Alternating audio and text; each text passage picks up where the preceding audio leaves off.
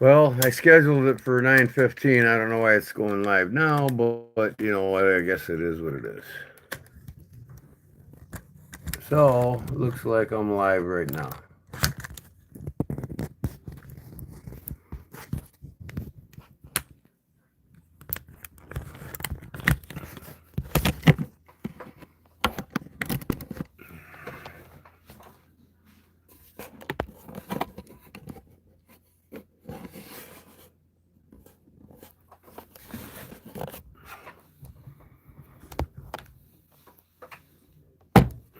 What's up, Charlie? How's it going? I tried to schedule this for 9:15, and it's not cooperating with me. YouTube is on a roll of doing whatever it wants, whenever it wants, including paying me my money that they owe me for the last 3 months. So, that's that. What's up, Joe?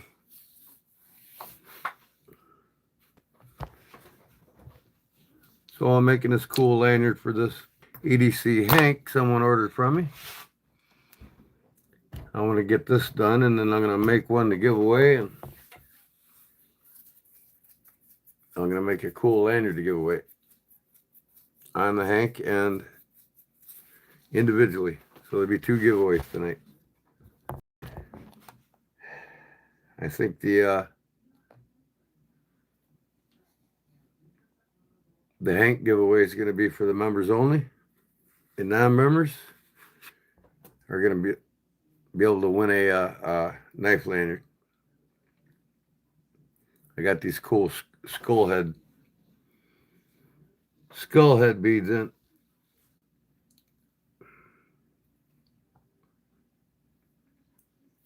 So that's what I'm doing right now.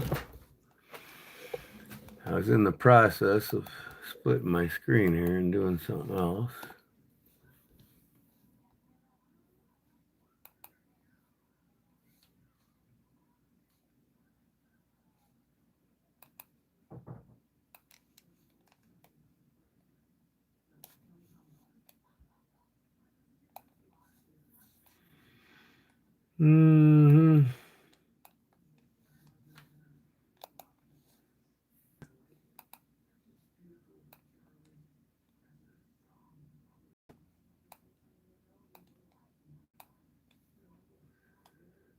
Okay, that was a cool buck on your video.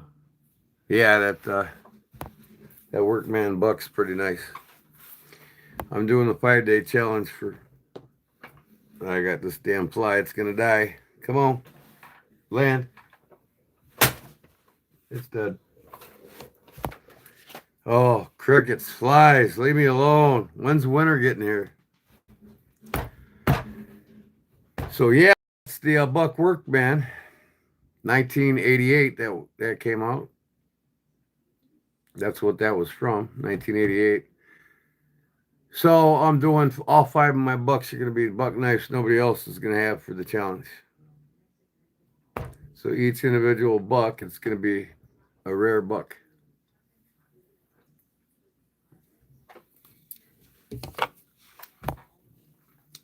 Or bucks. Like yesterday was the first one. It was a double set in that ballistic sheath. That was from 1989. Or 98, I think. Did double pack. So I guess I'm going to work on this customer's EDC Hank. And I'll show you the heads I got here. What is my phone doing? Turn around, damn it. Wow. I'm sorry. You're all looking at my damn wall over there.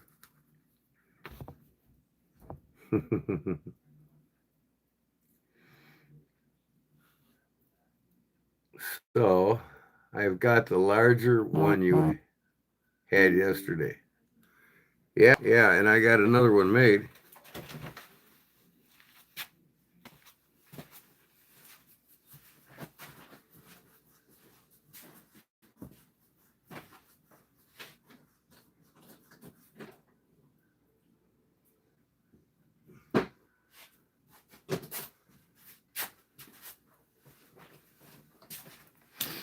In fact, this one's for sale on my website right now. It's got the red rock with the guitar pick with Kodiak edge on it. That's for sale on the website. And this one here is the one you got. This is with the guitar pick and the religious cross and white stone. This one's got the grizzly bear in the middle. I'm going to send that to that guy instead of making another one right now. This has got the cup and duck and the bear. He'll probably be happy with it. And it's black, so.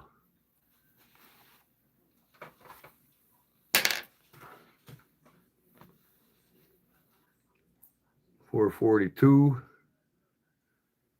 Yeah, the 442 and 444 set. Buck knives. Yes, sir.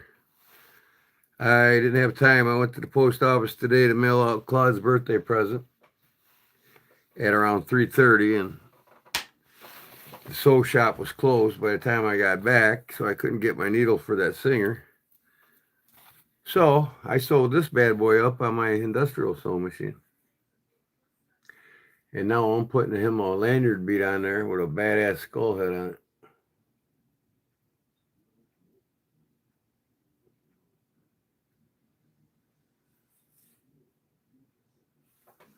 I got a bunch of these skull heads in the mail today. So I'm going to be making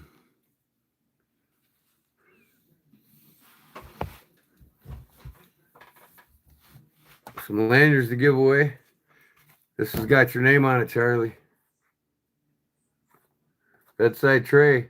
It's on my website right now with the flannel leather or velvet leather bottom. Go right next to your bed, real nice. Put out your wallet in there, your keys, your change, your pocket change, your wedding ring, your case knives or whatever knives you got on you. I'm going to make a couple more. I got to finish that deer. And that'll probably be Friday night's live. I'm going to finish that carving that deer tray that I'm doing. Rams is silent member for 1 month club. Cub. Cool. That deserves a whistle. And the Weedy Mobile for Ramson Silent. I need a cub call, a bear cub call, don't I? Love that bead. Yeah, they're cool, man. I've got several now. I bought, where'd I put them at? I just put them down somewhere.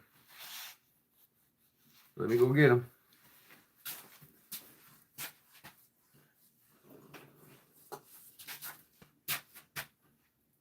Okay, where did I put it? Where did I just? I'm losing my mind here. I'm losing my freaking mind. I just set that container down with all them beads in it.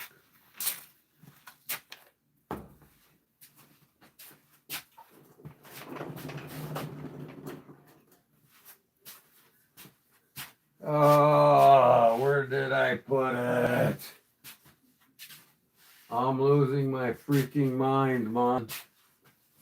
Here it is.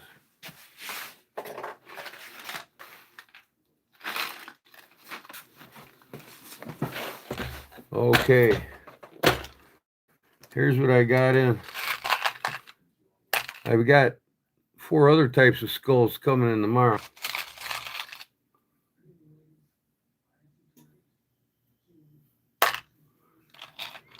I've got these, of course, the one you just seen. Oh, wait, these are different. Wow. Each one of these are different. I'll show them to you here in a second when I get them all out. I didn't realize that. I got pirates with bandanas.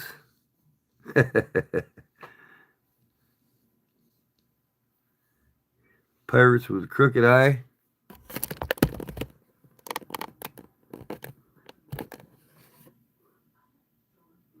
I don't even know where that damn phone's at. I can't even. There we go.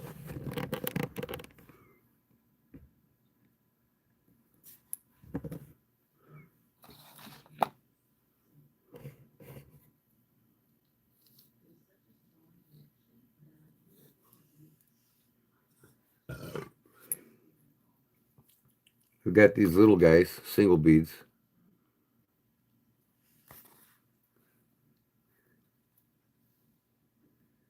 And these look like they're the same. Bandanas. That one's a Crooked Eye. Let me see what else we got here. I just took this one off of the thing.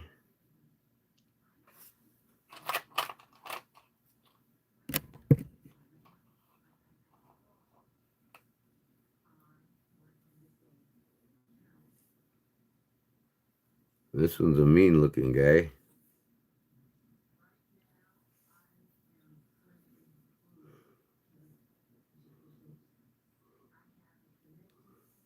Some of them are different, I guess. They got two of each. I don't know.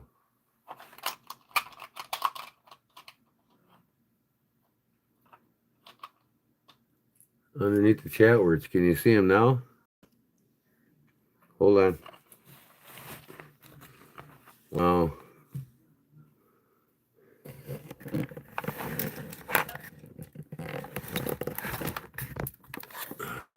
God, I got so much shit everywhere. I almost didn't go live today.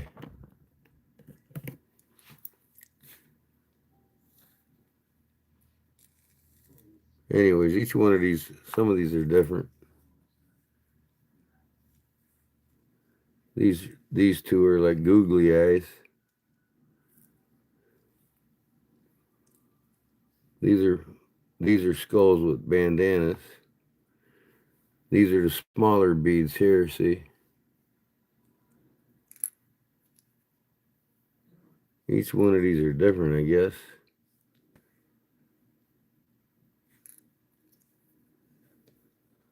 A couple are the same. I probably got two of each in this collection. These are like googly eyes, these two. These two are different. That one's different.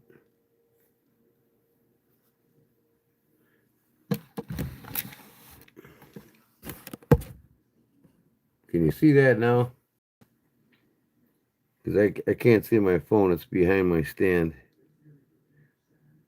It looks okay on the computer.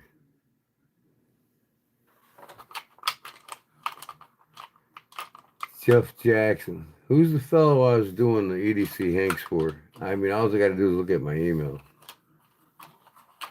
I want to ask him which head he wants on it. On his lanyard. That one's like a terrestrial.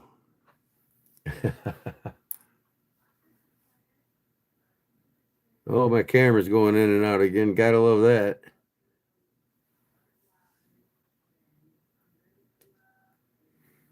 That one's on the side, huh? No wonder. This one's a fucked up googly eye.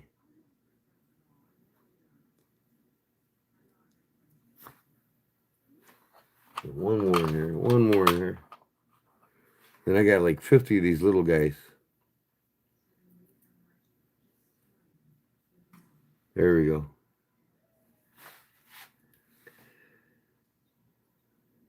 Yeah, they're cool looking beads, so I'm going to pick them the coolest one. I think the one with the bandana looked sharp, wouldn't it?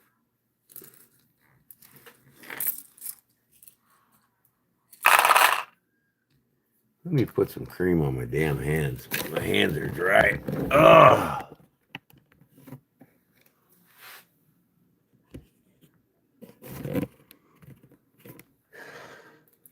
Man, I hate this shit.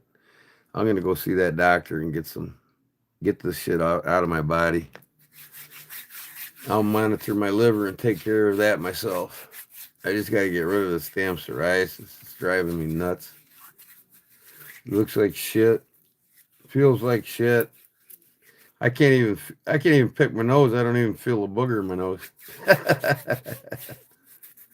It's like super callous. It helps playing the guitar though, I'll tell you that.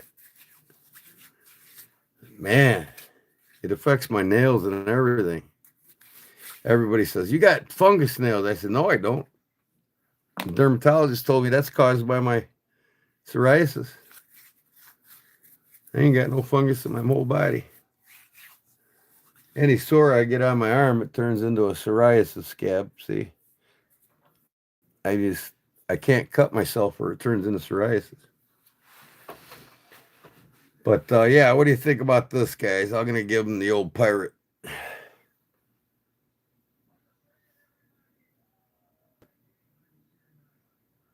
All right, is that focused? How come the lag time so far?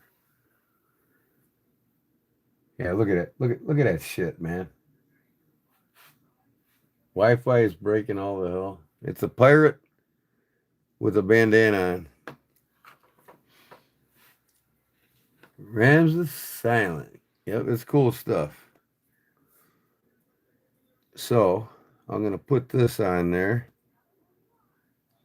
Let me see. Get this out of my way again.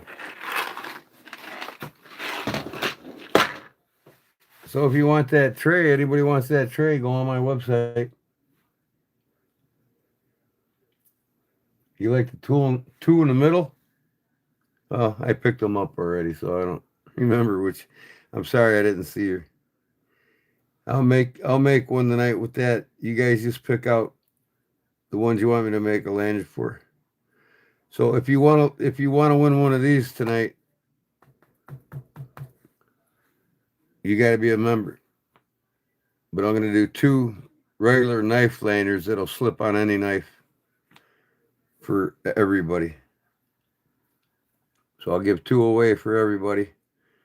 And 1 EDC hang for a member only. And then next week will be the bye week on the member only. It'll be everybody only.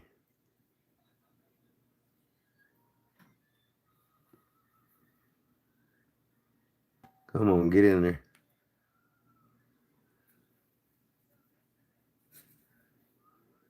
This is going to be tough. I'm going to have to melt these things together.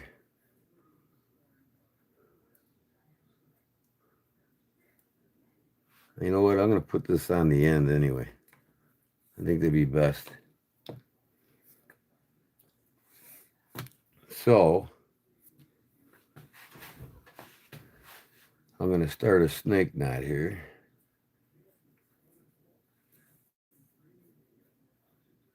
Lock it in. This is for that customer. I'll have him done tonight when I finish this and get him mailed out. Hope he comes in here tonight. Okay, now I want to do a cobra knot with a different material, with a microfiber. But before I do that, I'm going to tie my stopper knot on the bottom of the lanyard first. This will go on, and then that'll go down to the... I got to put this in. I got to get this other one in there.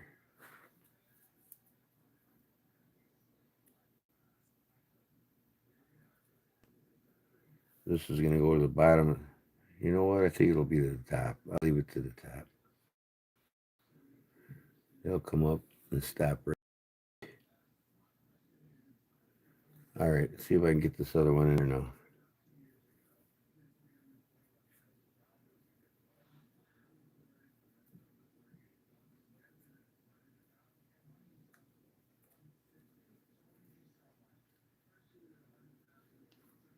Come on.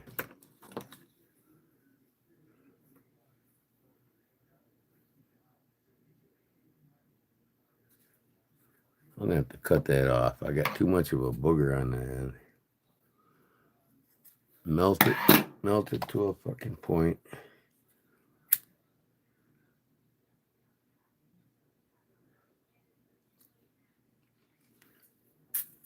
Oh, oh, oh.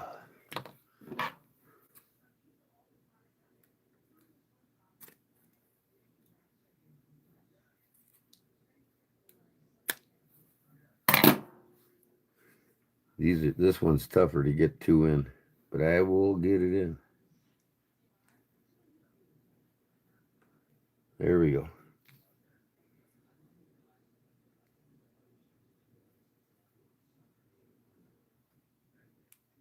Ain't too bad I didn't have these beads yet when I made yours, huh, Charlie?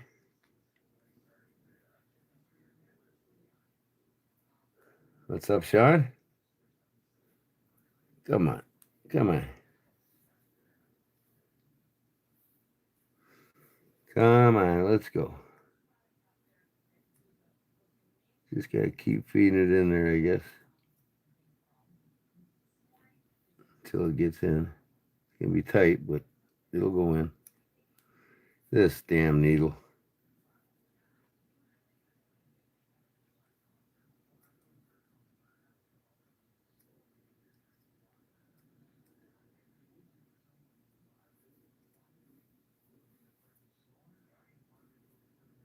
Where's the other end of that?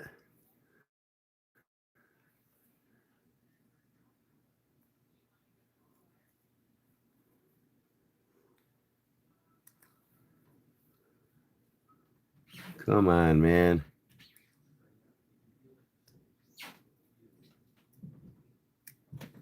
I'm gonna have to make it a string bean or you.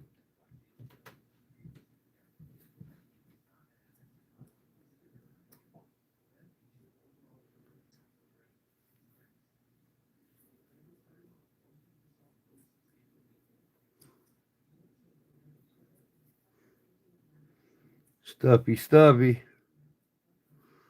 Till it gets far enough in there. I can grab it. I think I can grab it now. Uh-huh. Okay.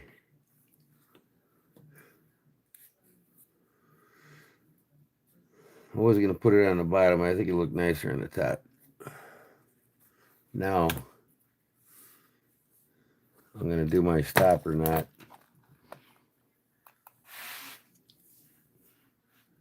What's up, Sean Brownsy? How's it going? Ramson Silent, what's up? Sean F. Jeff Jackson, what's up, brothers? Okay, so where am I at here?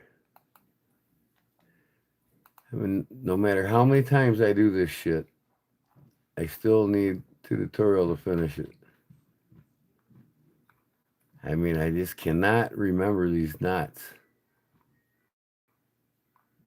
And I've done hundreds of them, and I'm still lacking on getting it done.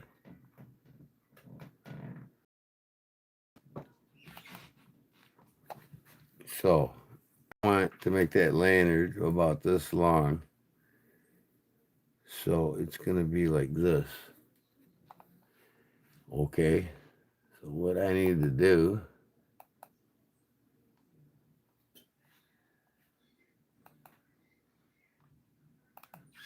oh, come on, this damn thing.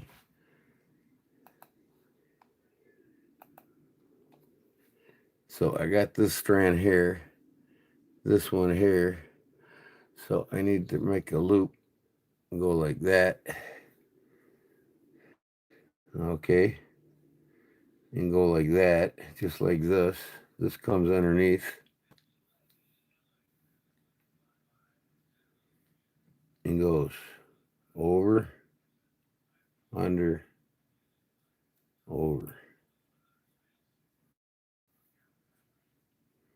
And make my pretzel shape. There we go. There's my pretzel shape. Now this one comes underneath and goes through the hole like that, and the diamond in the middle. This one goes over top, comes around and through the diamond in the middle. Then I pull these slowly tight at the same time to get my knot.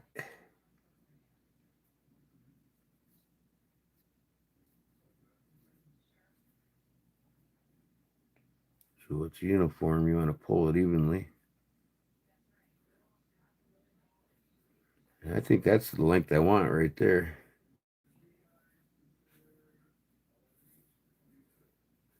Yeah, that looks nice.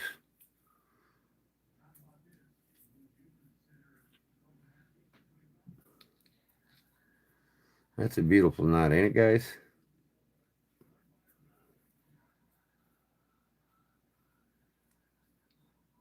It's called the paracord lanyard knot.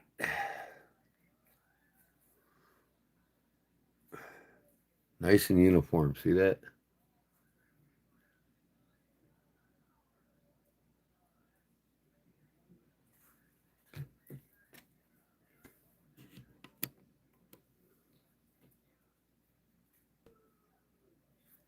Now, here's what I'm doing. See that? This is my pirate head one that I made. I'm going to put the cobra knot with the micro on this now. Okay? So, I need my sharp knife to cut the ends, which is the Appalachian jack. You just press down and it cuts. See that?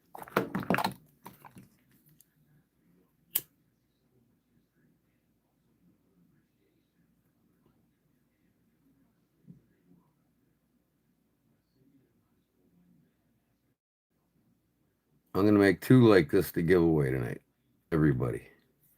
But I'm going to make an EDC Hank to give it away to members only. Ah, man, my camera is toast. I mean, I got it on Wi-Fi.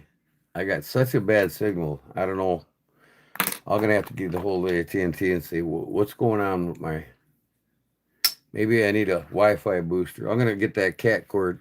I'm going to order it tonight. Cat 8 cord and hook it up to my hard drive directly to my Wi-Fi. I don't like this crap anymore. All right. That's good. Now, I got to do my cobra knot. And it's on these two strands here. Just like that. Get my micro material.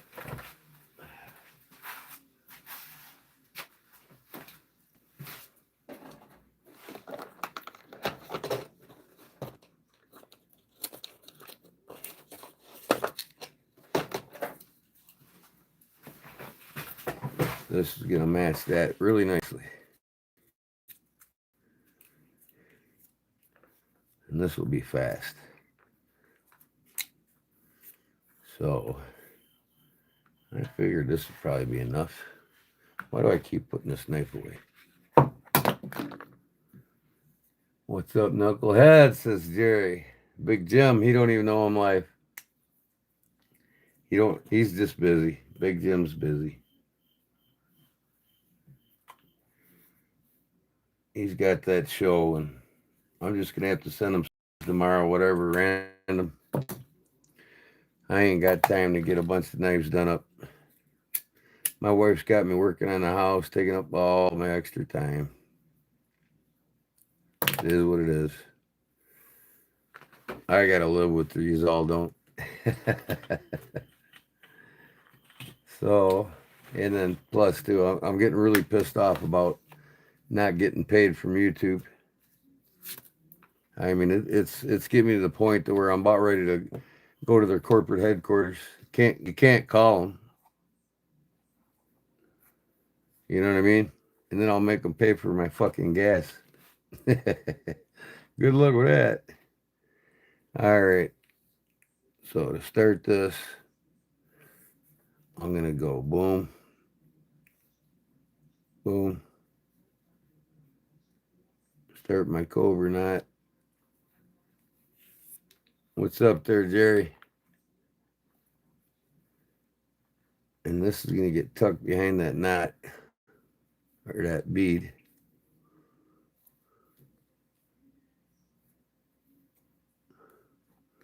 I gotta make sure everything's the same or it'll be twisted. And that appears to be it. All right. Boom, boom. I'll do this as fast as I can.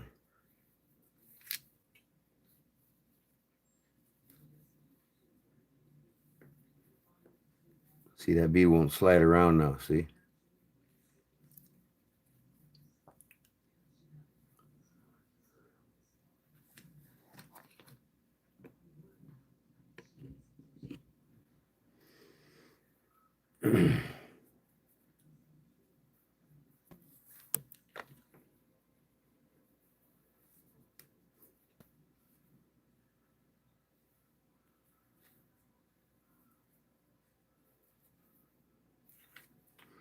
One knot, I have never forgot how to tie this cobra knot.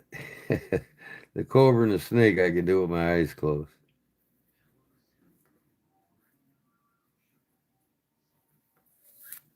Of course, everybody does it. Gets in the paracording.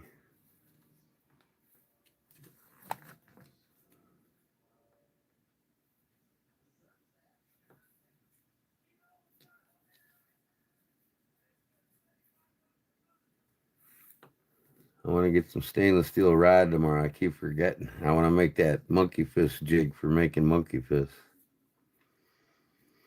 Perfectly every time. Quick. I mean, that jig makes making monkey fists 3 times faster than without it. I could do a monkey fist in like 5 minutes instead of 25.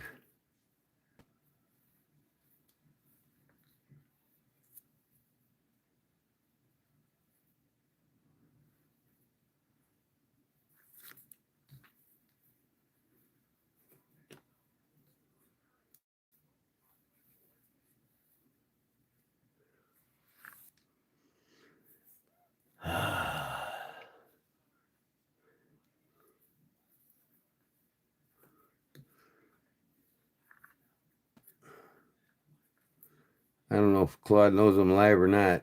Did he come in here or no? You text Claude, Jerry, if you can. I forgot to tell him I was going live. I told him I'm probably not going live tonight, so he's probably under the impression I'm not live. Just text him and tell him. He won't probably answer, but oh well. I like lanyards like this. This is pretty cool.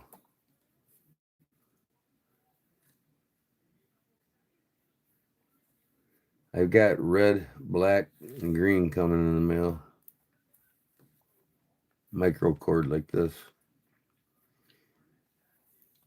I got a lot of lanyards I want to make to put on my website.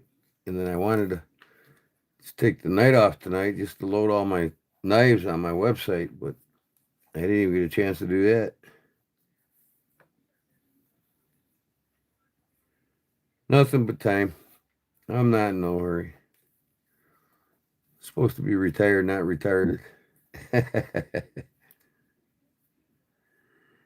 Go down just before the ball, I guess, like the other one. Like the other one. Like the other one. Like the other one.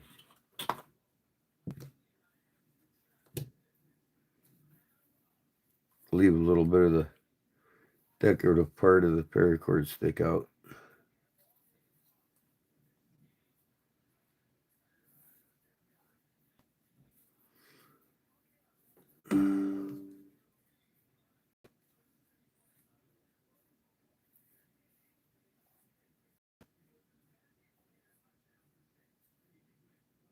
And I'm not going to be live for 8 hours tonight like I was last night. No, sir. I'll do one more.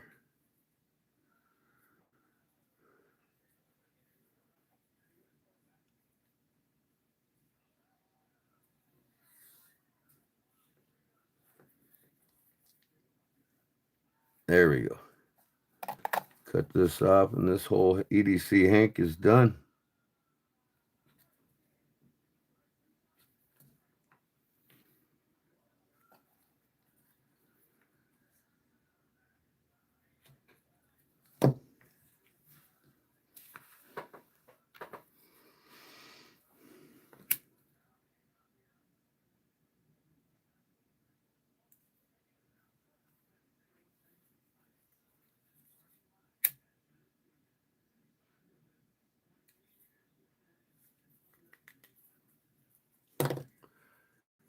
Okay, what do you say?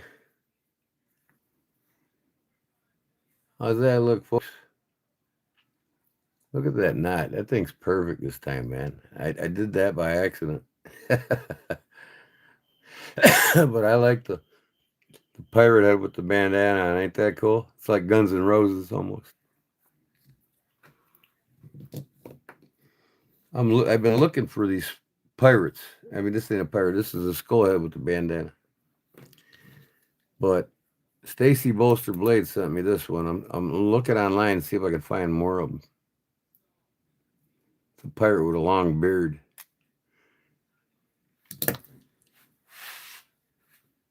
Yeah, see, because I want to make a bunch of them with this, a bunch of them with these, you know what I mean? Then y'all can decide which ones you want to buy. I'll have them in stock. But this is done. I just finished sewing this before I went live tonight. We got brown sugars here. I might retie hers and put a bead on for her too. If she gets her butt in here, we'll talk about it. This is brown sugars.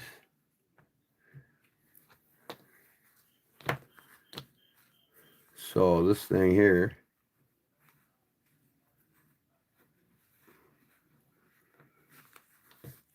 put your knives right in it. I got it sewn up the middle there, see, to create these two pockets, one here and one there. So you don't got baggy material here. You put your knives in there like this. And I believe if you could put four in here. 2 on each side. It's kind of tight, but you know, the right knives will go in, see? Then you can put 2 in there and then close it up. But formally, you know, I could put a bigger knife in here.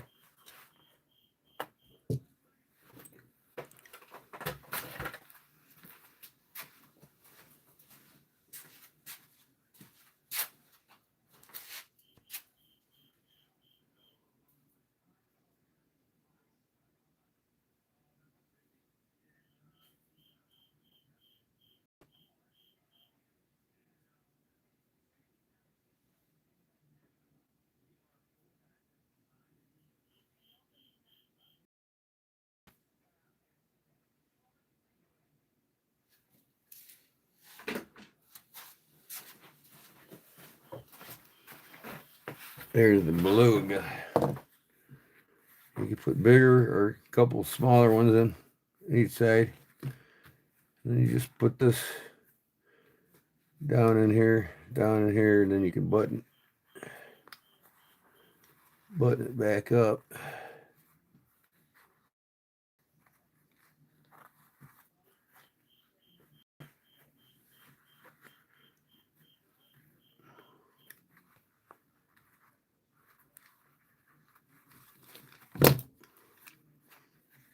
Put your lanyards wherever, I guess.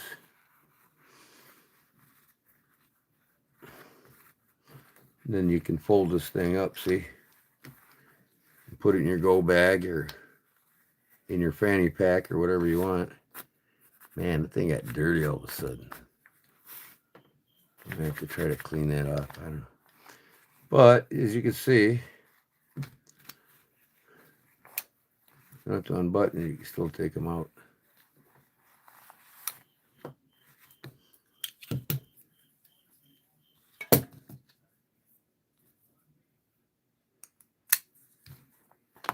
Got the microfiber cloth for cleaning the blades right here.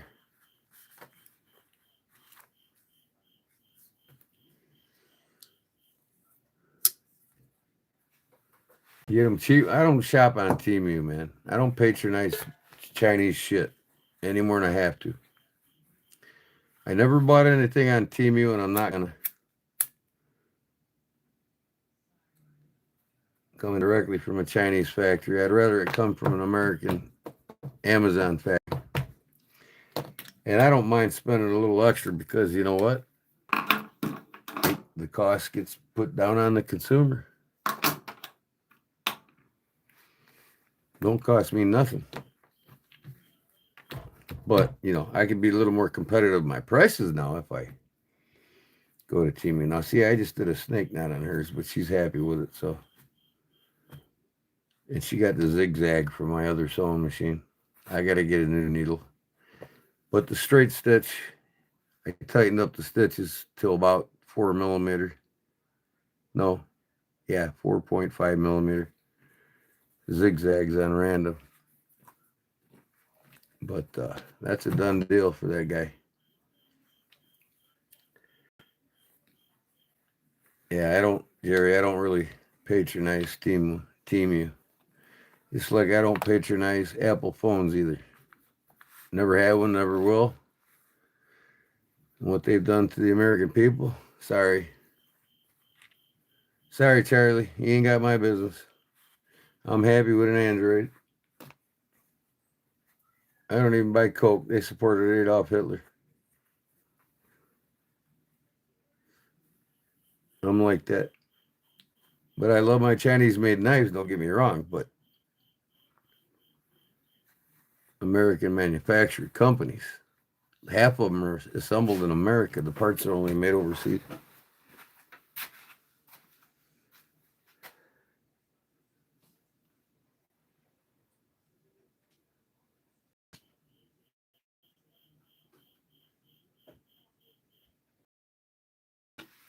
Okay. So I got one rag left.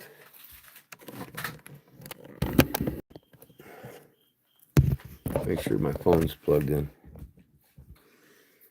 Okay. I'm going to quit drinking this stuff. I'm done with this. As soon as we run out, the wife and I are not buying anymore.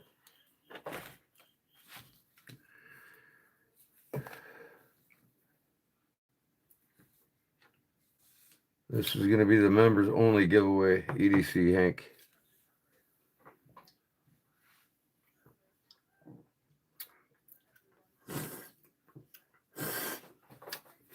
I might do a leather on this one. I haven't done a leather yet.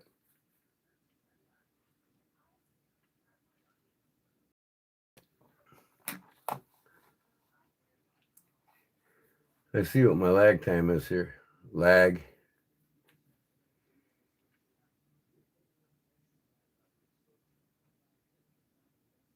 Wow.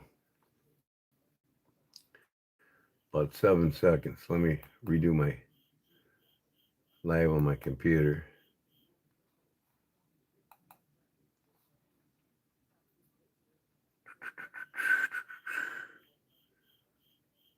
Lag.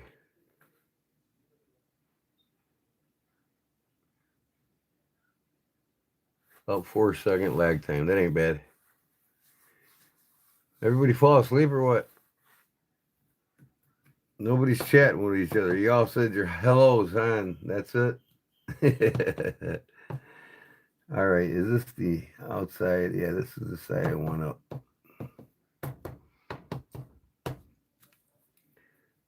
Let's see what I got we can make a Hank out of.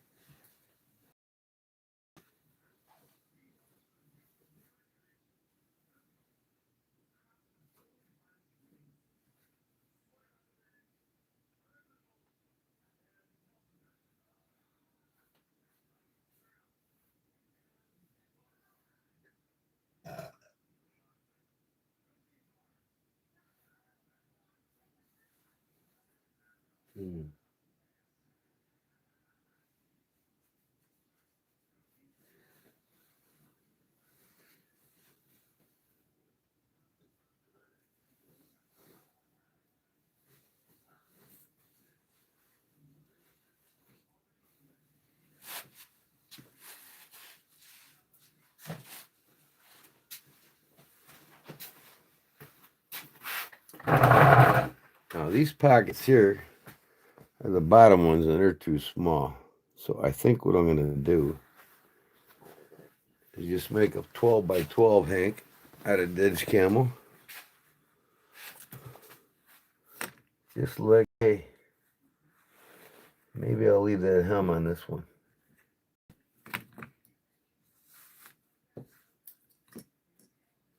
So what I need to do is cut the bulk of this off. See where we're at here. I'm going to put this on top.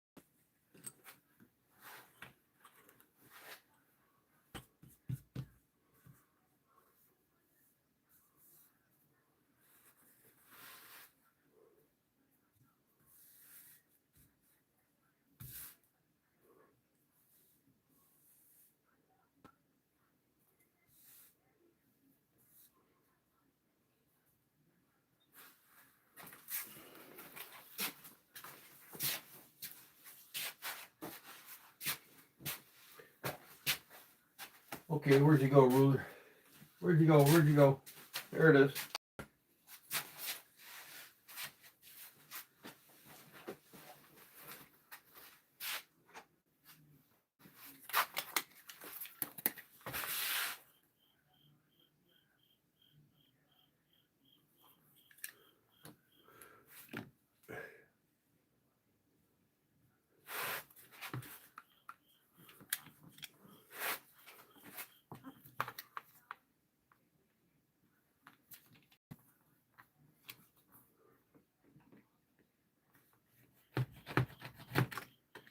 Come on, cut.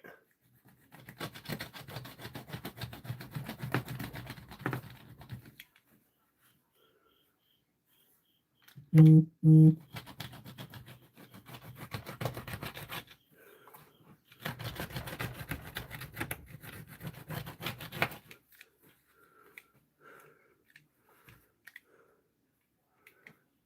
Who the hell's texting me now?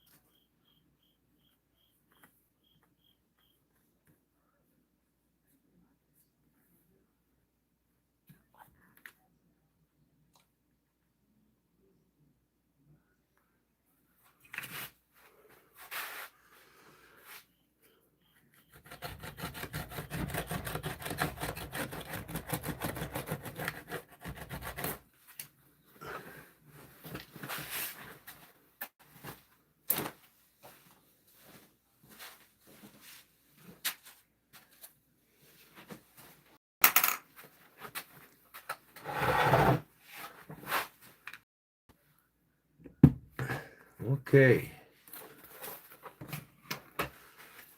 So a good pattern's on the inside, correct? Yes, it is. All right, that's ready to pin up right like that.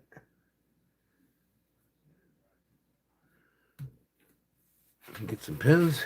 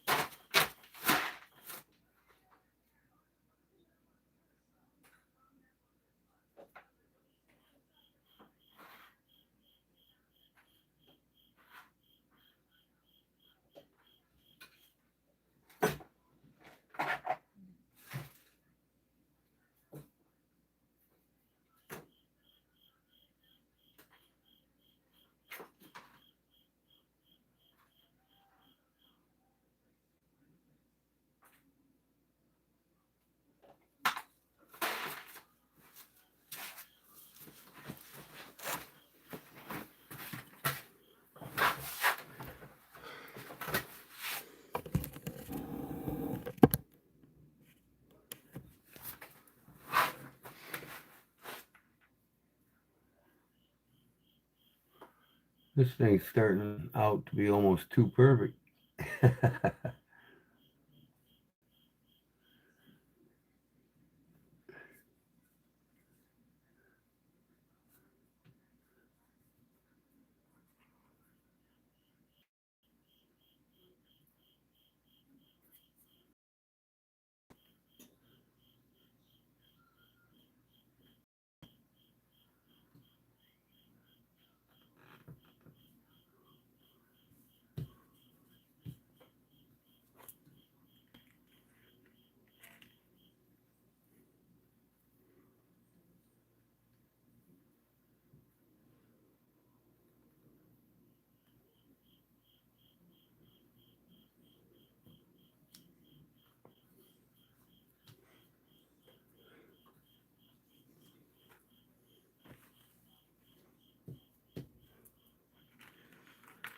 Hello, what you working on tonight? Batman versus Superman.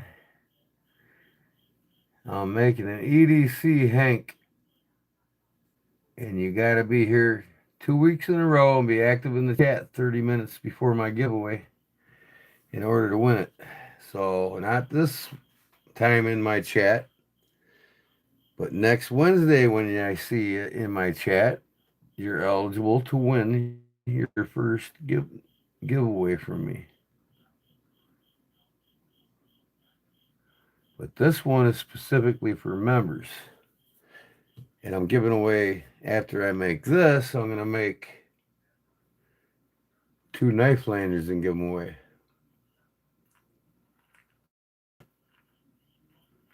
Two different people.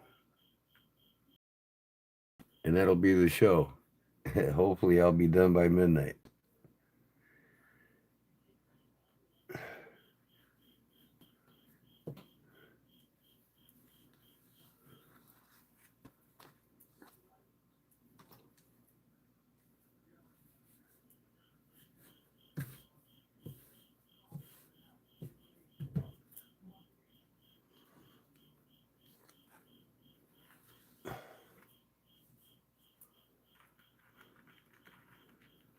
There's brown sugar.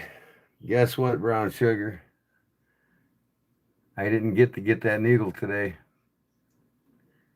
I went to the post office and they closed at 4 o'clock and I was there 10 after 4. And then when I got over to the sew shop, they were closed.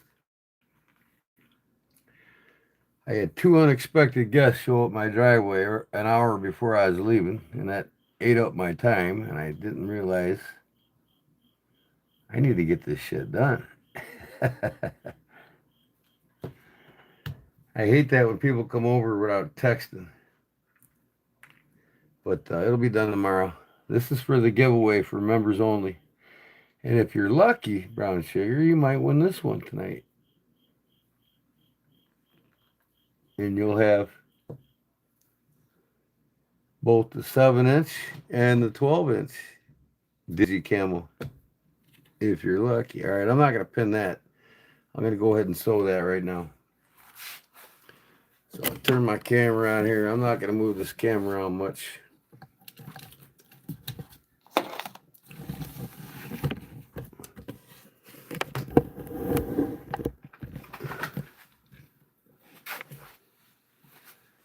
Clean everything off. I just got done using it, so get all the color thread in it that I need.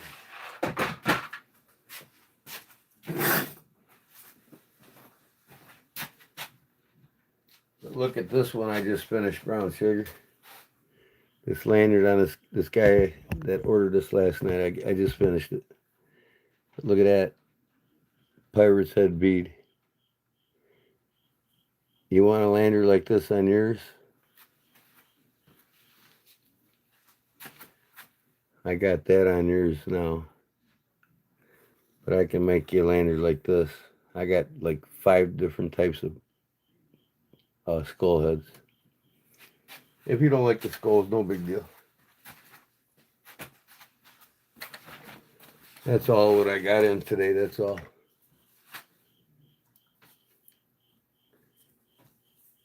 Do you want one with the skull head on it or no? Because I can retie that lanyard for you in minutes.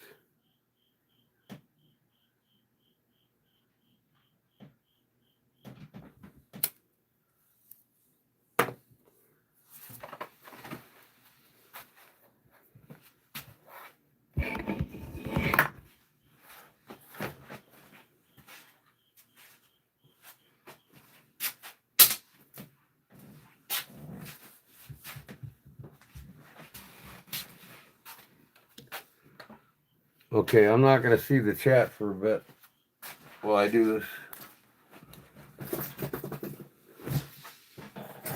It ain't going to take long.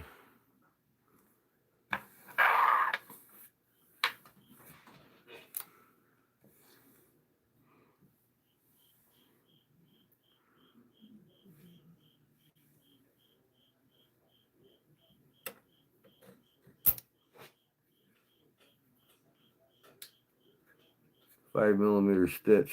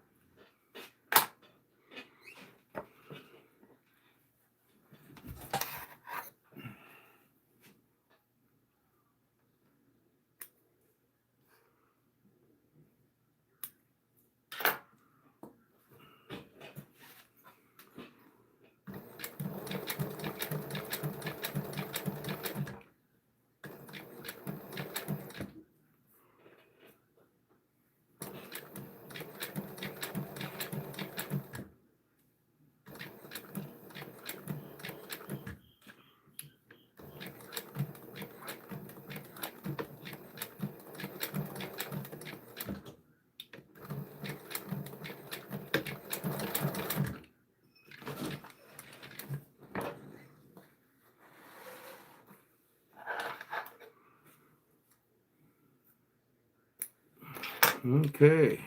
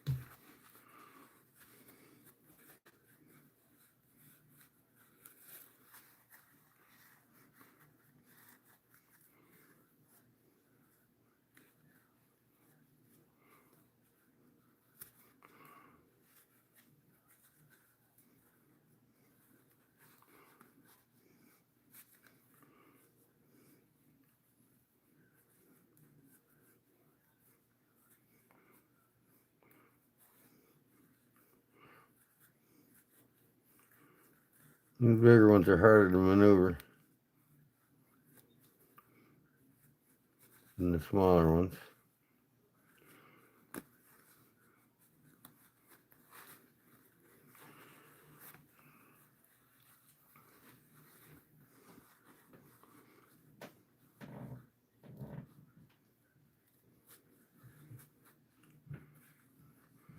This is that side of that double hem, see?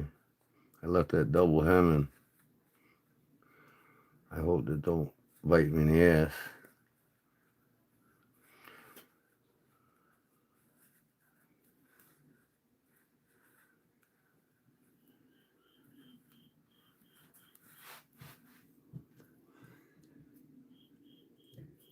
Sees what? Brown Sugar said yes, D-Man. Okay. Brown Sugar wants a skull on her lanyard. There's Big Jim. Sugar, CC. Hey, Big Jim. Barlow Brigade. Ramses. Brown Sugar. Big Jim. Okay.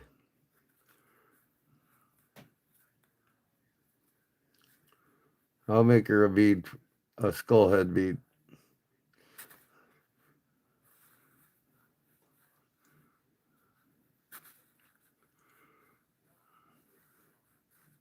Nice pointy corner here.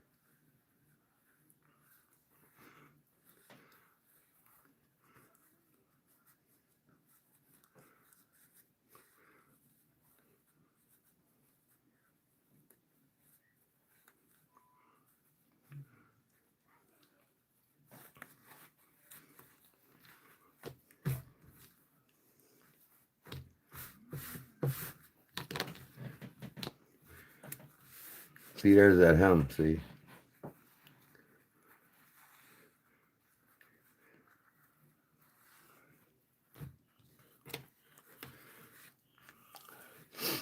No, why?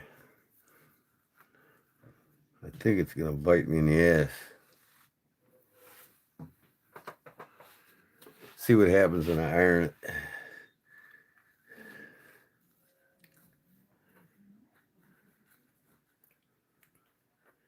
I'll work it.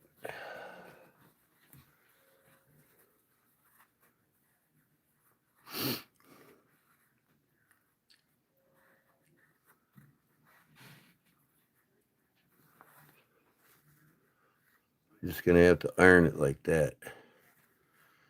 There we go. I'll iron that first.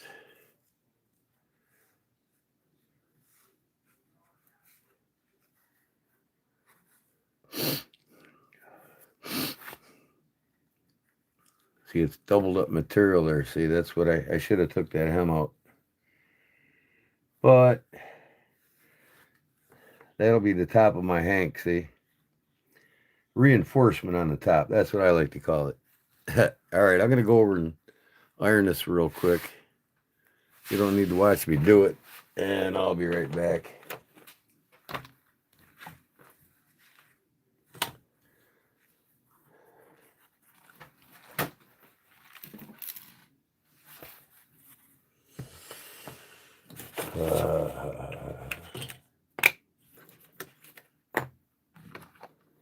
You know that Jerry Shelby, the nice guy, do you?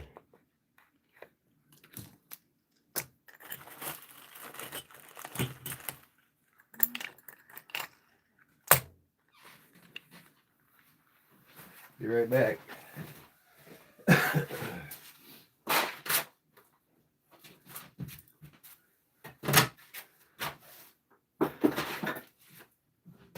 Fuck out of here. Bugs. Fucking bugs.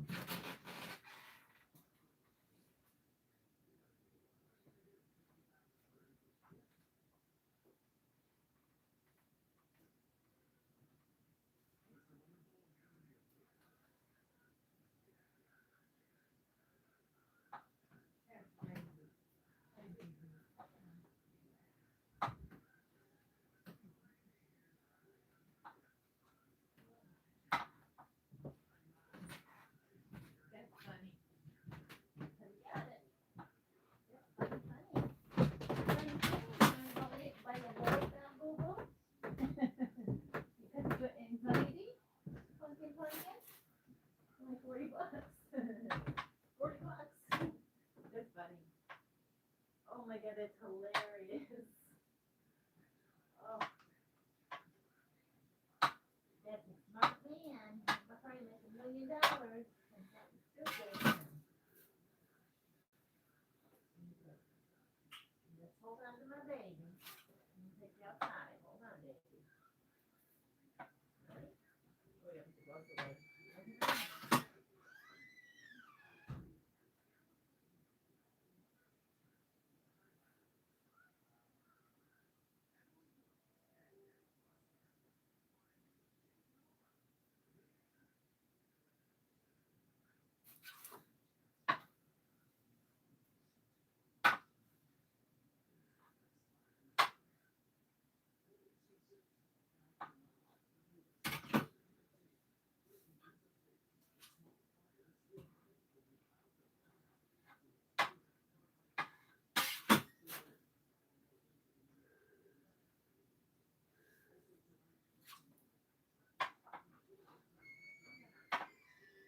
It's busy.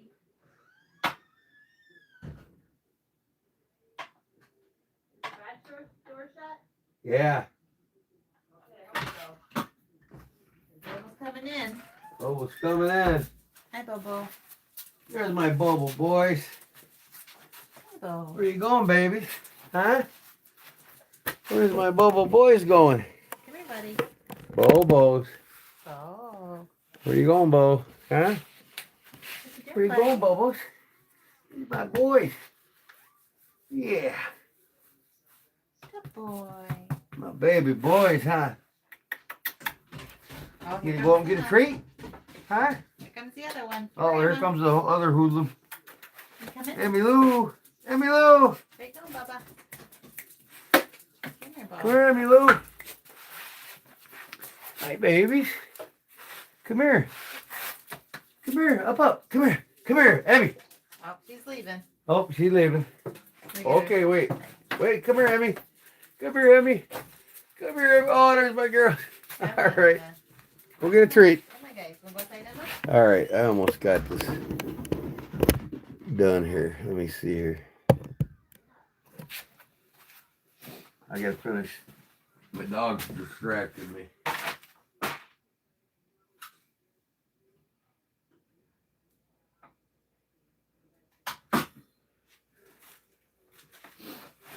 I gotta get these corners a little bit tighter.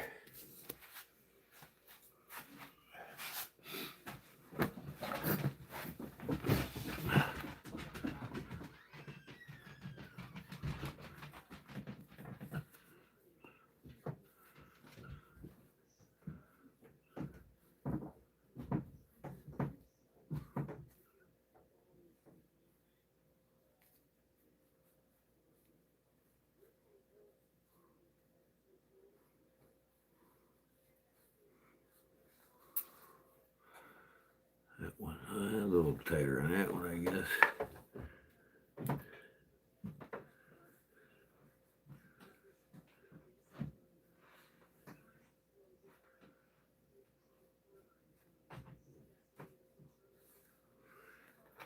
And one more up here.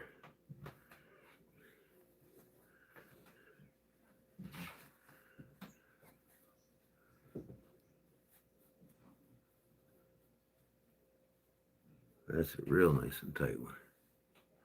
Okay, let me give it a final iron.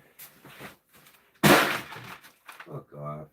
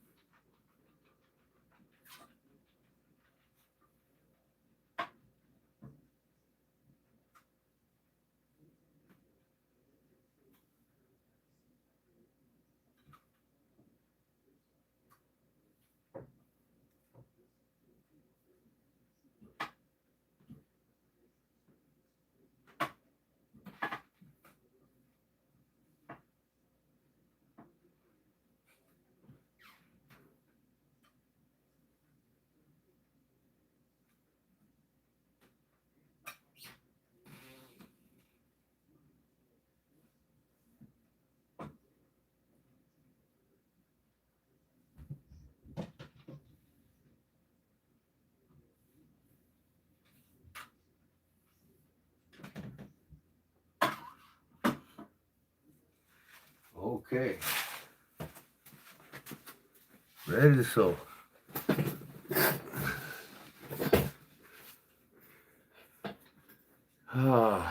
Ready?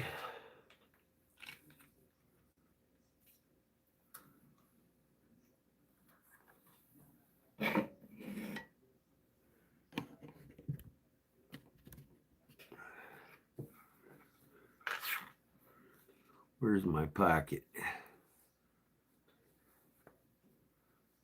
There it is. Gotta sew that first.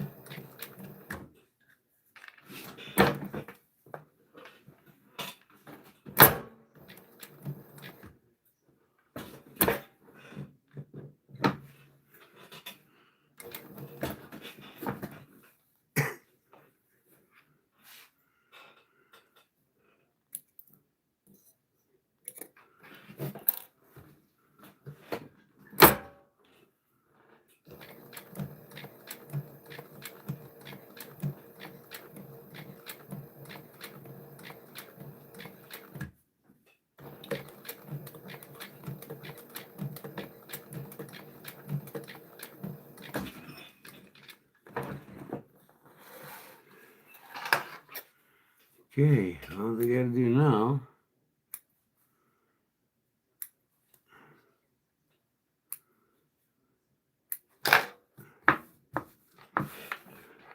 it's sewn all the way around the top, outside. All right.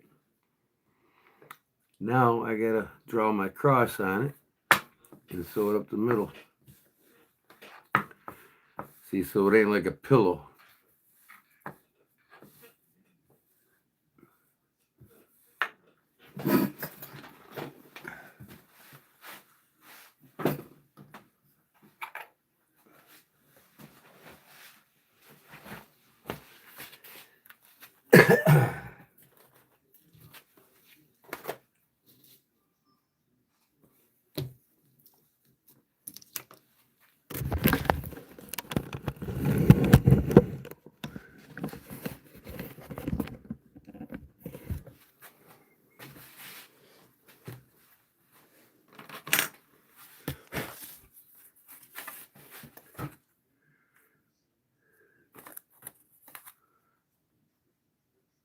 $11 so 5.5.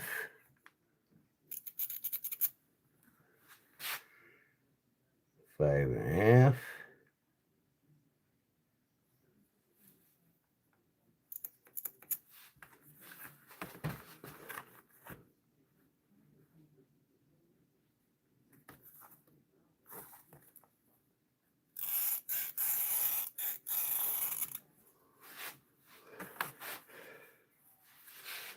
Okay, so now this should be 11 inches also.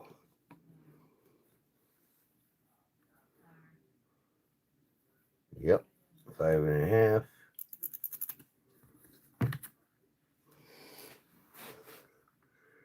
Five and a half.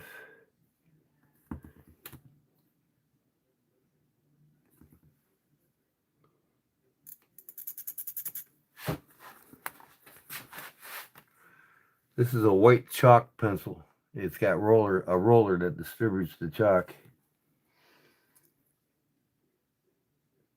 There's a real fine tooth wheel there.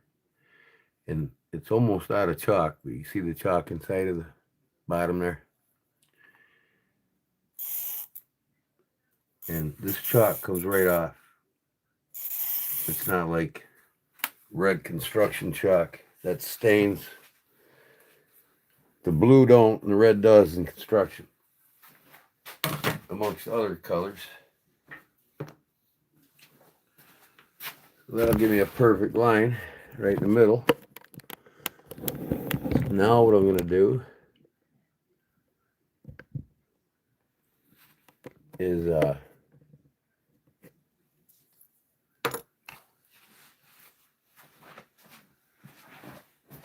increase the stitch length to about 6.5 millimeters instead of 5 on this is 5. This is 4.5. I'm going to do a 6.5 on the cross. I can't do a zigzag pattern because I don't have the. This ain't a zigzag machine. One day I'll buy an industrial zigzag machine. Something like that.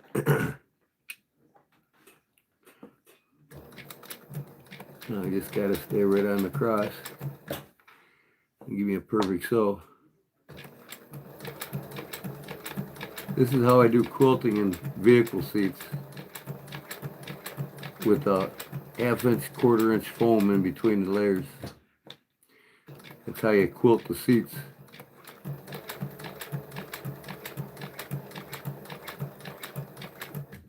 But you'll see how perfect this is when I get it done.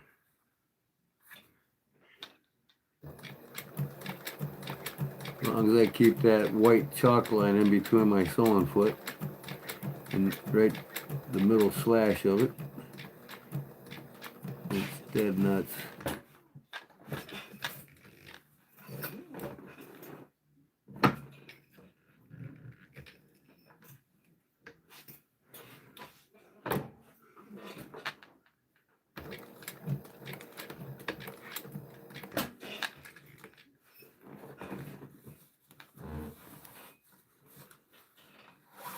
There's one side.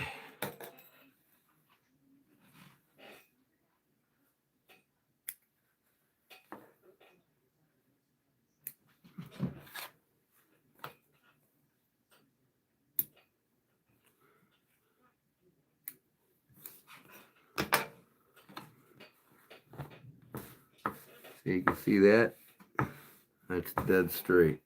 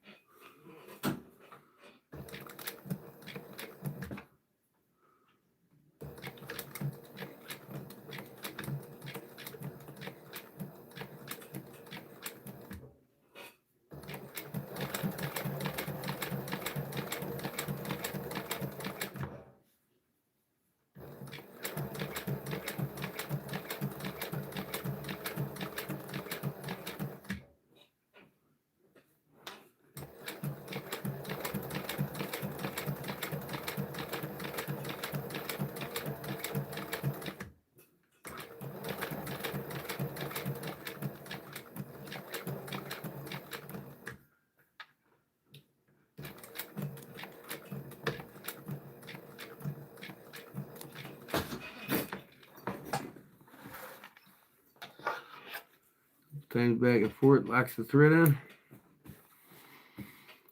Now this is done other than the lanyard holes.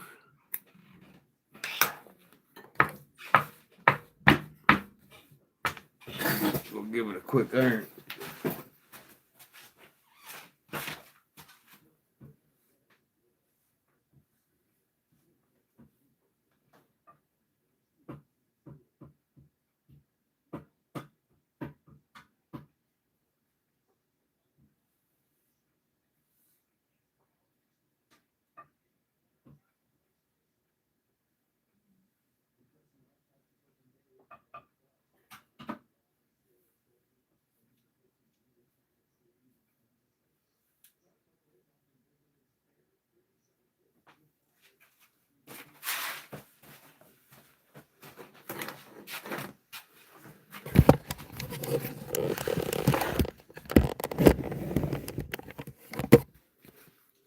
There she is.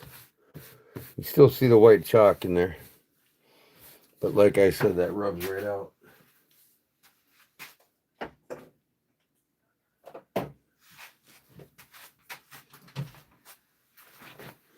And it wears out.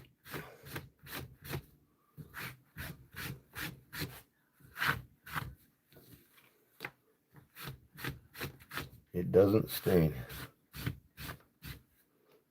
Okay, now I determined that that hem that I left in, see how I double stitched? Or it's a double stitched hem now, see? I think it looked cool. So I'll make this top left part of the lanyard so I can actually just crisscross over and punch a hole in it for my lanyard. So I'll do that real quick.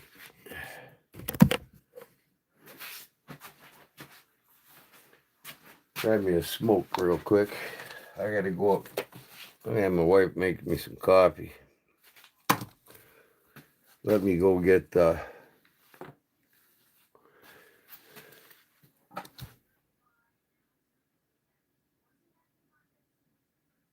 neat template.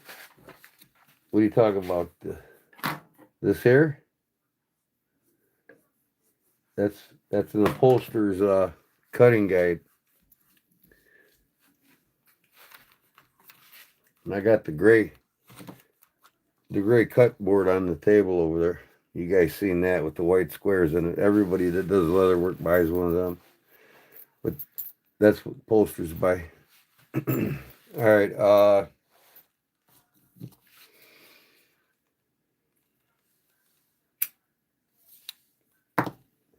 let me go up and get my drink and ask my wife kindly to make me some coffee. Be right back.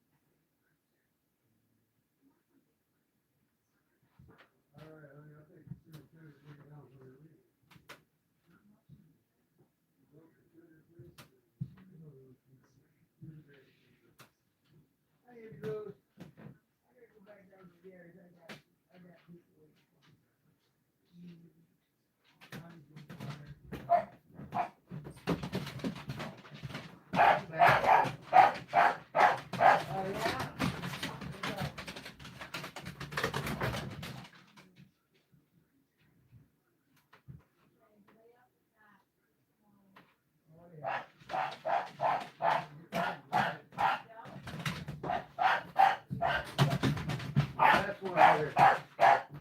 Drink coffee the rest of the day. All right, Emmy. I'll be right back, Emmy.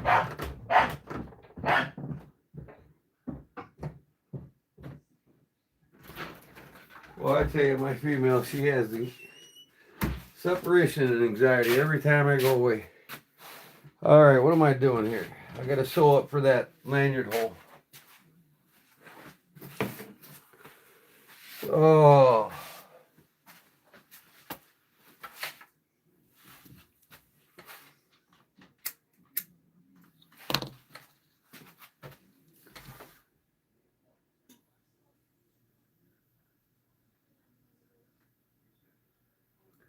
Oh, you get used to that, huh, Jeff? The pups go nuts every time I leave.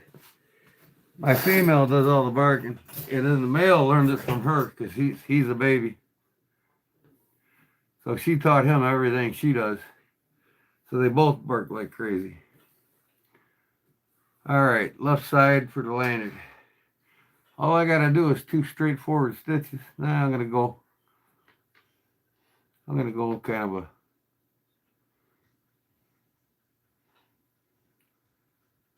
I'll just do a square one.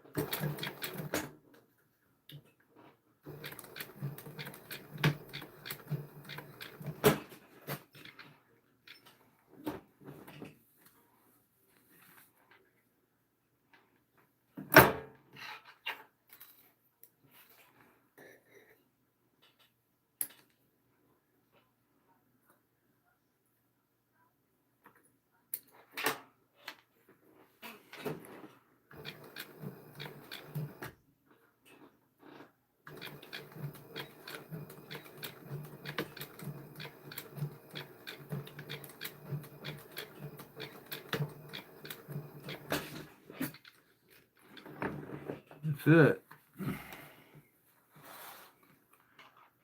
I can just punch a hole between that.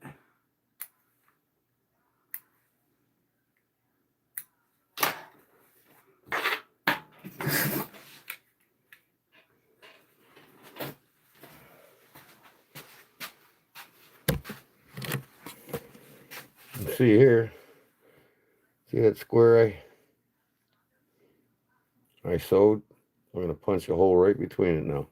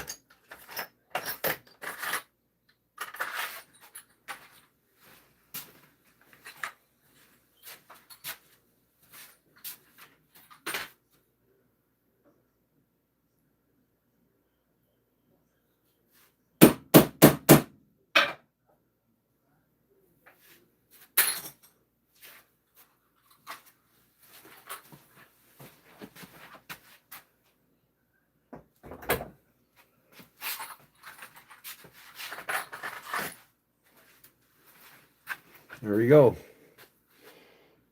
Here's my lanyard hole, right in that square.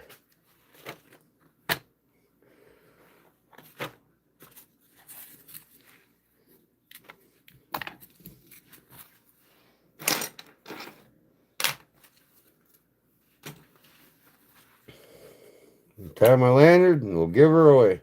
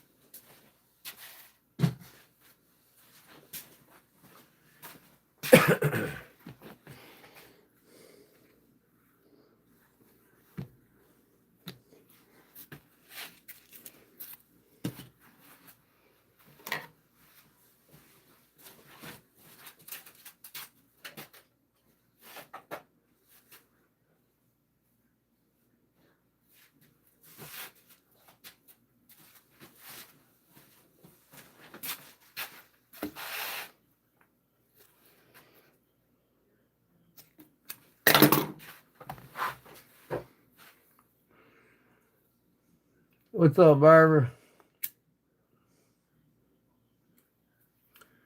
Members only on this, so if you're not a member, now'll be a good time to get at least the cub. Cost you $2. Plus, I'll recognize you, the newest club member.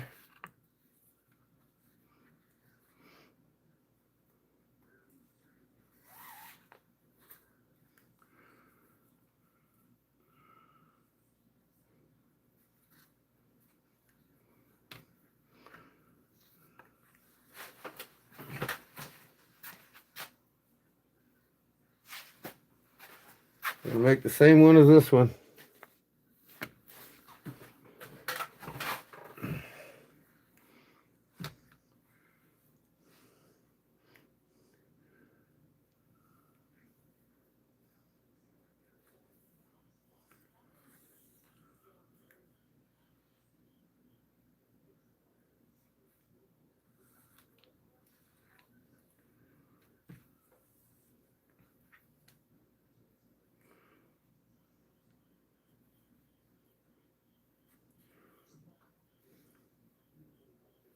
Big Jim been in here at all? I haven't seen him.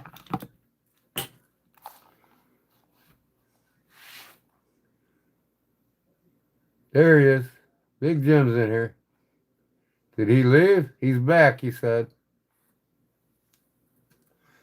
Okay. I'm gonna send some stuff off you tomorrow. It's gonna probably be UPS. Because my buddy Frankie was here today. I did the patches for on his jacket. He's my postal guy. He says, you get overnight with the post office, it's gonna be 2 nights. It's gonna be 2 days before it gets there. That's all there is to it. He says you'll get there by 6 p.m. the second day. He said you use UPS, it'll get there by 6 in the morning the next day. So he goes, I advise you to use UPS if you want to get it to him before the 3rd. Now, I can also mail it to where you're going if you got an address for me, Jim. If you're going to a town where a friend lives, where you're going to set up there, let me know. I'll give you a holler tonight or tomorrow morning. Okay, so I need to get the bead I want.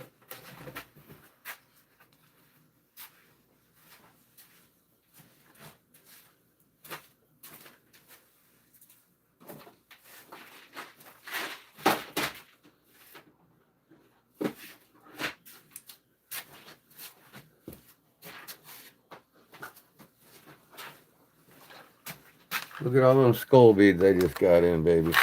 Oh, yeah. So I think I'm going to go with the bigger hole this time. How about that bad boy?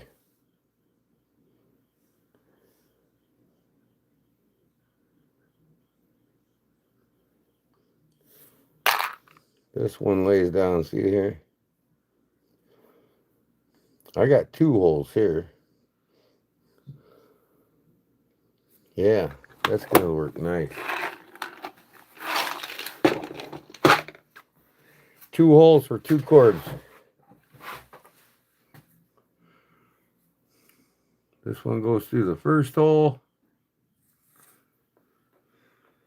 Made specifically for this, I guess. Look at that. No problems, man.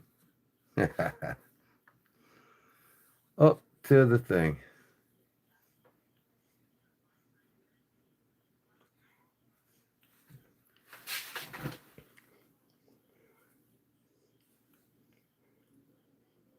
Pretty cool, huh?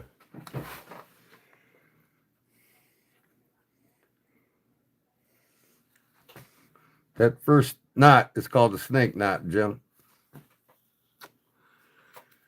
All right, now we got to see if I remember this knot. Ah, I do. I just want to make sure I'm right. Okay, we got that. This comes up. This goes like this and lays over. Just like so. Okay, now this one comes around. Goes over, under, and back over.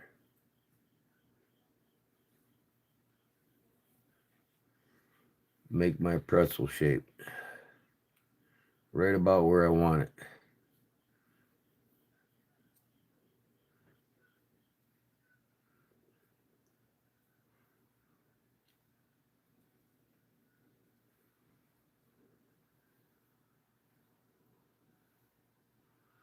That just doesn't look right.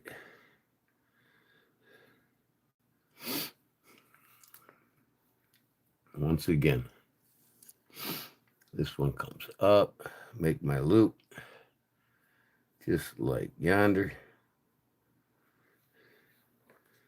This one goes underneath. It goes over.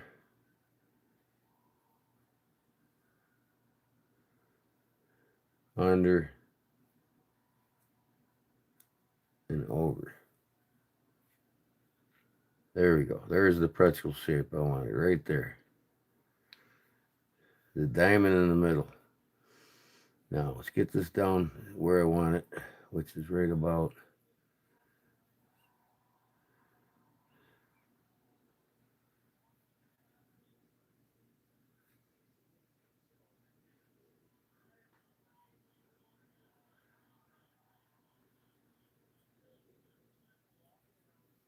there.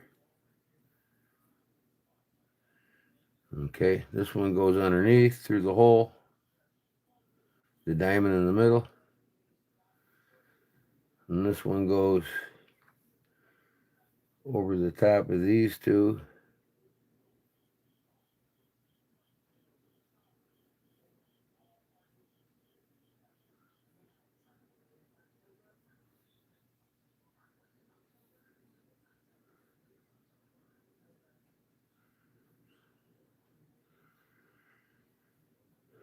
And through the hole. And I don't know right away if I did it right by drawing this sucker tight.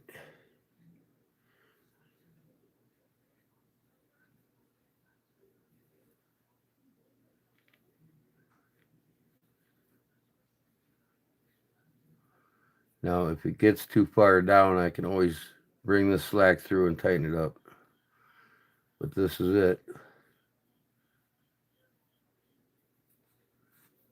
That seems to be good right there. Make sure it's symmetrical all the way around. And it is.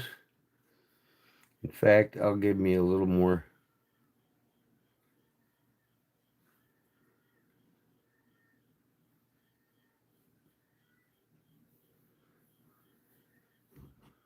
Follow it around and tighten it up. Where's my thing?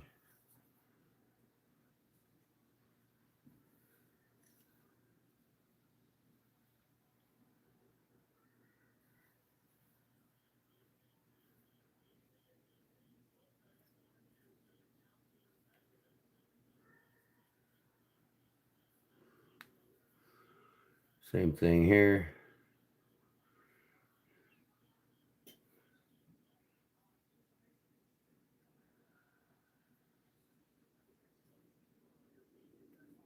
Pull my slack out of there.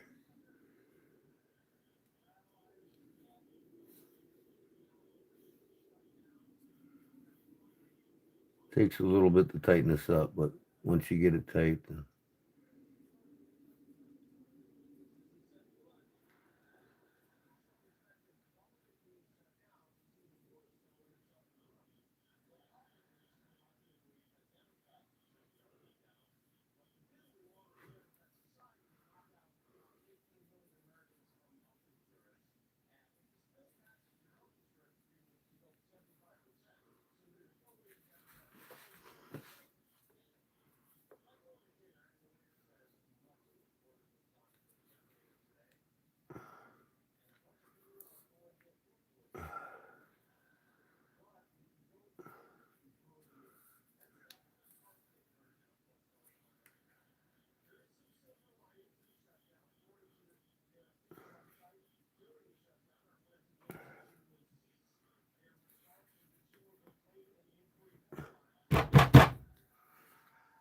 look at this nightmare. Remember that nightmare from last night?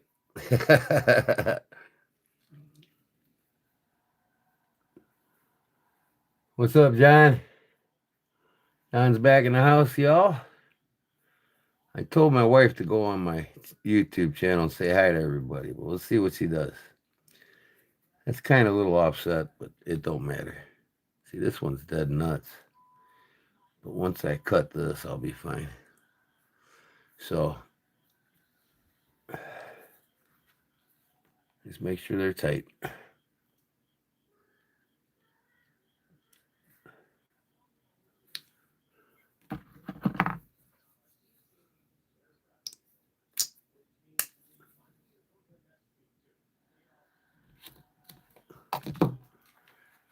That's a good sharp knife, Jim. Still a little too much.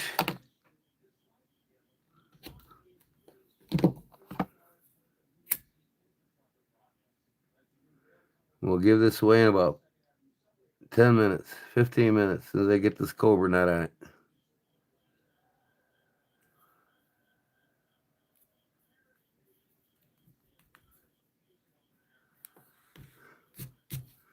Okay. Time to tie our cobra knot, and that'll lock the skull in.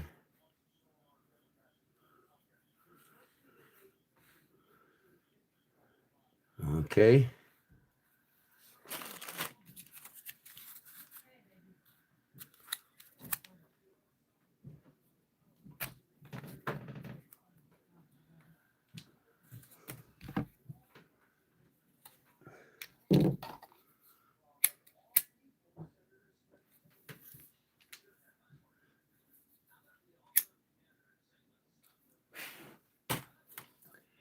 Mrs. Kim.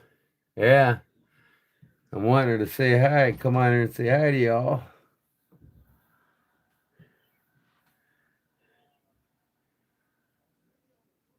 It sounds like she's watching Jimmy Kimmel.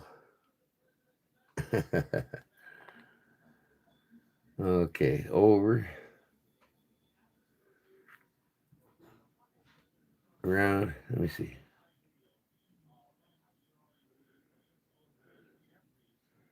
I'm not doing the snake knot. I gotta do the cobra knot. Over, under, and around and in. Come on.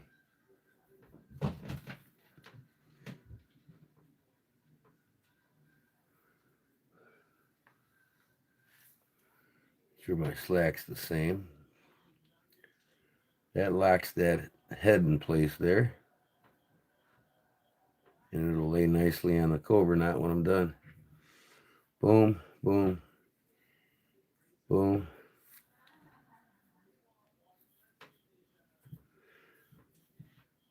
Boom.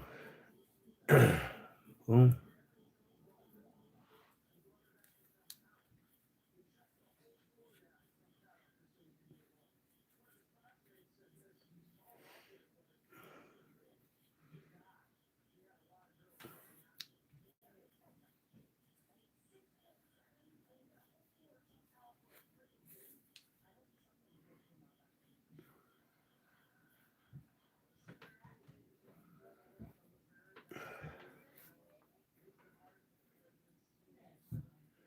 Who's gonna win this bad boy? Who feels lucky?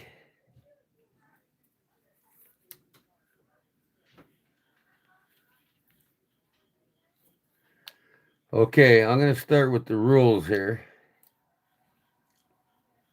You have to be present in the chat for the last 30 minutes. This is for members, so it includes members too. If you're not in here 30 minutes chatting prior to this drawing, you're not eligible. This is the members only. So if you're not a member, go purchase a $2 Cub membership. You got my coffee, honey? Mm-hmm. You gonna go on my channel up there and say hi to everybody? They're waiting for you. Hi, everybody. Hold on. Oh, you gotta show me? I'm tired. Hi, everybody. Wait. What? What? I got a little lag time here. Oh, that isn't a video? There she is. Hi. Very tired. See, wave, and you'll see the lag. Count when after you wave. Wave, honey. Wave. I'm waving. Wave. I'm waving. I can't see you. I don't know. All right, hold on. Stop. There you go. See? About 4-second lag time. Look at it. I'm waving. I'm waving. Jeff Jackson says, hi, Kim. Hello. Jerry Shelby, my buddy from North Carolina, said, hi, Kim. Yeah. Charlie Cook, everybody's saying hi. Brown Sugar. Big Jim will as soon as he wakes up. Yeah. He keeps passing out in his chair. Oh, I bet. I'm tired. I'm going to bed. All right, honey. Love you. Love you. Don't stay up real late. Oh, no. Get stuff to do tomorrow. I'm going to be done at midnight. Or 1 o'clock. I got things to do, man. We got to go UPS tomorrow, drop off a package. Drop off some epoxy that I'm sending back. I got table epoxy, not casting resin, so I got to get the right shit. I thought I was getting casting resin, and I wasn't. So I'm almost done here. So yeah, again, sorry, got to go. Have a good night. See you later. All right, Batman, Superman. You come in next week, you're eligible to win. next Wednesday. I think this is your first time on a Funday Wednesday. Next time you come in, you're eligible. You got to be here twice. But this one's for the members. But I'm going to make a couple of lanyards, knife lanyards for the non-members, for everybody. So even the members can win the knife lanyards. But in order to win this, you got to get a membership.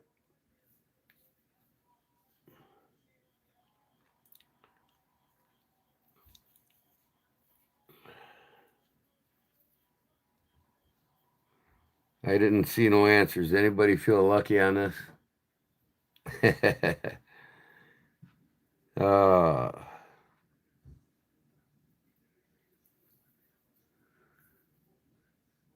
I want to win. I don't have any Hanks, as Rams was silent. Well, I got them on my website if you don't win, brother. They're only 12 to 15 bucks. I got 3 on there in stock right now. Go to my description and click on the links, and you'll see on the bottom of my links, KodiakEds.net. That's the best way to get to it. Or you can hit the shop option underneath, where there's live and videos and stuff like that. But that's the YouTube. I don't want to give them the money. Go to my link. Or save my,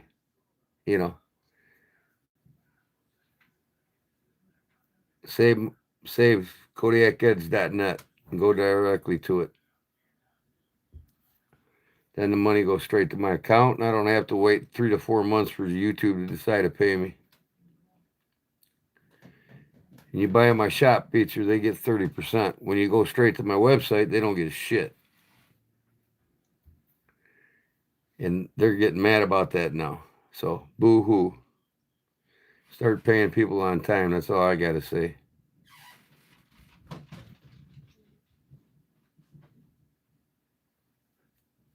This is the last knot right here. Okay, cut this bad boy off. Melt her up. Raffle her off.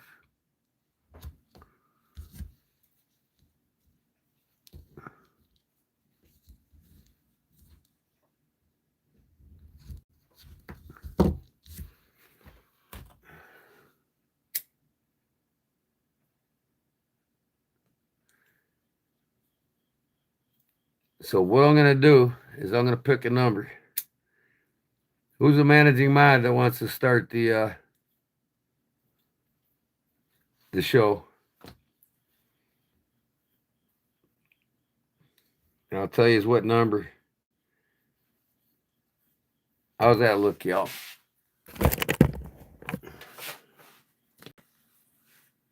Here's the other one I did. They're about the same, ain't they? I'm pretty damn close at guessing.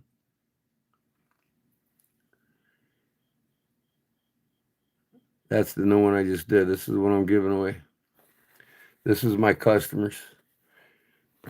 Which bead do you want, brown sugar, when I do yours?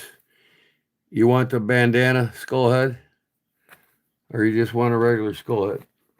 I only got 2 of them, so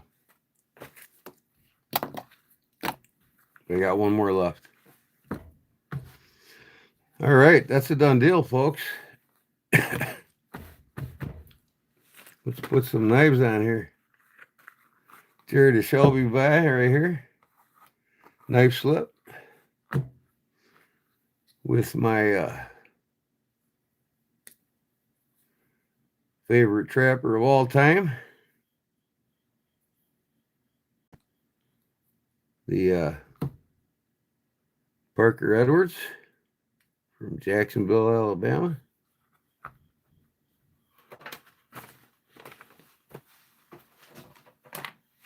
What else?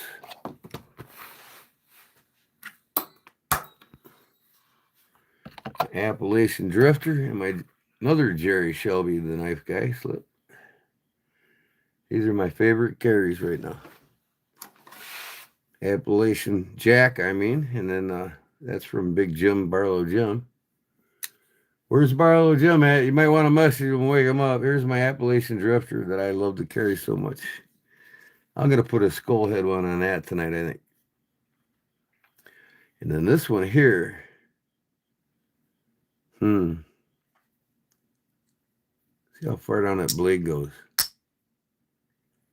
Yeah, I can get a lanyard hole right there. Just past that.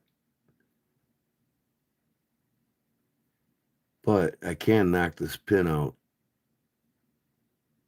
Man, I tell you what. I'll just leave it alone. Okay. Sweet. Nibbles. There's Jim. He's here. Okay. Jim, you make some good trades today. All right, here's what I'm going to do. All right, I'm going to let Jim do it. Jim, do you know how to do the start with the start signs? The hands, start hands, and the stop with the stop signs? You know how to do that? If not, Jerry can do it. Who knows how to do it? Say I do. One of my mods. This is members only drawing. And I'm going to pick a number right now. Woman brought my coffee. Ain't she a good woman? She even cuts an acre of grass every week for me. I don't let her do it anymore, though, because she got too much sun on her face and got a piece of sun cancer removed from her face. I do? Okay. Well, Jerry answered me first, so let me pick the number first, and then I'll tell Jerry to hit to start. Let me get a piece of paper here.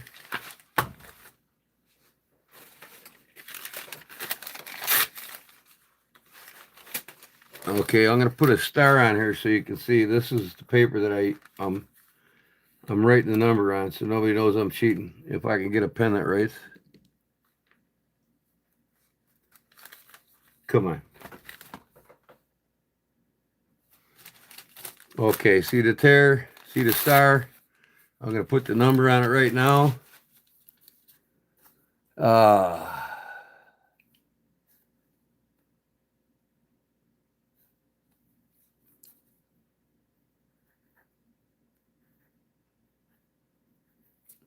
The number's going to be between 300 and 400. All right, here's the number. I'm going to put it right here with the knives. Go ahead, Jerry, hit it. Members only now.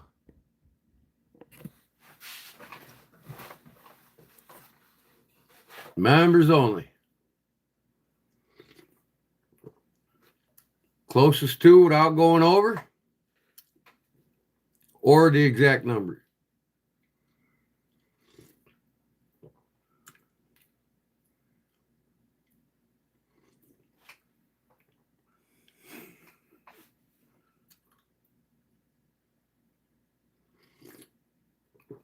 Oh.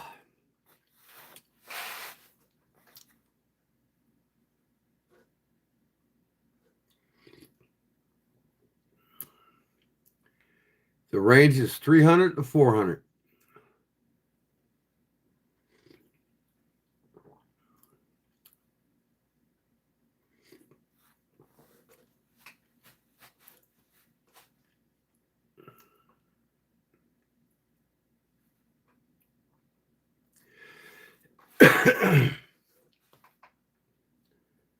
Okay, we got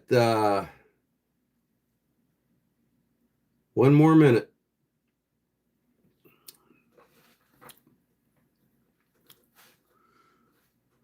Up to the top's 30 seconds, back to the 6 is a minute. On my Seiko 5 Sport automatic mechanical watch.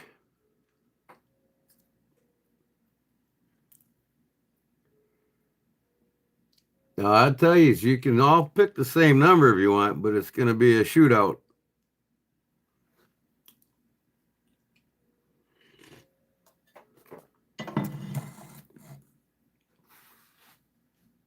a redraw for those who have the same number.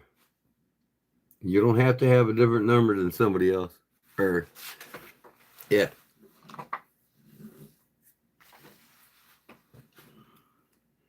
Five seconds. Time's up, Jerry. Everybody in.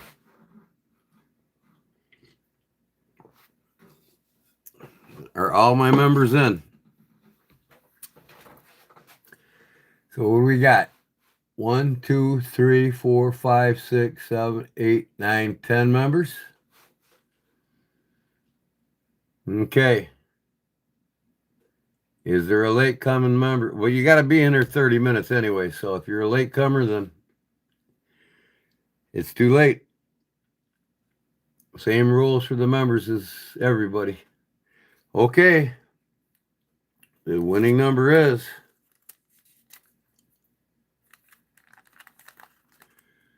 357. Me and Charlie Cook think alike. Oh, how'd you know it'd be 357, Charlie? Congratulations, Charlie. You now have 2 EDC Hanks from me.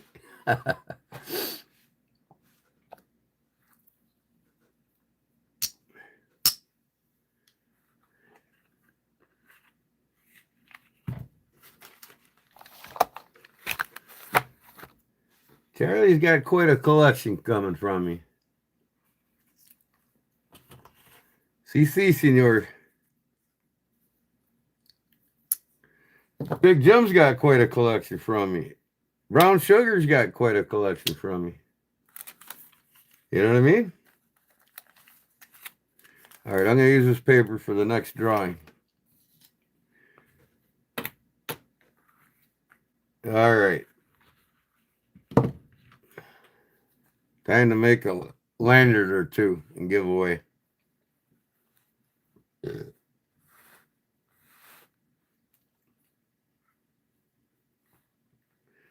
I need to get some tags I can sew on with backwoods leather or Kodiak edge on it. You know what I mean?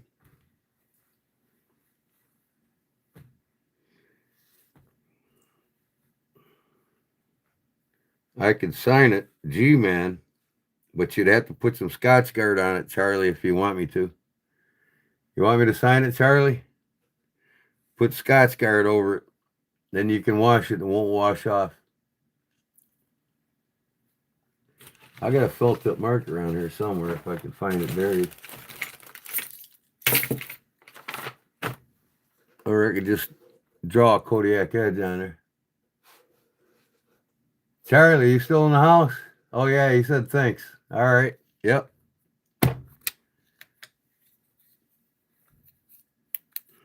Six, 7. Mail off. Charlie Cook. EDC Hank.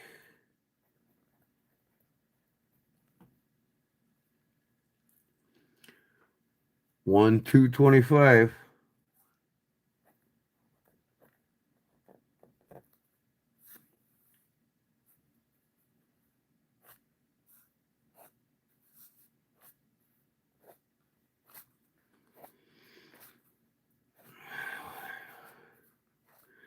Library. I didn't get to the library. I got to do that tomorrow morning. Okay, a pocket leaf and authenticity cards. I got to do that. Need a local singer. I got to do that yet. Man, I had 2 unexpected guests today.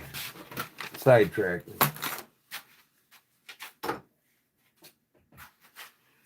So, brown sugar is going to be done in the morning and mailed out by noon. Okay. This is Charlie Cook. Let me put a piece of paper in there.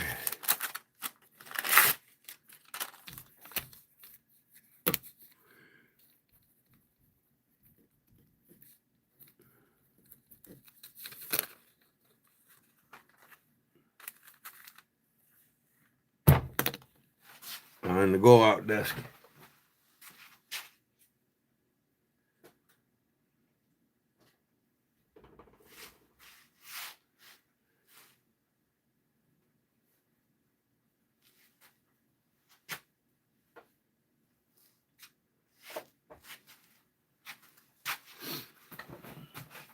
I'm going to do this last, brown sugar.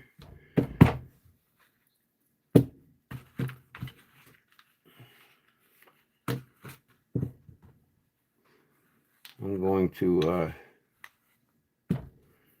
tie your lanyard last, but for now, we're going to do a lanyard for a couple giveaways.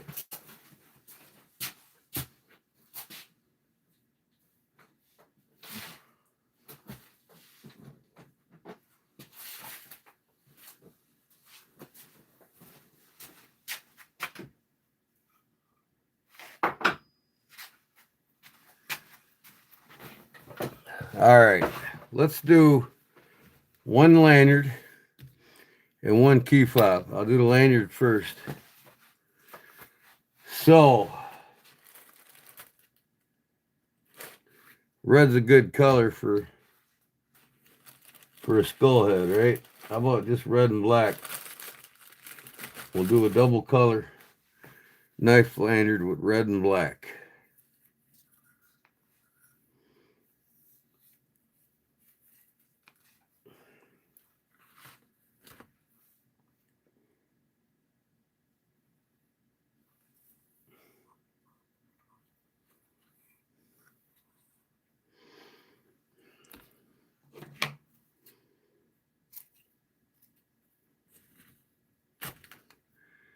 And I will put the skull head on this.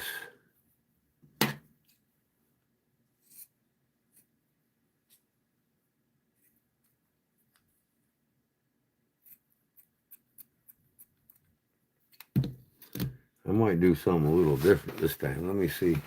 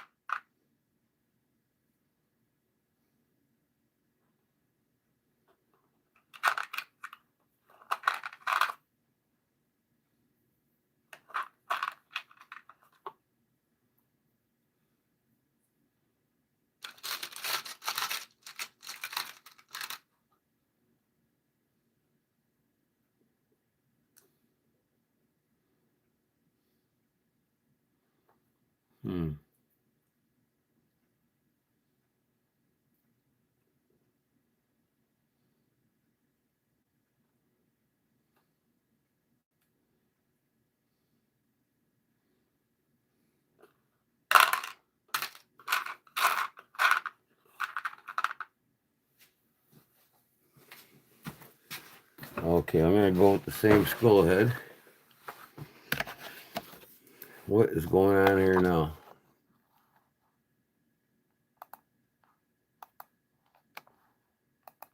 Okay, I'm waiting for my pop-ups to show up on my phone. They haven't yet, but they're gonna.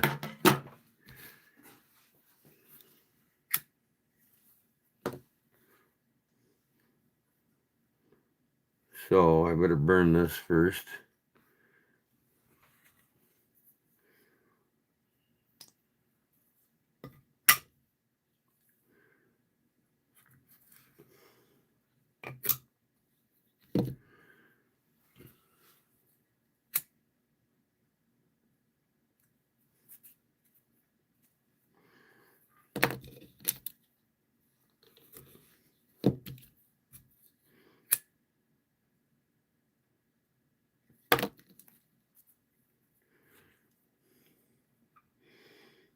The first thing I gotta do is tie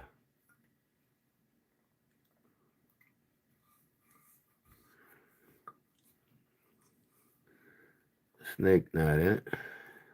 Where it's going to be about right here.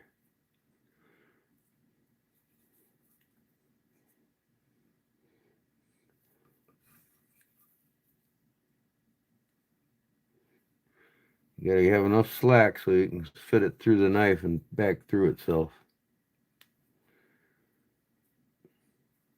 Now this lanyards don't work on a knife with a small hole in it. I'm telling you that right now. That right there should be perfect.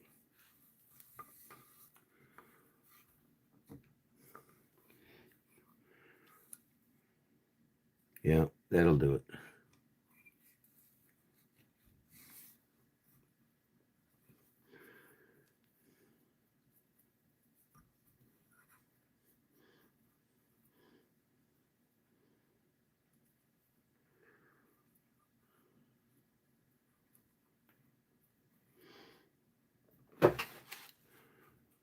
Now, I'm going to do a tricolor here. Or a double color here. You'll see what I mean. Red on one side, black on the other. Oh, I got to put that bead on first before I do anything.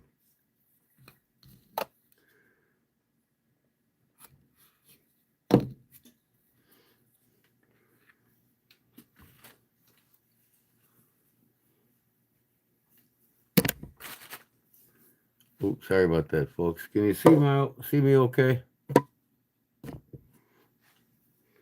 Looks like you can.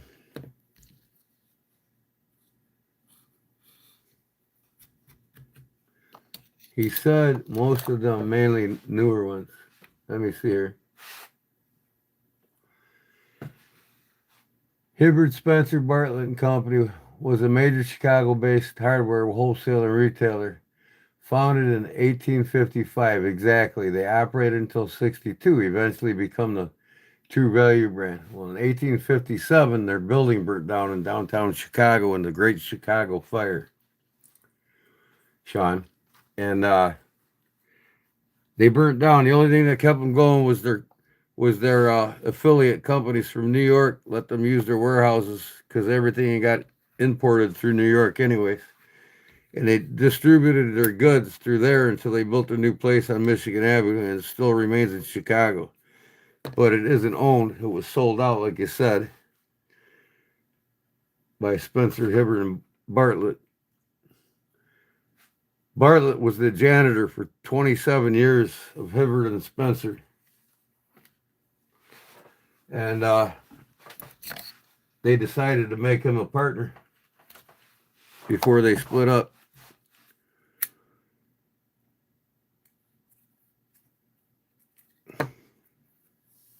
So now I got to take these two ends. I don't know why I melted both ends. I didn't on that one. Okay, that's good. Where is the cotton in that?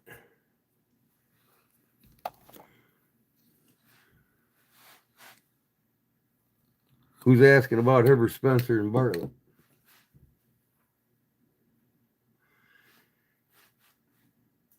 They made it, yeah. They made it. I think it became True Value.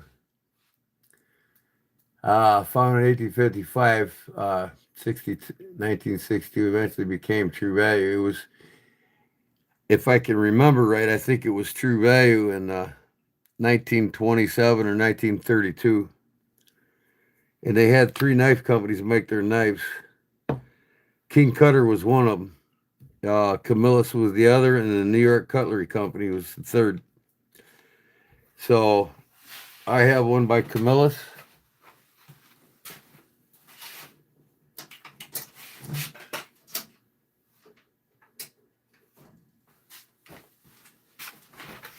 This is it here. The Golden Rule. That's what they went by. This was made and distributed by Hubert Spencer and Bartlett. This is a 1902 model.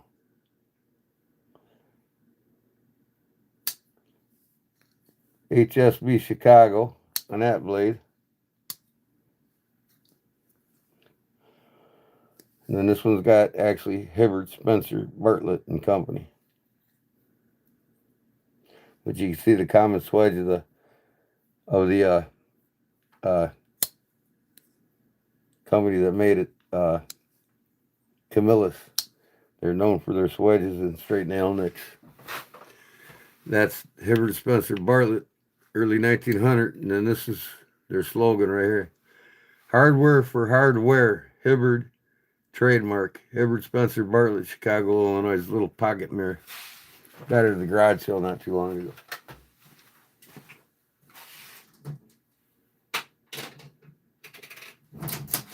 I collect the Chicago knives. I got the Chicago cutlery and stuff like that. Always looking for more Chicago. Now, 15 minutes from me, behind me, is the town of Morris. And back in the late 1800s to about 1928, Morris Cutlery Company was in existence. And right now, them knives are very rare on eBay, even. And I'm trying to find some. I got a gal that collects them for the last 40 years. She's only got like 13 of them. They were mostly advertisement slogan knives. They had the clear plastic with the advertisement logo. A lot of them had the naked woman on it and stuff. So now I got to melt these two here. So I'm always looking for a Morris Cutlery Company, Morris, Illinois, people. Town next to me. That's where it's in the county of Grundy County. That's where the Grundy County auction is. I went to the Grundy County auction. I saw something I just had to have. But there's several Grundy counties throughout the country, not just here in Illinois. Okay, I got two colors here now, see? I'm going to do that cobra knot with that. But before I start, like I said, I got to put the skull on here. And I think, yeah, I'm going to put it on top. You guys blow my mind with all the combined knowledge. Well, hey, I mean, 50 years plus of collecting knives, you know what I mean? That's why I got 1,100 knives. I mean, I take my knives seriously. I've always had 40, 50 of them as a kid growing up. And I took it to the next level about 10 years ago. And I went from a couple hundred knives in a couple of years to almost 1,000, and now I'm over 1,000. 10 years later. Okay, there's the skull head. Now I can tie this thing back.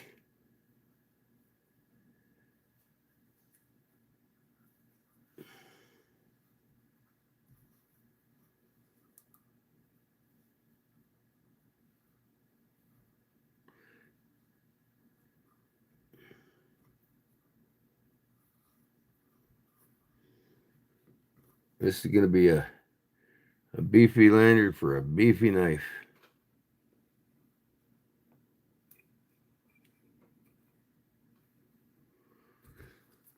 Okay, now I can start my cobra knot with the bicolor.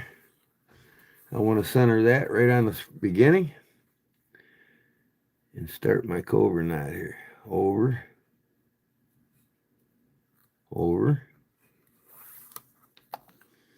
pinching it, keeping it together so I don't lose my center. Over, pull it through.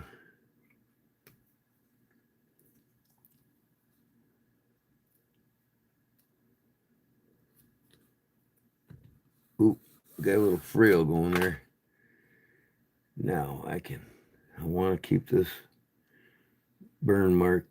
Well, it doesn't. It can be right in the middle. It doesn't matter. There we go. But I want it underneath the skull head so it pops up. Kind of hides it. And I'll start going with my cobra weave here.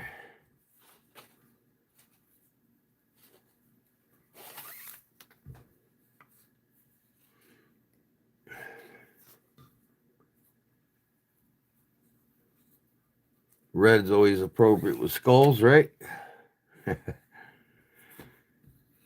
I got a little fur. Okay. A little fray. I can't wait till my micro cord comes in. I can make a lot more of them like what I just made, see? Well, it's behind me, so.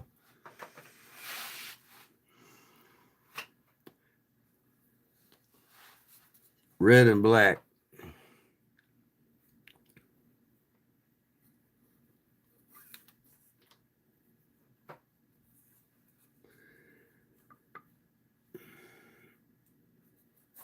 Red on yellow will kill a fellow.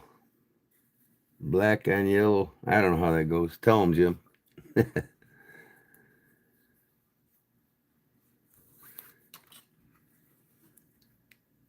The coral snake. Yellow on black. The man will come back.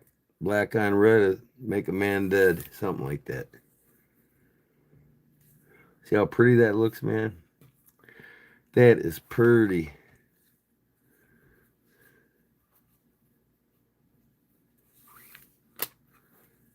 I want to spend about a lot of time making these, so I'm only going to do about a 7 count. That'll be more than enough to stick out of the pocket.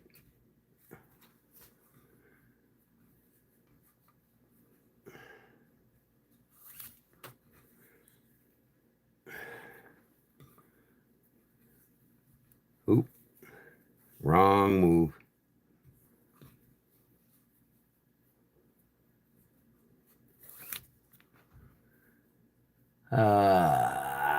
Nope. Mrs. Dash said no way. What? Big Jim and Jerry. Red and black, Venom Lack. I'm talking about the coral snake. Yellow on black, a man will come back. Black on red, a man will be dead. Something like that. There's a couple of ways of saying it. I just don't remember it.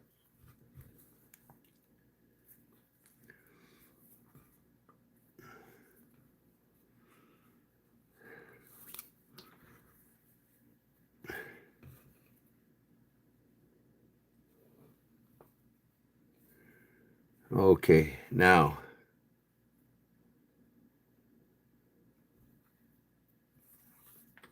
One more, I think. And then I'm going to do that cool knot. Stop knot on the bottom. Here we go.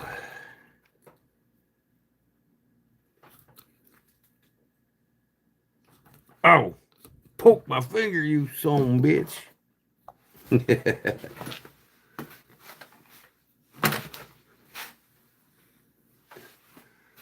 Okay.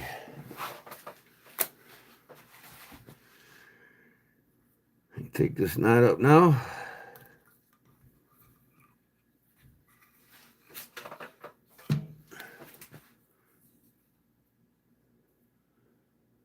Pretty cool skull head, ain't it? Now, knives like this, you can just do this, see? Boom. If they don't have a lanyard hole, but this one does here. But it's hard as hell to get this 550 through it, so it's not really for a knife with a small entry. But the bigger knives, like the Swiss Techs, you can put them in no problem. I'll get one out, I think.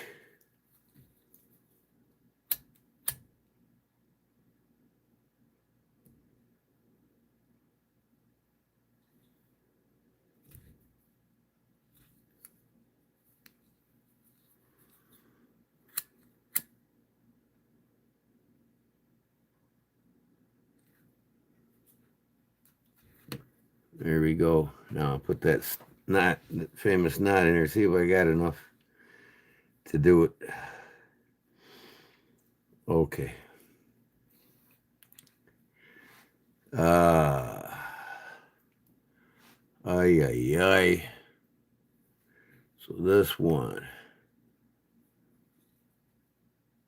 just like so.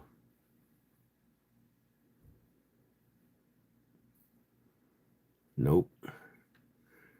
Not like so. You gotta twist it.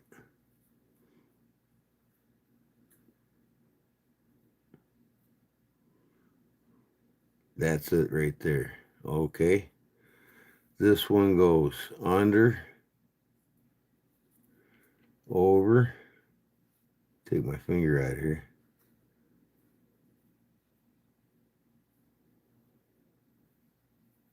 Over, over. There we go. Just like that. Okay. This one comes around, goes through the diamond here. This one goes over the other two and through the diamond.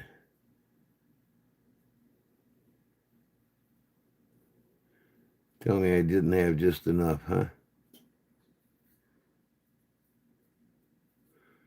Now, the thing is, I got to tighten this up in place.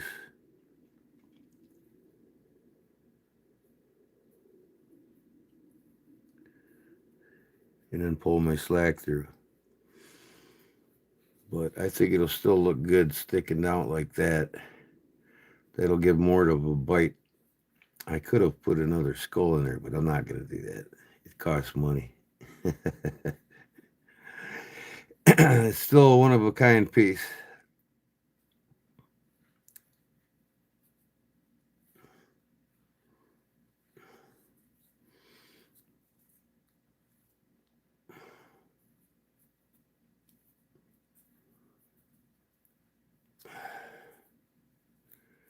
Well, the only way to get the skills, my brother, is to do it. You know, you just got to do it.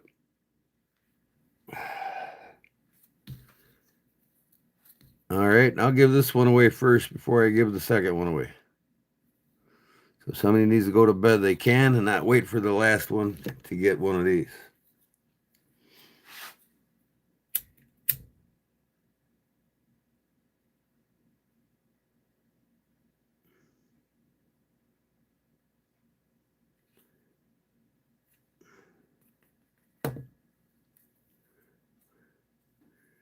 But there she is, folks. Let me get a black marker here.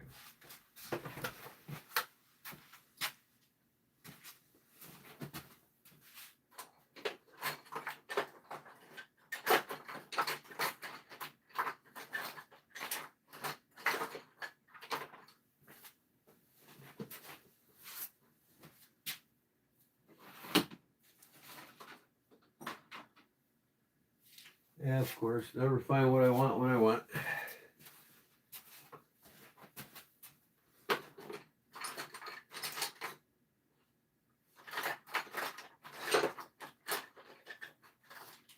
It's probably on my table over here buried.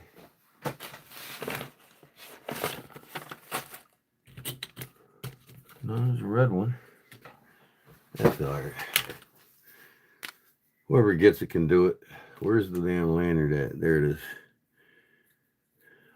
I get the core of that. Hit it with the marker. Make it red. Whoever gets this can hit this with a black marker. I don't have one around here. I don't know what the hell it's at. I'm not going to look for it. If I find it tomorrow, I'll hit it before I mail it out. All right. Let's see who's going to be lucky on this one. Let me get a knife just to show you how these work.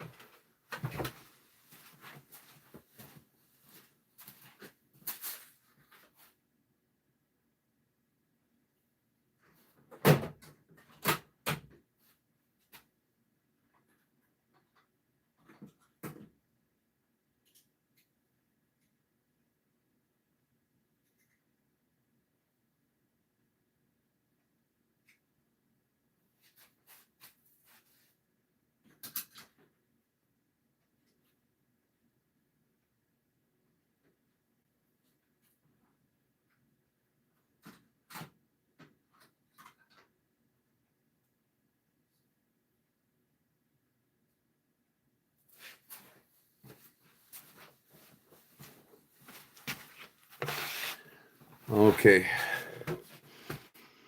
I got this one here.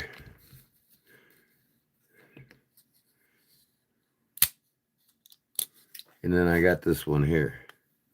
So you got a bigger hole on this. So basically you just take it and push it through the lanyard hole like that. Right? So it starts coming out the other side. Then you pull it all the way through. And then you just go through itself. Like this, all the way to the end. Go over everything. And then you just pull it tight. The only thing with these, that kind, it's not really centered, but when it's in your pocket, it'll be like that, see? Instead of like this. But that's how you get it on there.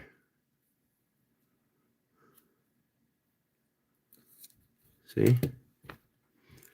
This is a Bantam, Buck Bantam, USA. The 285 Buck Bantam. I got all three sizes. I got one I'm sending, I think Ground Flock. Hey, he won one from me. I'm going to send that off tomorrow. Nice looking Bantam, G-man. I have the one with the 285 variety. Yep. I've got several Bantams. I love the Bantams. They're Americana buck, right? Now to take this back off, you're just going to have to work it over everything again. Okay? And I'll show you this other knife, this button lock here, how different it is. This is on the side. See, the button lock's not a holder, but it goes in between, see? So you'll start it, right? Bring your blade out. You'll start it, and then you'll push it down from the other side.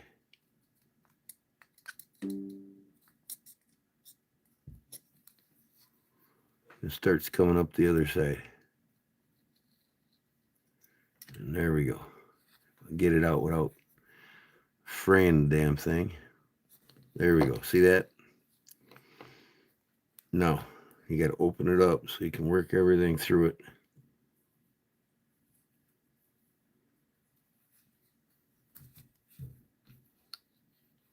And that's all she wrote, folks.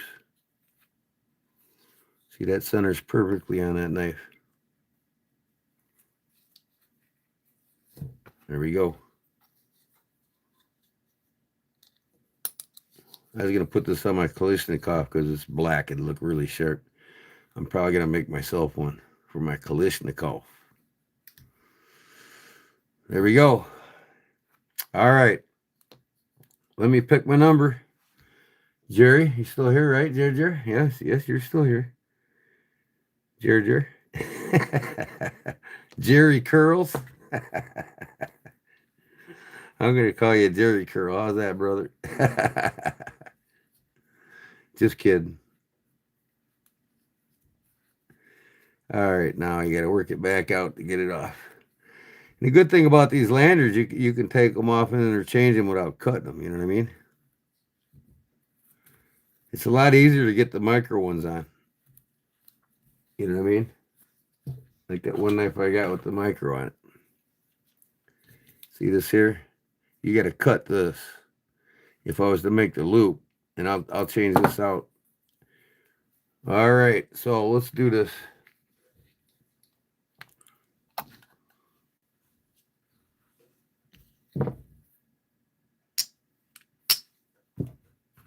Let's do this. I'm going to pick a number. I'm using the same one from the last drawing. I'm going to cross this out.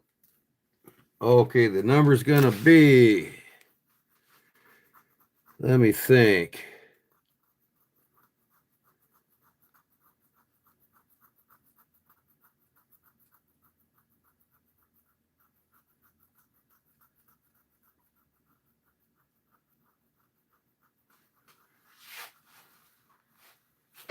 From 1 to Let me think. I want to think of a cool number here.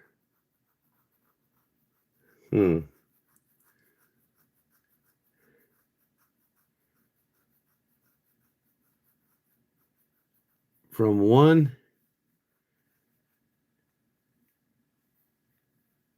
to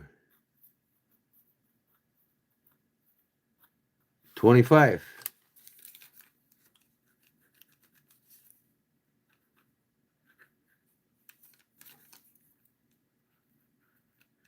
Whenever you're ready, Jerry.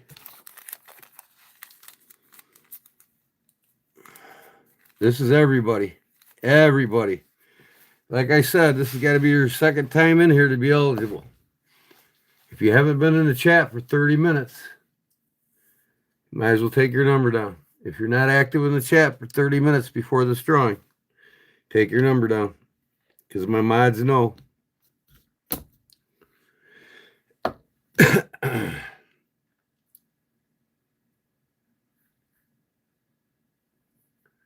$17 for Big Jim. Big Jim picked 11. This is for everybody. You don't have to be a member. This is all subscribers.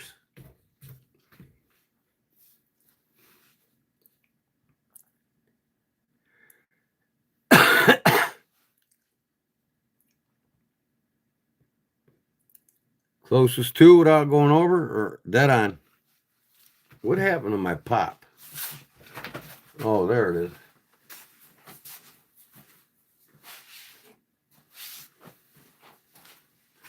Y'all gonna get one more chance to win one. I'm gonna make a different one than this next.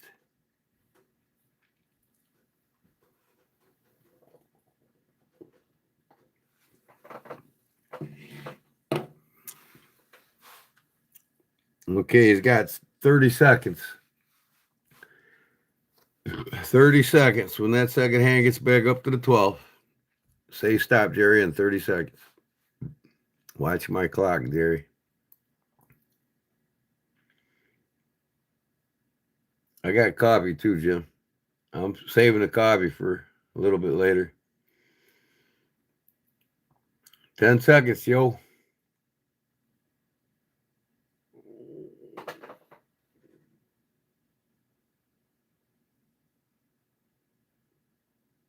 Time's up. That's 2 minutes, right? Time is up. Time is up. Stop. Okay. Let's see who won this. Let me look through the numbers. Well, Shazam, we have a lucky number. And a lucky winner.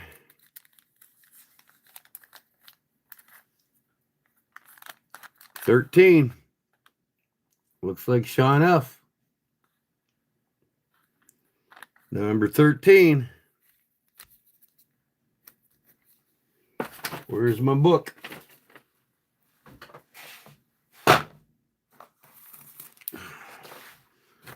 Congratulations, Sean F.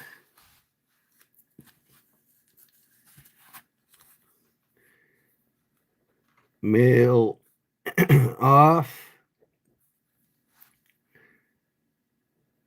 Sean. I think I got your number, your address. Sean F.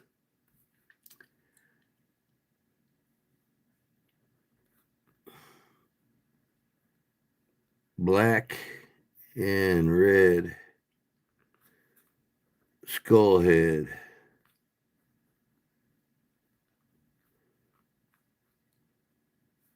Lanyard.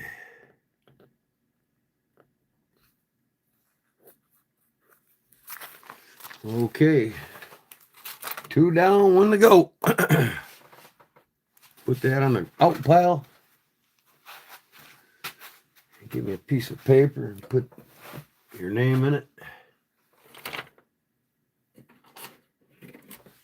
Man, why do I have so much bad pen and paper? I got a different notebook, that's why.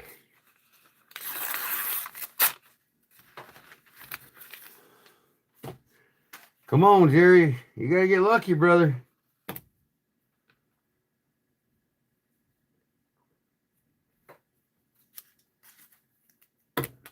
Is Sean? Yep. He said thank you. He's here. All right. You're welcome, brother.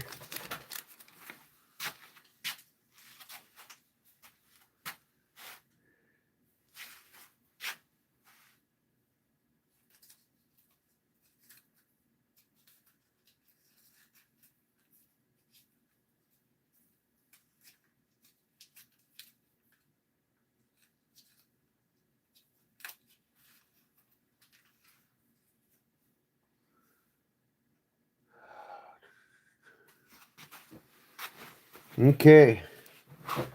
We'll still use this for the next number.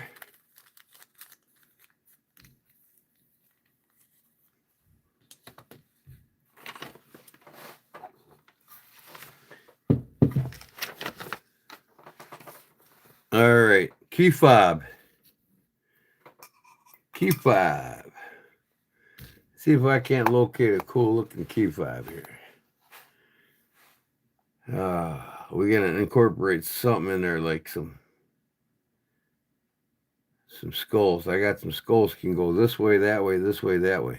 Let's see what we can do here.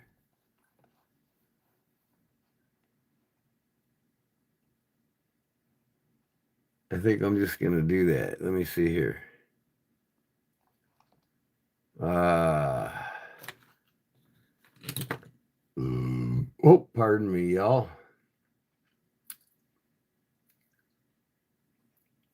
So, do I have heads big enough? Let me see here.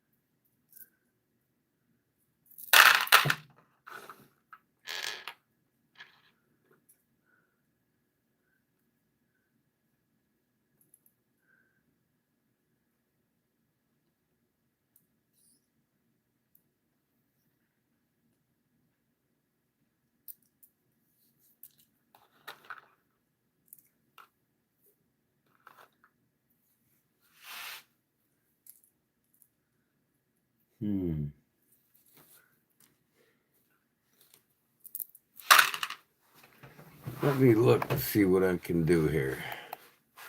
I want to make something cool here. Link to the Kodiak store. YouTube.com Kodiak Edge.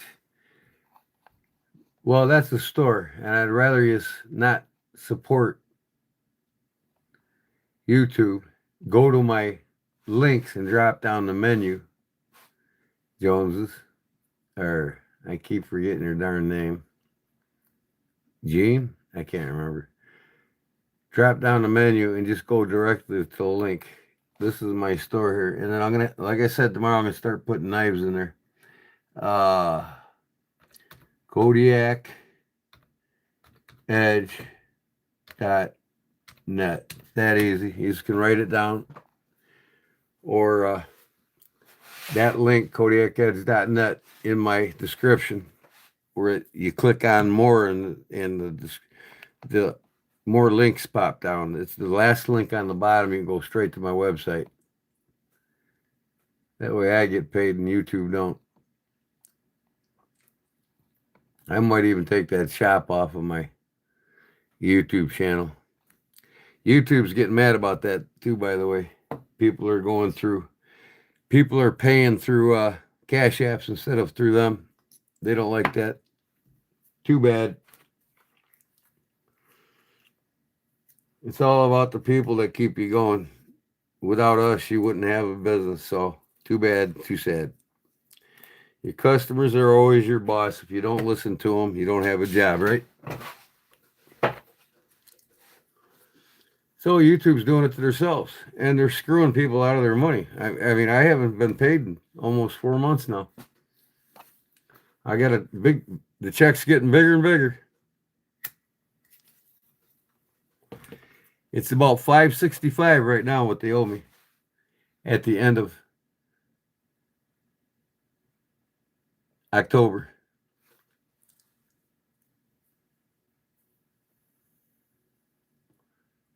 The last 3 months they owe me $475 minus taxes.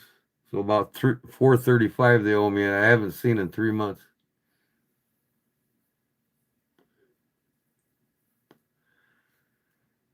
So that said, I'm gonna look on YouTube real quick and see if there's any cool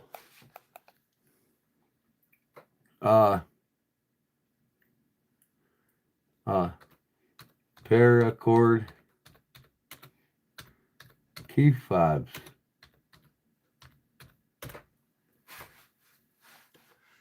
Come on. Would you search? Paracord key fobs. All right, cobra snake. I don't want to do another damn snake knot. No thanks. I can do a mini monkey fist, but they're boring. I'll find something cool here. I can do a self-defense key baton paracord where you do a square knot with the bolt inside of it. Key baton for hitting somebody in the side of the temple and pressure points. We won't do that either. How about a paracord lighter key fob? Have your lighter with you. Paracord lighter key lighter wrap. Yeah, I think that'd be cool. Let me let you guys say yes or no. I don't want something that's going to take forever. The key baton's going to take forever. I think, but the that don't look too good. Let me see here.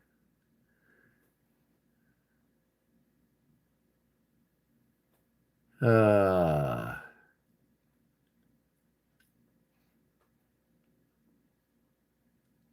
I made a 440 keychain for $4. I can make a Thor's hammer paracord key fob.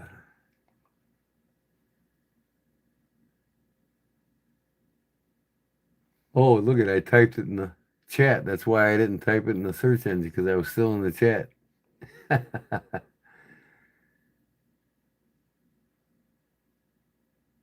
Yep, KodiakEds.net. Thanks there, the Joneses.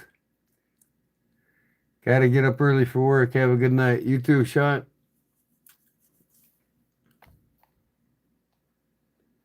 We'll see you on the next one. Couple days, probably for the hell of it. Working on shit in the shop. Yeah, too bad I don't have no carabiners. What do I got here? These are just sitting around the shop. Oh, there's a carabiner right there.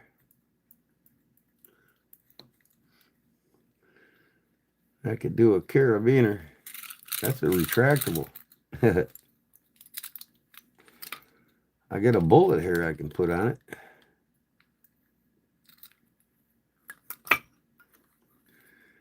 How about a key fob with a bullet on the bottom, huh?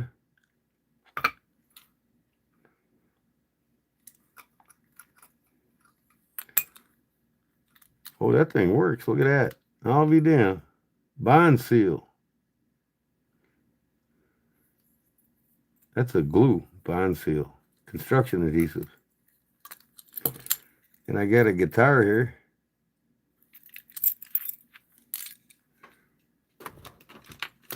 Yes. Yes to what, Jerry?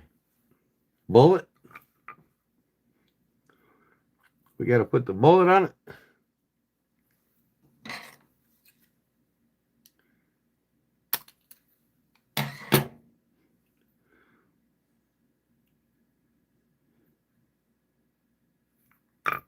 We dangle that from the bottom. So that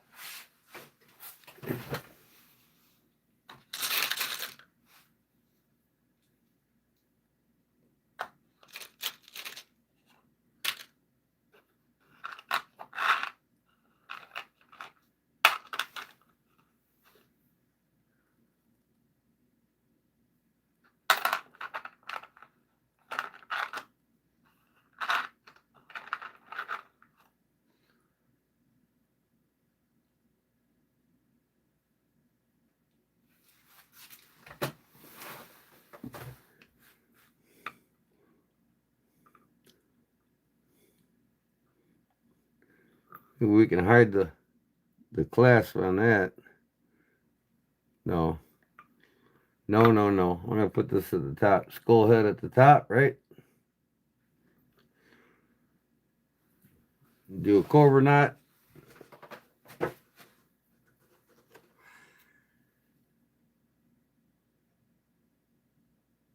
Night, sweetie. Looks cool. You talking to me, brown sugar? Oh, I'm sorry. Sean. Just kidding. So the skull at the top. I'm just thinking of something. And what colors? I got ODE green. And I got black. I think the ODE green is more appropriate, right? What do you think, Jerry? ODE green? I'm acting like you're going to win this.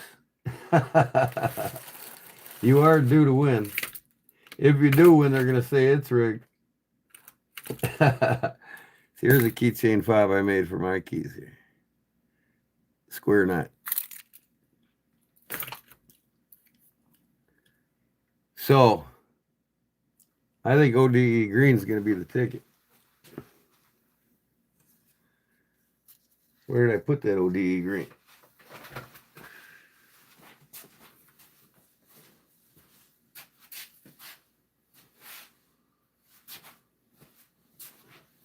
Right in the back desk. ODE green is the color of death. We'll do green and black. How's that sound? Even though this is brass looking on the bottom.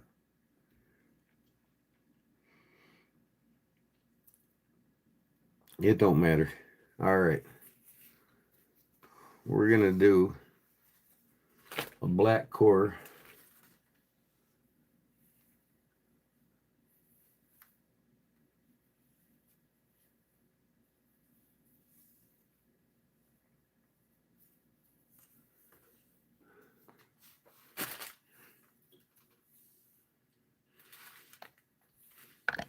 Oh, there goes all my cord in a knot all over the floor. Well, it's only going to happen. I know that. Sooner or later, it's going to happen.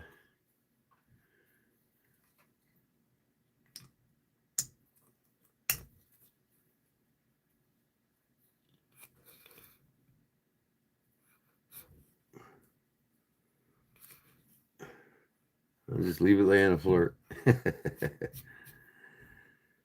Okay.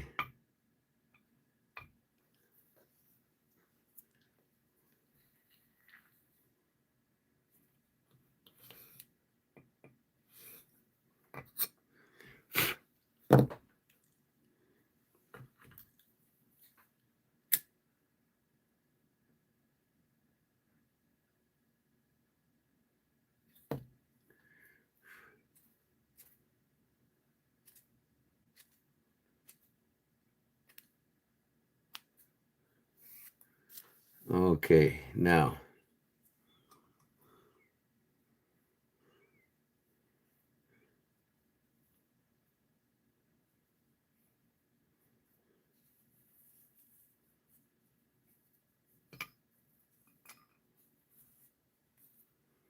That's all we need. Just a wrap. One wrap. That's good enough.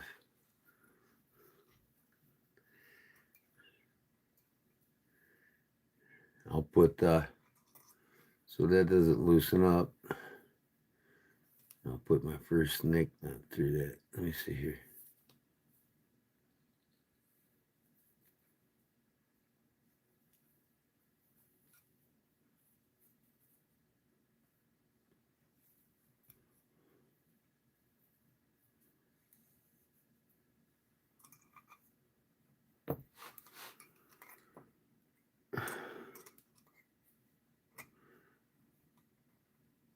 You know what?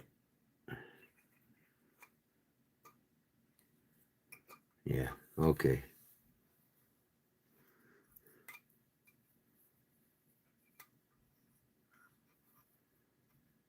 I gotta put the skulls on there first.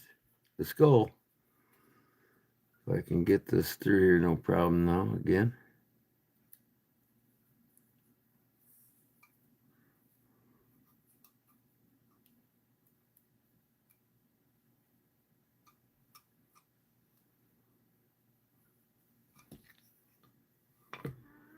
I gotta make this a little skinnier.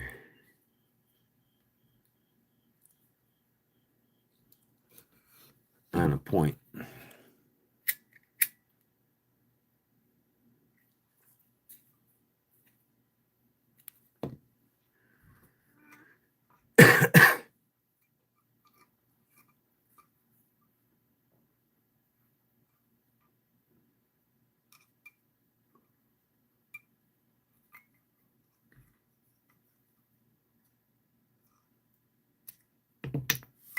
There we go.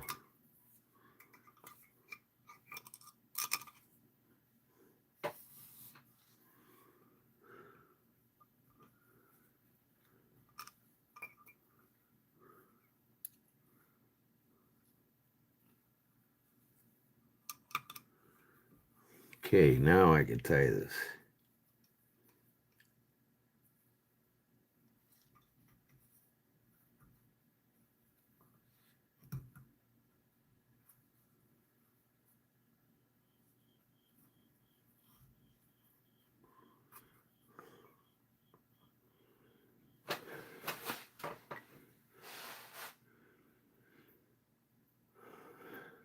Why does that bullet seem like it's crooked? Watch me break it. I'll just leave it alone.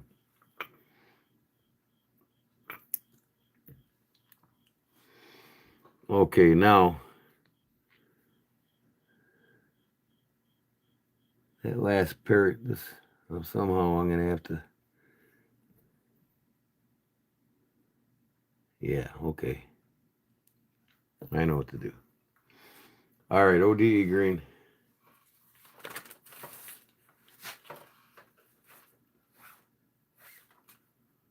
Should I do just the green or should I do the double color black and green? I think the black and green would be more sufficient, wouldn't it?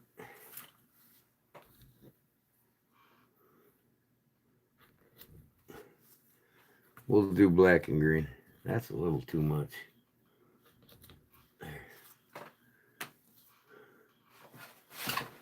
Come here, black. Pinche negro. Negro, the color of black in Spanish.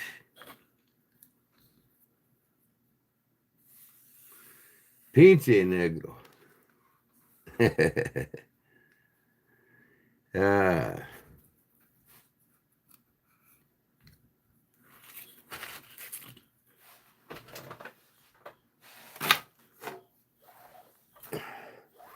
And then I'm going to do brown sugars lanyard for her EDC Hank.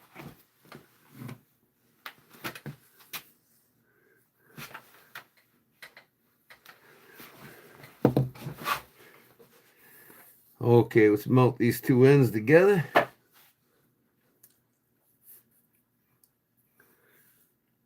Yeah, I can always mail you one, Jerry, and I just might, buddy. I just might. As a bonus for a deal you're going to give me on the next knife. Wait till you see the knife I'm buying off of Claude.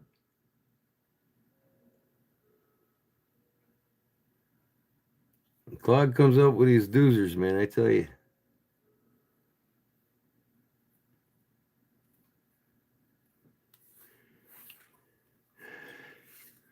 Where is Claude? Make yourself present, Claude. Say hi to everybody once in a while, Claude. I'm just messing with him. Okay, over, under, pull it through. We got to keep the knot so it's not visible here.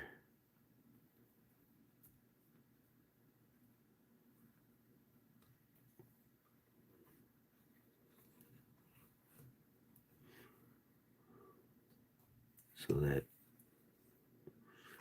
well, by golly, I'm going to do it the other direction then.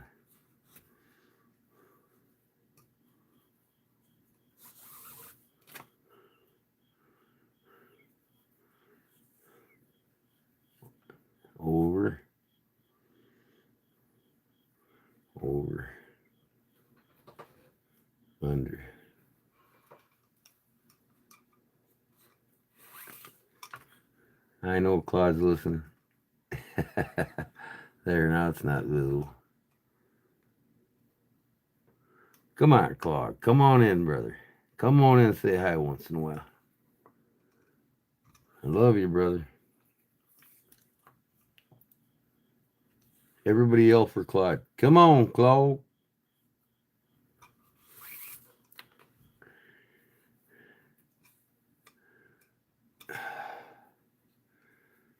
Yeah.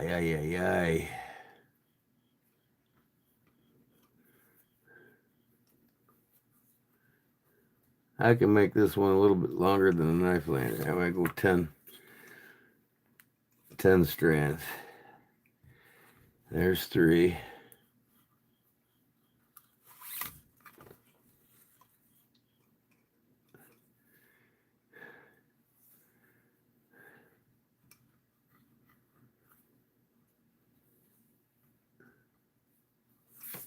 Keep starting wrong. What's up with me?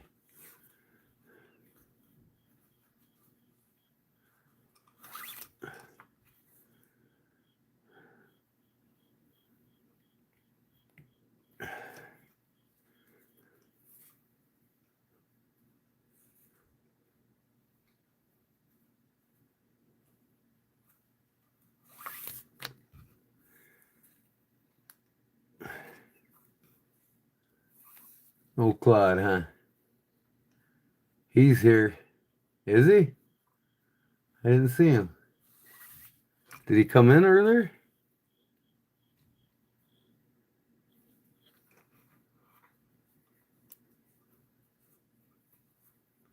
I know he's here.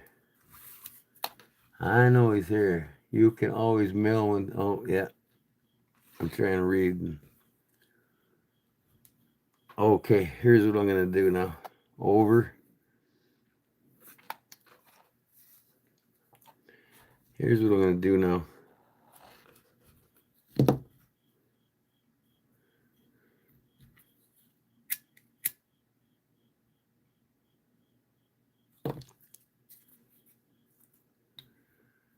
See if I can't get this to go through that. I probably need my pliers. Where's my pliers? Where's my pliers?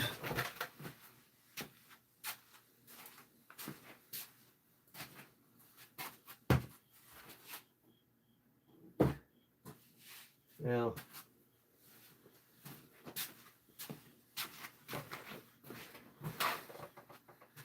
I can try to get it through.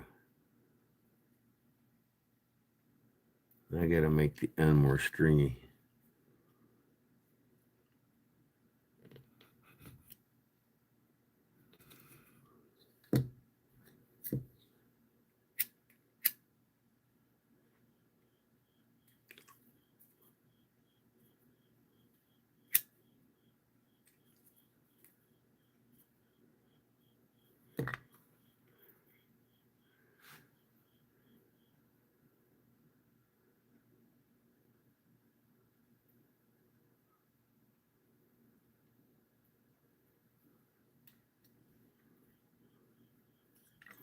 Hold on, I'll be right with you.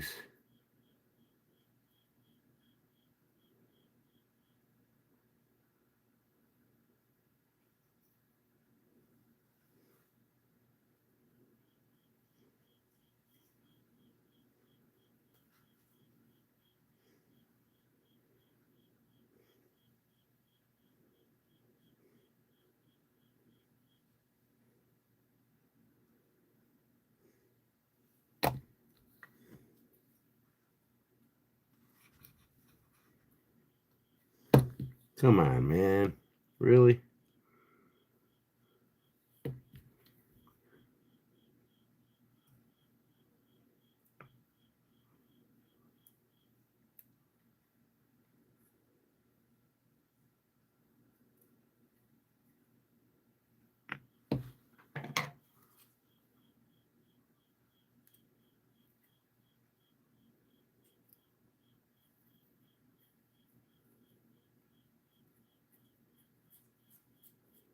Cut, damn it.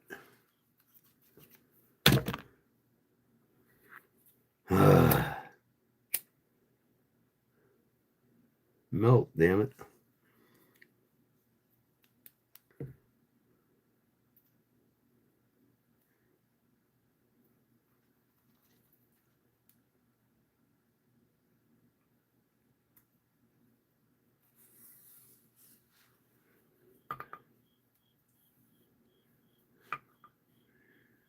Over.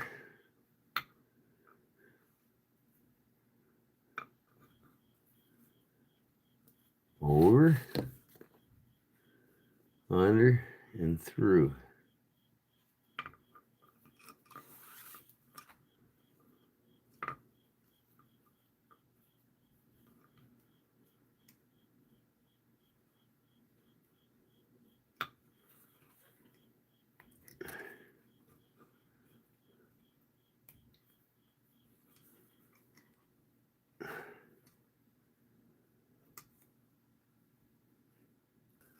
There was my pop-up.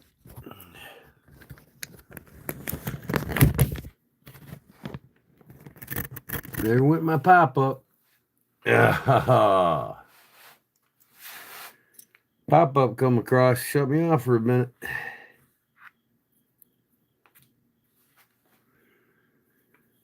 Okay. Over.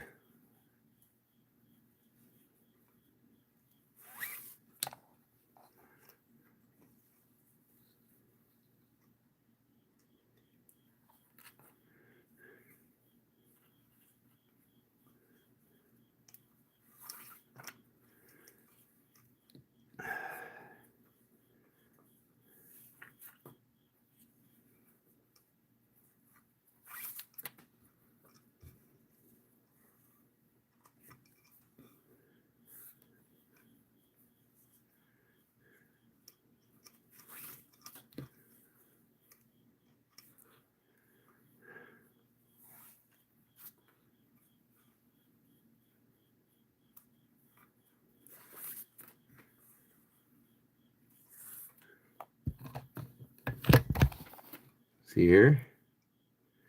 I'm trying to get this to...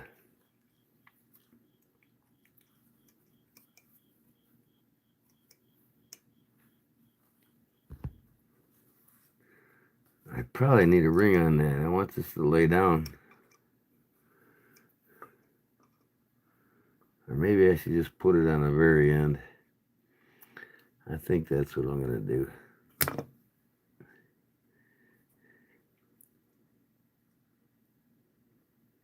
Yeah.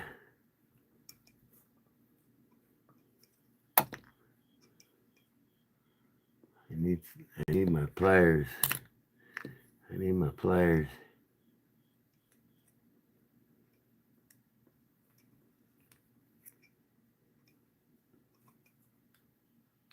There we go. I'll just put it on the end.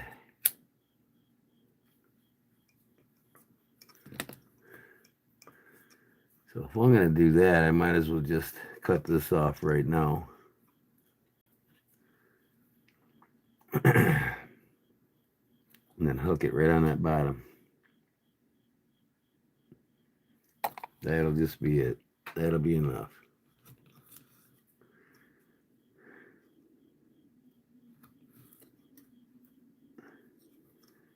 What the hell? Undone one. Okay, that's fine.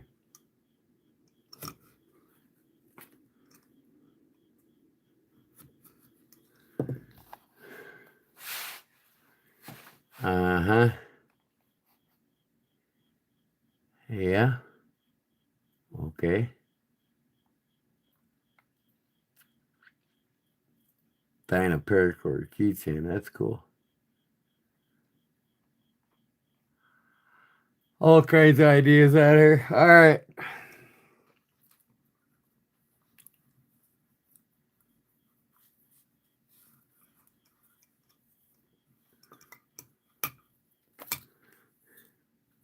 Just having that beads on there is cool enough looking, ain't it?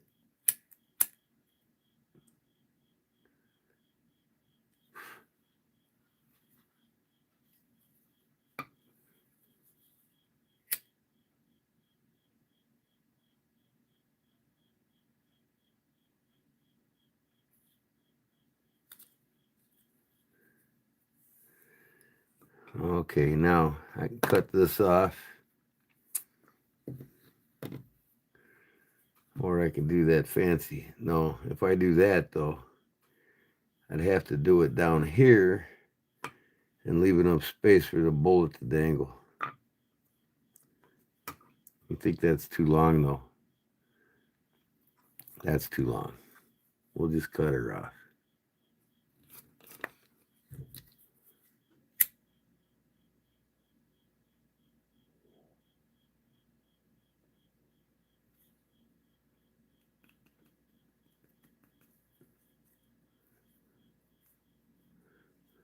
Okay.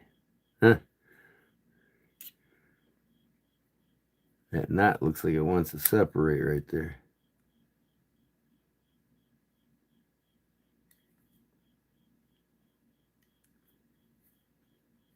That's the back side. This is the front side. Alright, now we'll get this damn thing. I gotta get my pliers though. There ain't no way in hell I'm gonna get that on there without.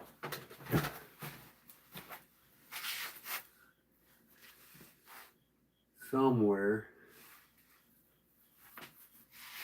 I got some jeweler's pliers, but I don't know where the hell I put them.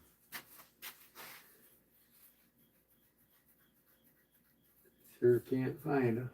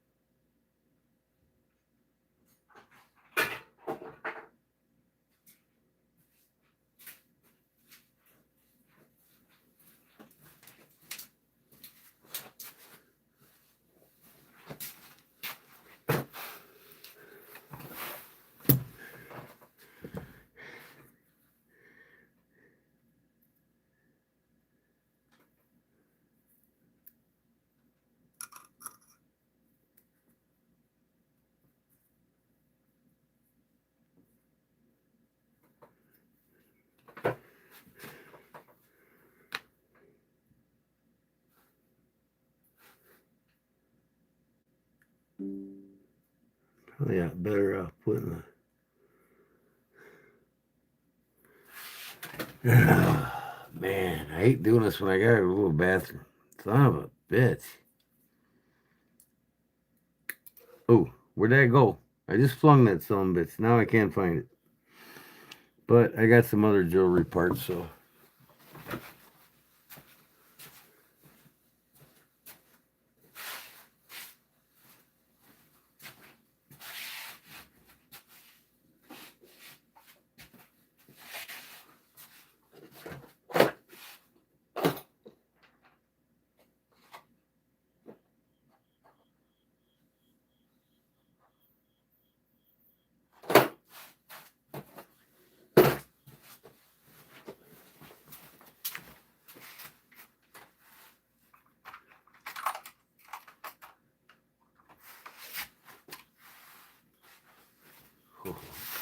Oh, let me see here.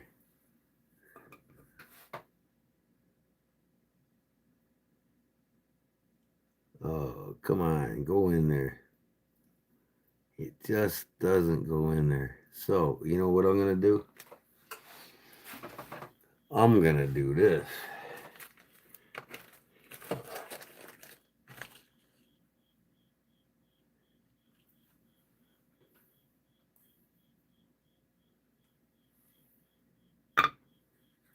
Black leather lace.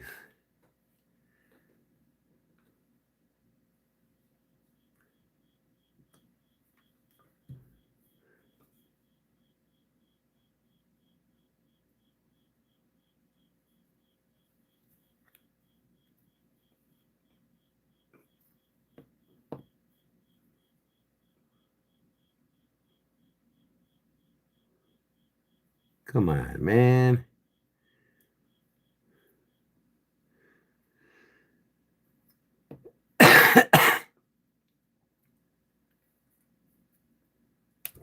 That's not leather.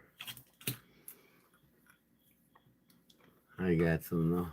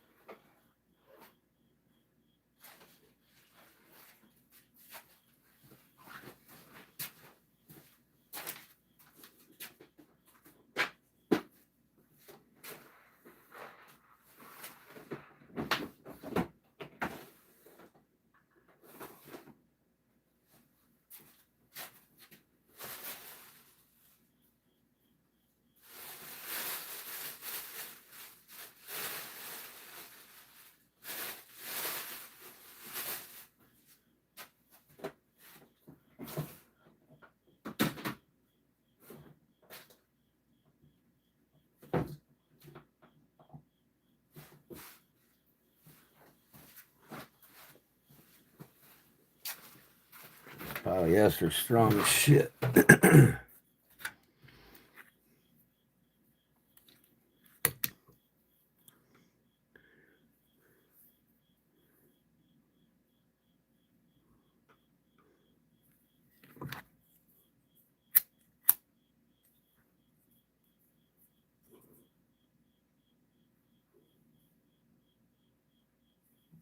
Come on. Really? I want this to be an all-night project.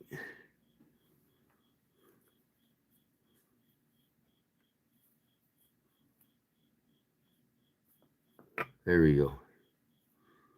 Go through there. Come on.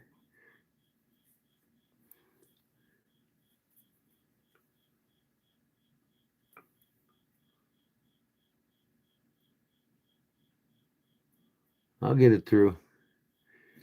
I'll get it through.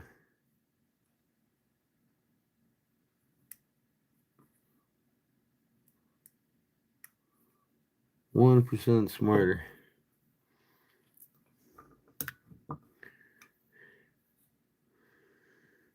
Okay. And all I'm going to do,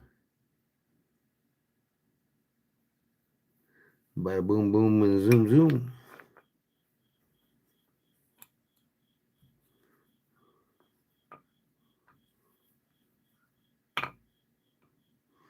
All I'm going to do is a square knot.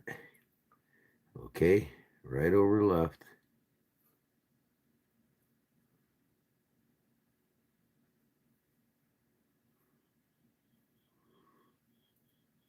And left over right.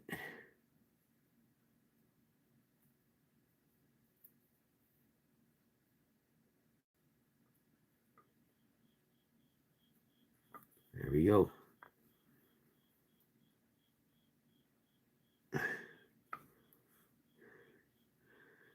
Cut that.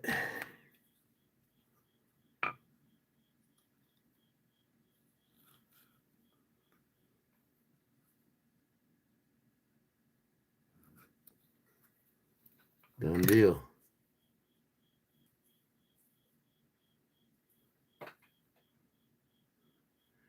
And try to get this knot in the back though, so you don't see it inside the weave.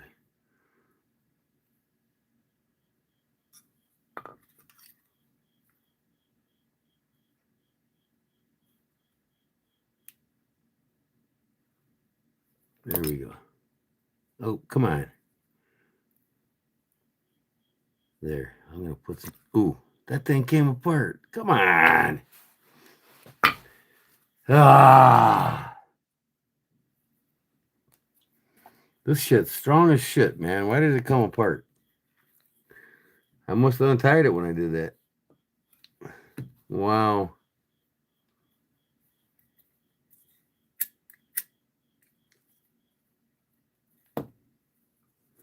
Fucking killing me here.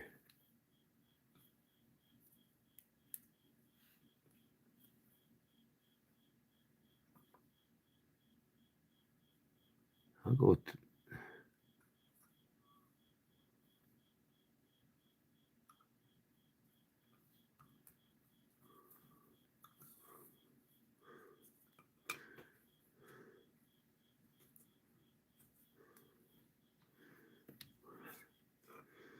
one more time.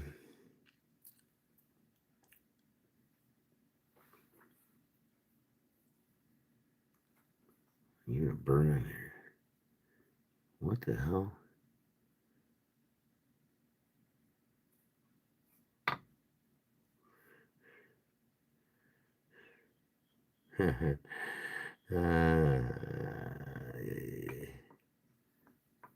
It don't matter.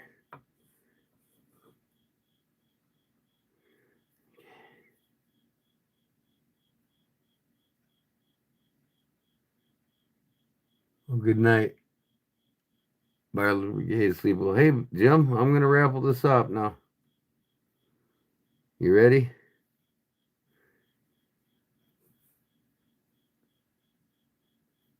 I'm ready. You ready, Jim, for the raffle on us?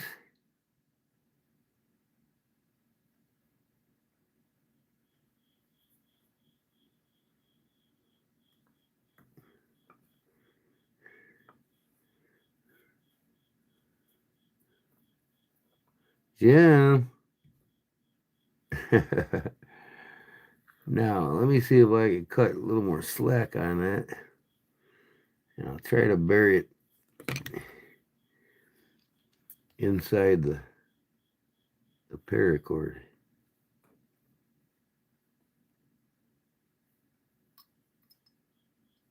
Jim.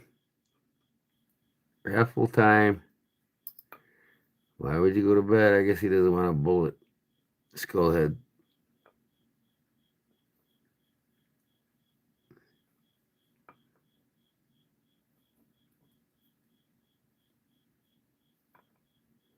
Here, I'll just fucking melt that. How's that?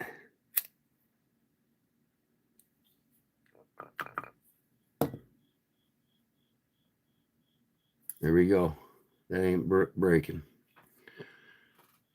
Anybody use that for their keys? All right.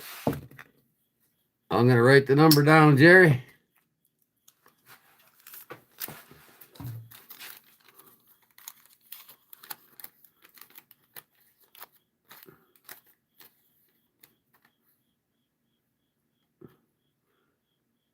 The number's going to be between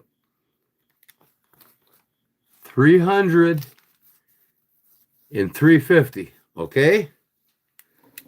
Let me write the number down.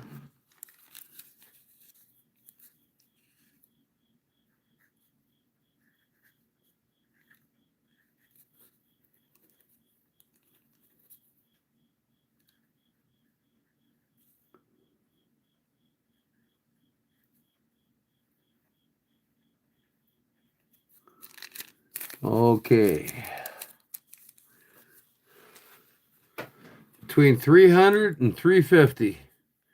Whenever you're ready, Jerry, there's the number right there.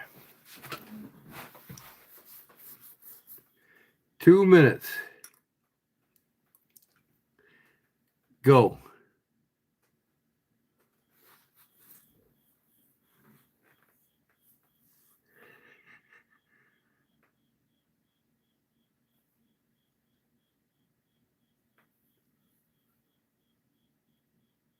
It's for everybody. All subscribers. You got to be in the chat 30 minutes.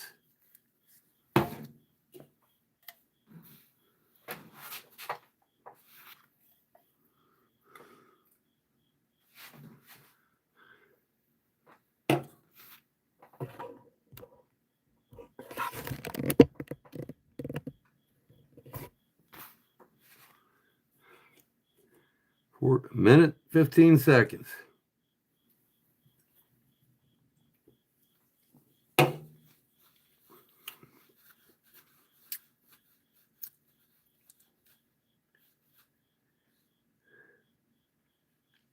1 minute, folks.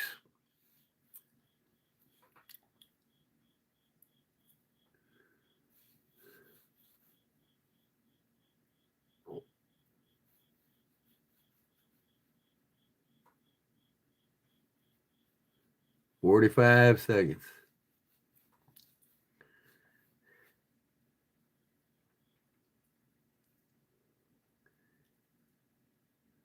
"30 seconds.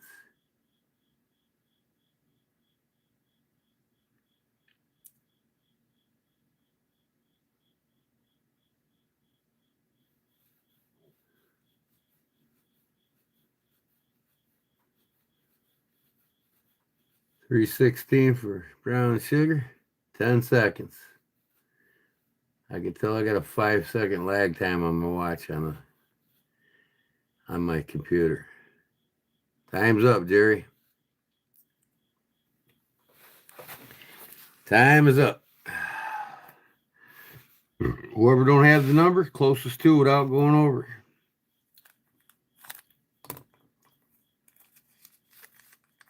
I always pick numbers for guns, but this time it's for my car. 302 boss. Who's closest to 302 without going over? If everybody's over, we got to pick again.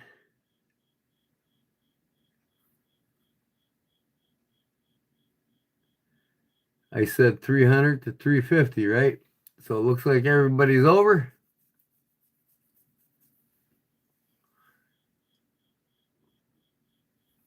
All over. Let's do it over. All right, let me write in another number. This don't take too long. All right, this time I'm gonna do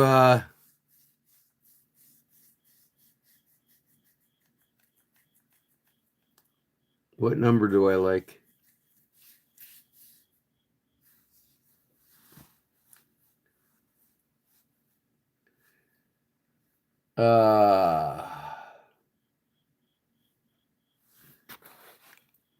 Yeah, what number do I like?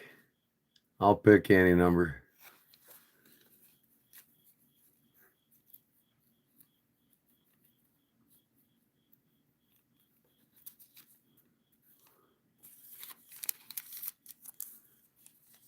All right, 1 to 50. Go, Jerry. 1 to 50. I got a 1998 or 2008. Mine's a 2008 Mustang. I put a 302 and 81 Mustang. All right, go, Jerry. Yep, there we go.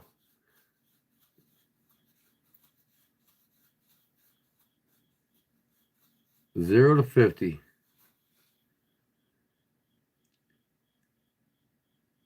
Zero to 50.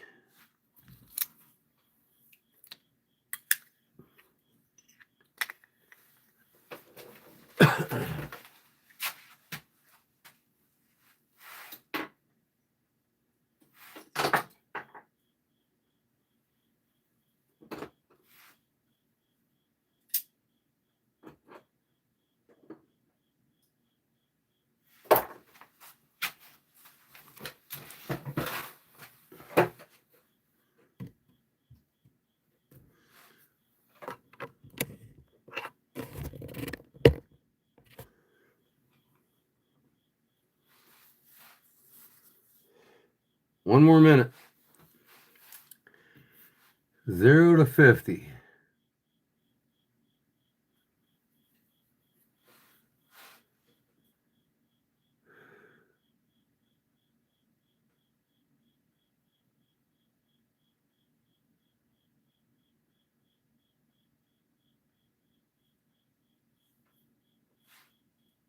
Closest to without going over.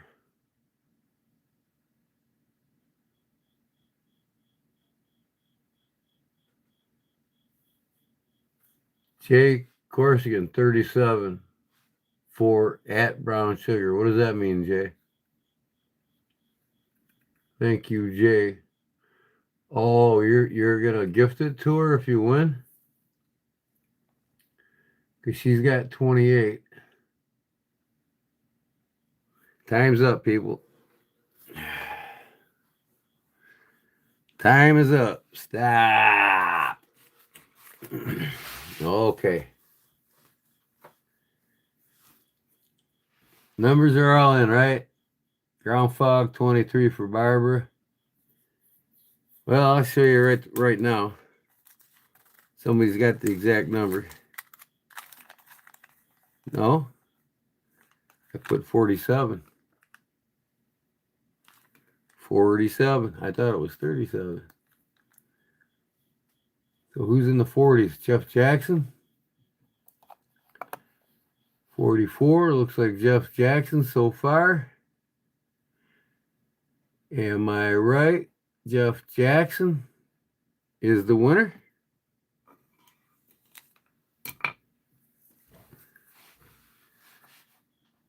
$44 is without going over. Yep.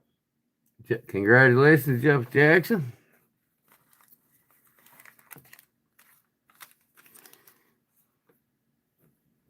I'll get a regular piece of paper here. Here we go. Jeff Jackson.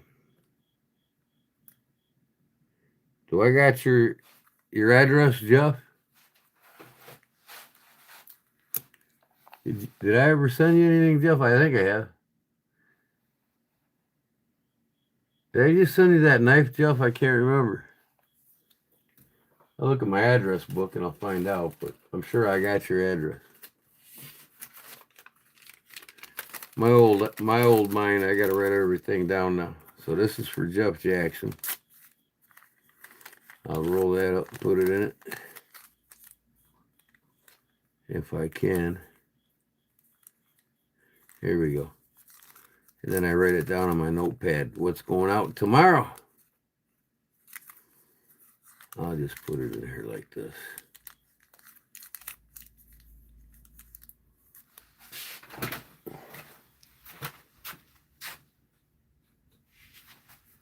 Okay, where's my notepad?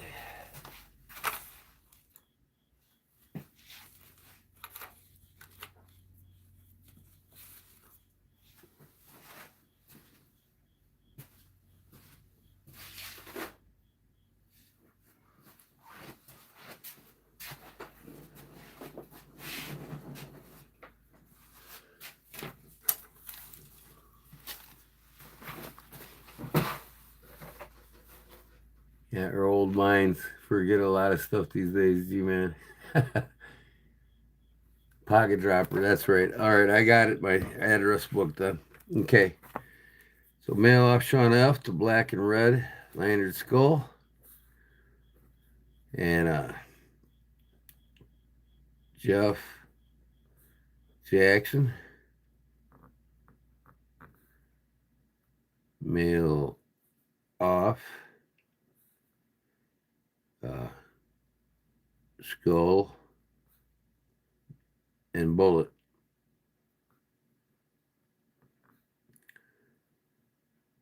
Q5.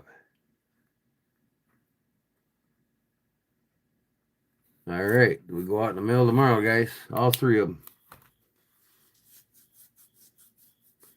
Sean, Jeff, and Charlie Cook. All right, now I'm gonna do yours real quick. Brown sugar. And I'll be ready to mail off tomorrow, along with yours. Your Boy Scout one. They'll both be ready to go tomorrow. All I got to do is run and get stickers. If I can, I'll get you guys some stickers.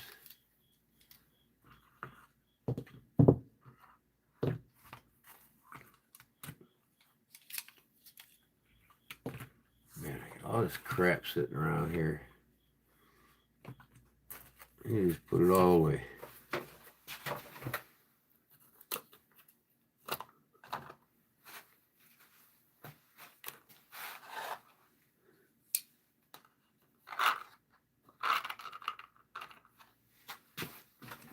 You're gonna get the Guns N' Roses skull head with the bandana on it.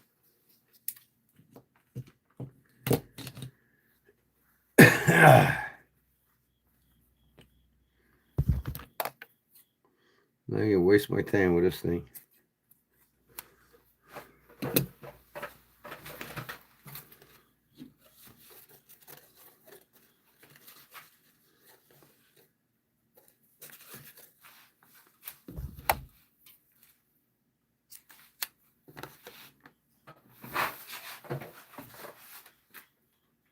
What the heck did I just do? Oh.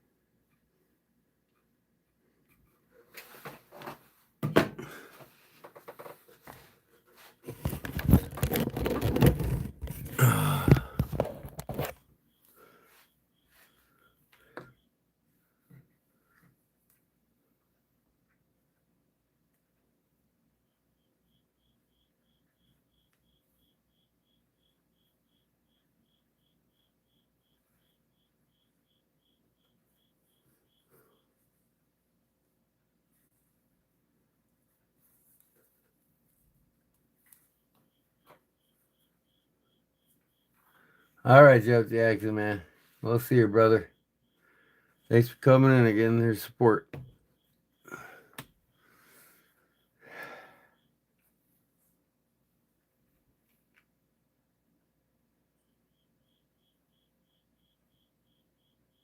This is one of them tough ones to get it through now.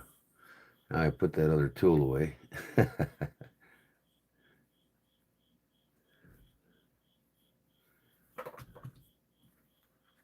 Appalachian Jack, get your butt over here.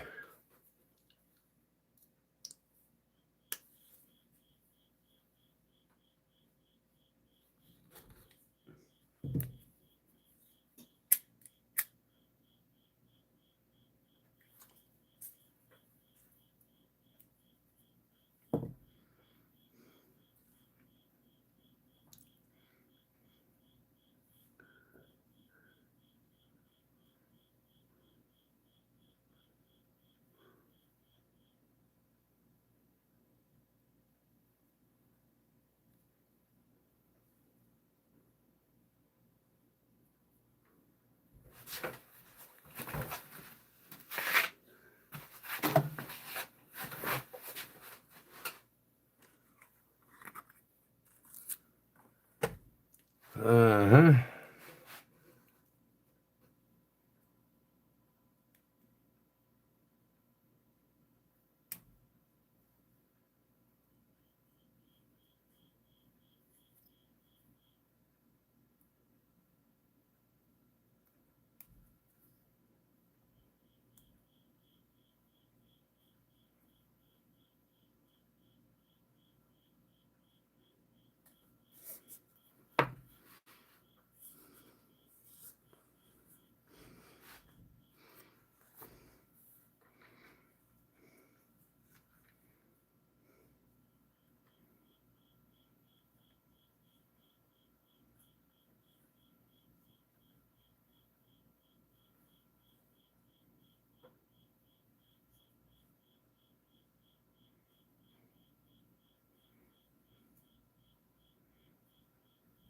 Come on.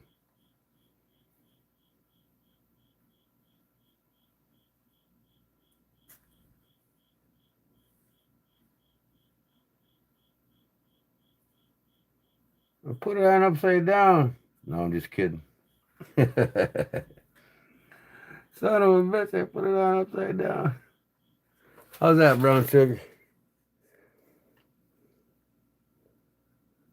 Got the bandana on there.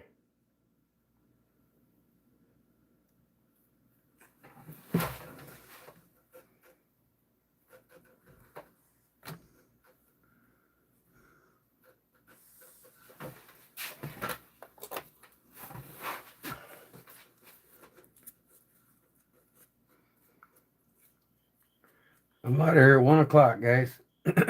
That's it for me.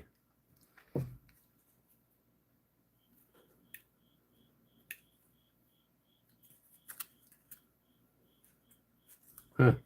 I didn't have to cut that. That was the end of that one.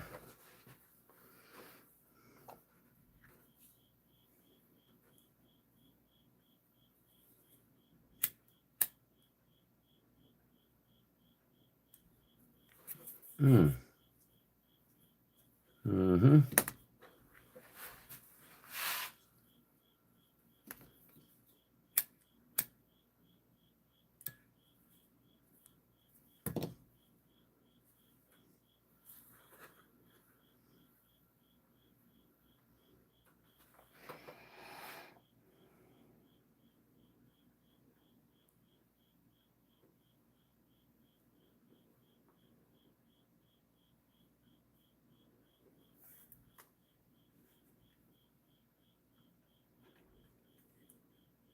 Boy, I tell you what, I spoil my subscribers.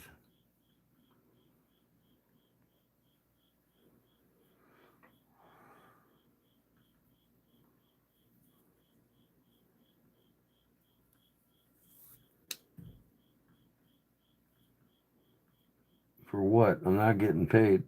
Doesn't that suck, guys?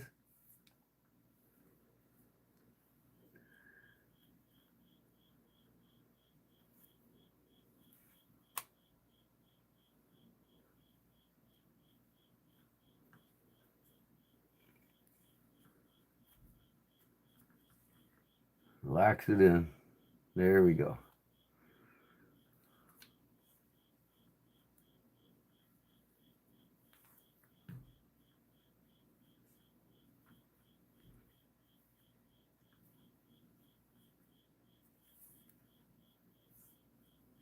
Charlie Cook still up?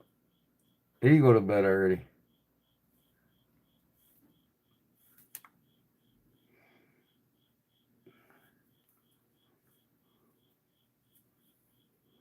Charlie's got quite the collection from you, don't he? So do you, brown sugar. But it's what I love to do. Make things and give it away. Can't keep it all myself.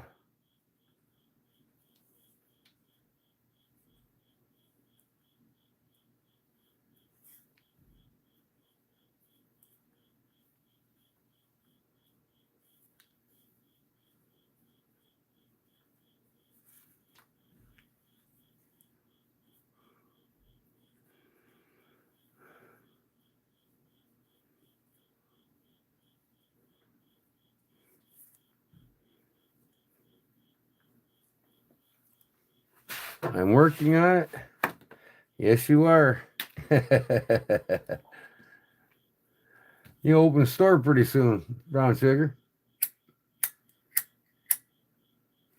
I can't imagine what you got from the other channels. I bet you get a lot of gifts too, don't you? Because you're you. That's why.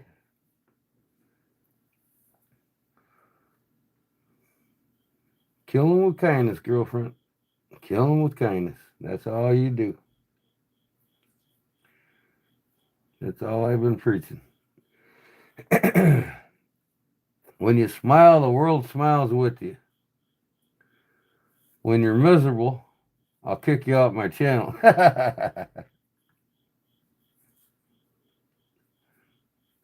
Ain't that the truth, huh? We all know several people like that. But I told them several times,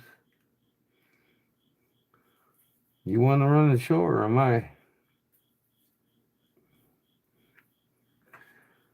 Okay, I think a few more.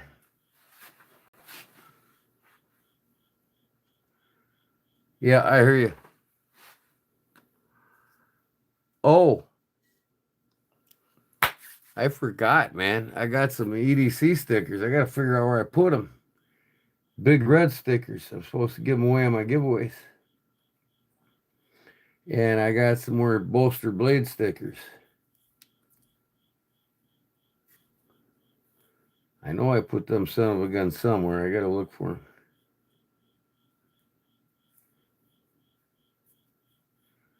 I'll do a couple more. That'll be it. And then I'll tie that decorative knot on the end. Uno más. Uno más, señorita. Uno más. Okay, no más. No más. All done. Muy bien. Muy bueno.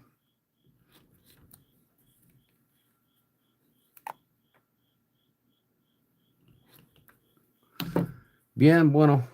Masculine and feminine. Depends on who you're talking to. Muy bueno to a man. Muy bien to a woman.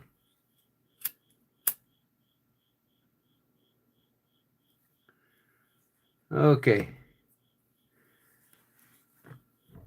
That's that. Now, see if I can remember this son of a gun. Oh, man. What the hell was I doing? Looking at key fobs, wasn't I? All right, I'm going to go with this. And I believe it's like this.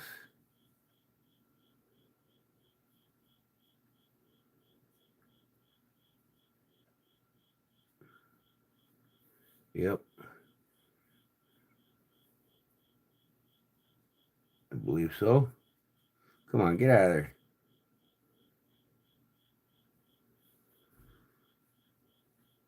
Over, under, over.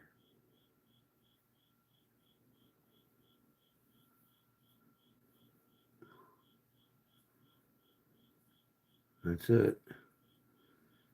That's the diamond I'm looking for. Now, I guess it don't matter on this how long it is. We'll go as short as we can.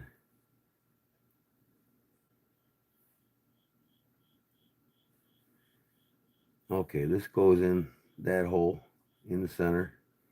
Diamond, this goes over both of these and through that center diamond.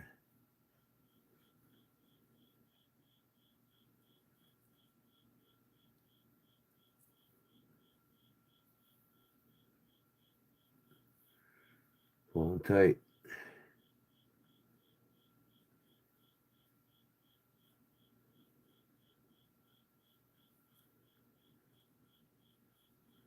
That's good enough. We'll give you a nice little decorative touch down there in the bottom with a little bit of length.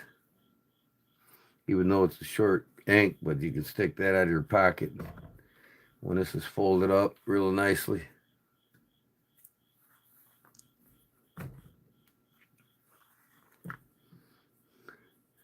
I'll just tighten that up and it's golden.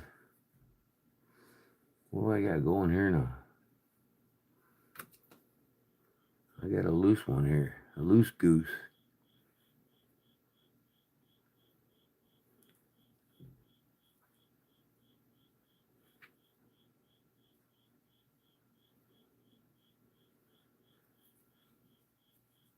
There.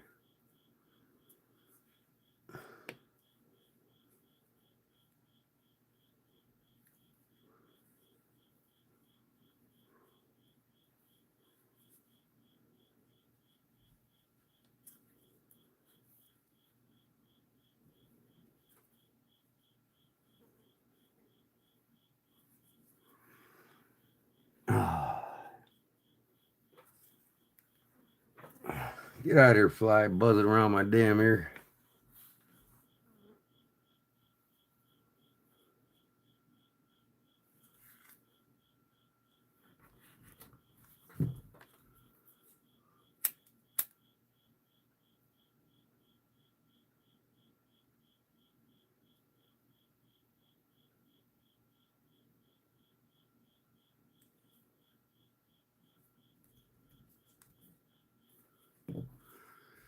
There you go, girlfriend. She's done.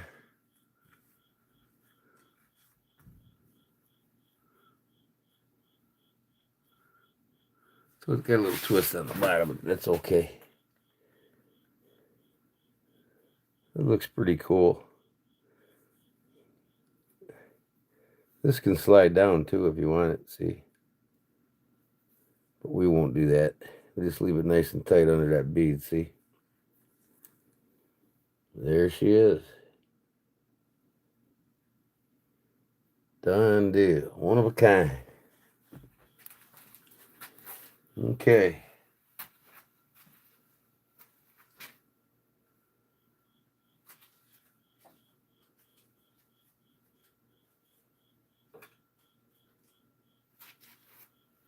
This is what I got done today.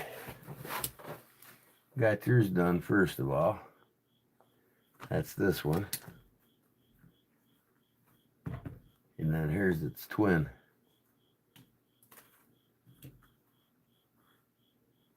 This one's got a little bit shorter of a loop. See that? That's almost the same, but I made this a lot shorter. That don't matter. Longer's better. And this one's for Charlie Cook, the big boy. Charlie Cook won the big boy. And he's got a different kind of skull.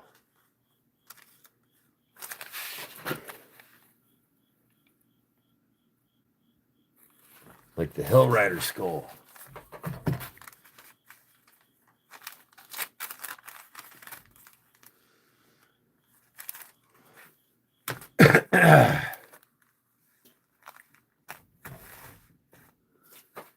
Is it intended to be a purse? No, it's an EDC hank, man. You put knives in it. This don't have a pocket. These do. You put 2 knives in them. And on the other side's microfiber. That's for cleaning your eyeglasses and your knives and your guns. You can even put a little 38 in one of these pockets if you wanted to.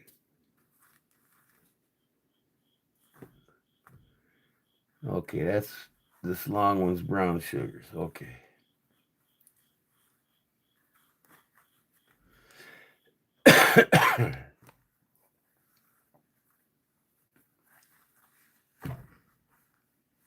All 3 going out tomorrow.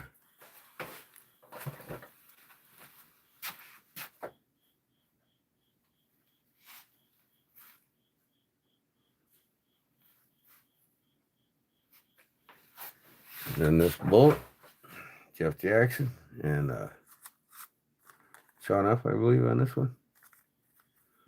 Yep. That's what I made tonight. So I made 2 EDC hanks tonight. I made one earlier for that one customer. This is my EDC hank here. Little guy.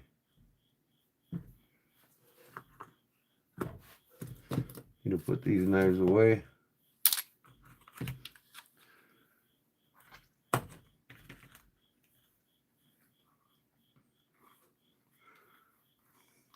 Okay, thank you. Quality work. Looks good. Thank you, Ninjas. Appreciate it. I'll put these back on the going out table.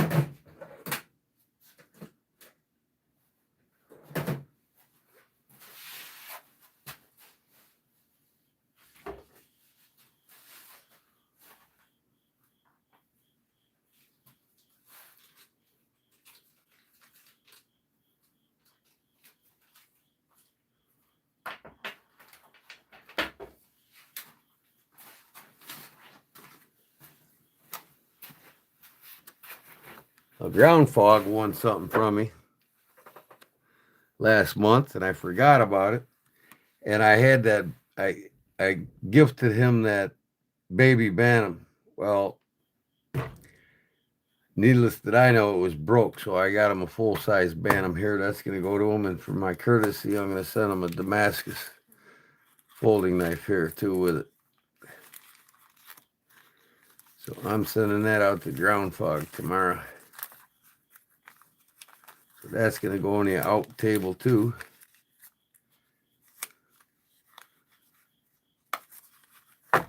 Just out of my heart, he's going to get a Damascus folding lockback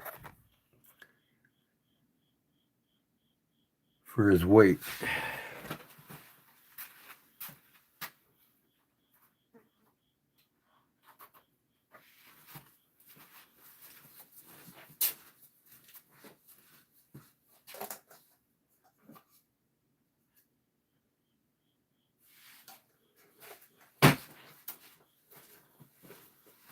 This one's going out tomorrow to baptism. I forgot about it too. I found it.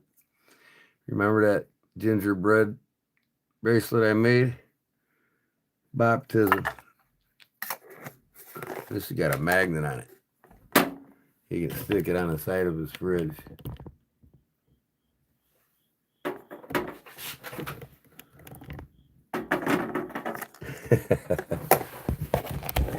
Okay. So I got them going out. I got like 7 things going out tomorrow. And I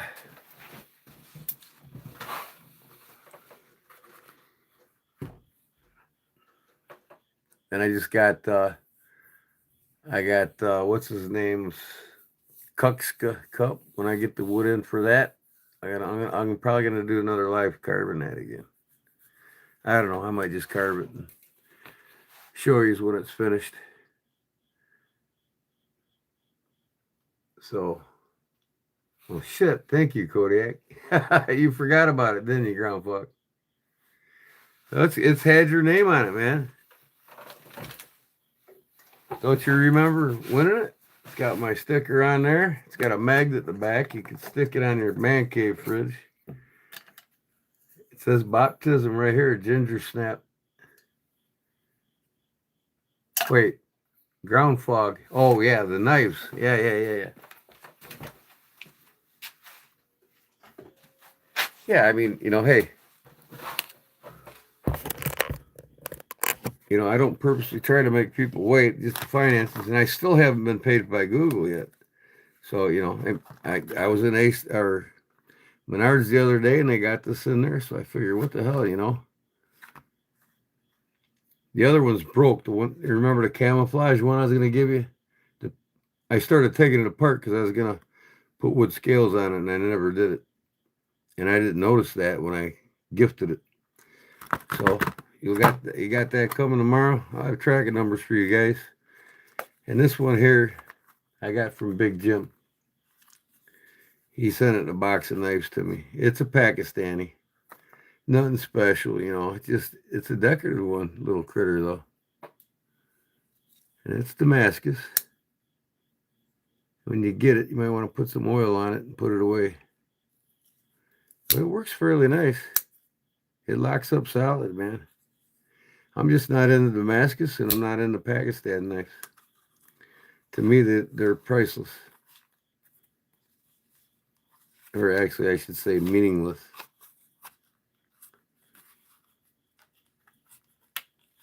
So I got to give it away to somebody. So it might as well be my long-time subscribers. So that'll go out tomorrow, and I'll have track numbers for all you guys.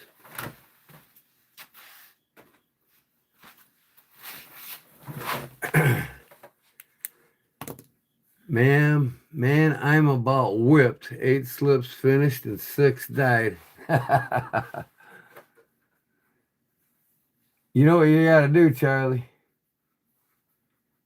2 velvet trays died, huh? You doing the trays? I got to see them, brother. You know that. Did you make a jig, or are you wet molding them by hand?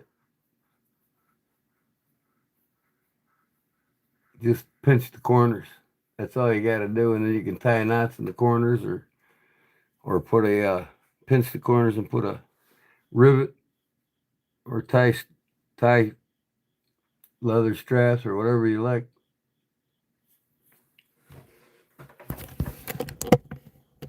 But you know what you got to do, Charlie? If you want to take it to the next level, save up and get yourself a clicker. Or you go to Harbor Freight and buy yourself one of them 20-ton presses that they use. They got them and they're cheap, dude. I'm telling you, you can make a clicker out of one of them 20-ton presses that they got for like pushing rings out of car parts and stuff. You know what I'm talking about? And you can make a clicker press with that. They actually show videos on YouTube on how to make a clicker press with a 20-ton press. It comes with the frame, the metal frame, and you can use that too for stamping your leather. You know, just crank her down, man. But and then you can order. You can send in your patterns to a company. They can cut you click dies where it cuts your slip out all in one shot. Just crank, crank, crank, crank, crank, and it cuts it. The whole slip, the whole shape, with the eyes in it and everything. You can have a clicker press if you know what I'm talking about. They show it on Weaver Leathercraft on YouTube. Type in using a clicker press. They're not cheap. I think they range between $1,700 for the cheapest up to $3,700, depending on what size you're getting. But man, when you make a lot of slips, you can even get the big die for the trays. Click, cut it right out. Yes, I've got the 2-ton, and I'm going to modify it for leather. There you go. A press brake. Yeah, well, you know, I mean, when you use it, the 20-ton will go through anything. If you got 3/4, 2 pieces, 3/4 leather, just. I got something homemade. I put my vise. It's made out of all thread with an I-beam above and an I-beam below, and I got a 20-ton pressed jack in it, and I got a plate I put on it, and I just put my brass stamps on it for my leather. Put the leather on there and put the stamp where I want it. Click, click, click, click, click, click, click. And then I just release the pressure and pull down on it. And it gives, I know, I got a feel for the pressure, how much I need.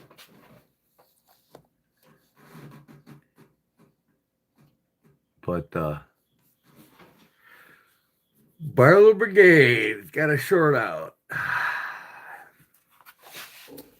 didn't see that one. I seen his video today. I got to get the man to ramble on a little less in his long ass videos. I keep telling him, you gotta saying less is more. Get to the punch. You lose people when you talk for 20 minutes before your show.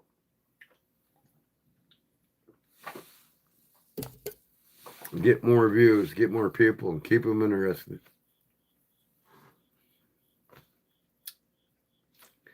But I love Jim. He knows that. But man, he's starting to make some really good quality videos, man. He's starting to get the hang of that cap cut. And he's doing really well with it. If you all got a YouTube channel, you got to get cat cut because it's user friendly. And there's all kinds of templates that they make that you can pick through and use. Just put your pictures in it and it just does all these fancy effects. Soon they'll have an AI one. Well, they have AI through CapCut. I mean, you can transform all your videos into AI through CapCut if you know what you're doing. But I'm telling you, if you want to be a content creator and you want to get serious and make money at it, that's if you get paid.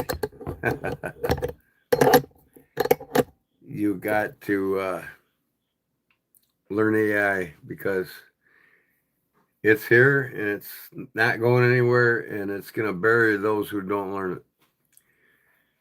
The people with AI content are going to be put up on top of the algorithm, while the people that don't do AI are going to be lost in the algorithm. And that's a fact because I've already studied it, and I know what's going to happen with YouTube before it happens. So if you got any questions about the future of YouTube, go ahead and ask me. And I'll tell you, if you're a content creator, you better get with it with AI. There's more of a learning curve to it than using video editing through CapCut. And CapCut offers it. But there's AI apps that you want to get, and if you type into YouTube the AI how to take my YouTube channel to the next level of AI, there will be all kinds of videos pop up. There's some great instructors that show you how to do it, and the great apps for doing it. So, the good thing about AI is these apps have pre-selected stars or pre-selected actors. You just type in your dialogue what you want to say in your video, and AI does these actors do all the speaking of whatever you're writing. You know, they'll say anything that you're writing. They'll you can get the sexy models, you can advertise your knives through it's crazy what AI does. All right, who's going to bed? Barbara Howell? Oh, Grizzly Bear, leather crafting. Hey, Grizzly Bear. I just wanted to say, hey, I got to get some sleep. Got to get up early. Y'all have a good night. You too, Grizzly Bear, man. Thanks for coming in, bro.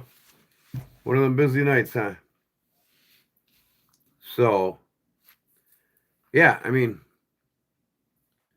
AI's here, man. And if you don't get with it, get in there where you fit in there, you're going to, in the next year or so, you're going to start all your hard work as being just a video content creator without doing AI. All my hard work, it's going to get buried in the algorithm with all the AI guys are going to be pushed up on top of me. Because one, the AI is more interesting. It's more visual content. It's more professional, done through an AI system. Stuff that would take you and I a week to do one video. I mean, AI is doing it for you. And you can put out longs and shorts.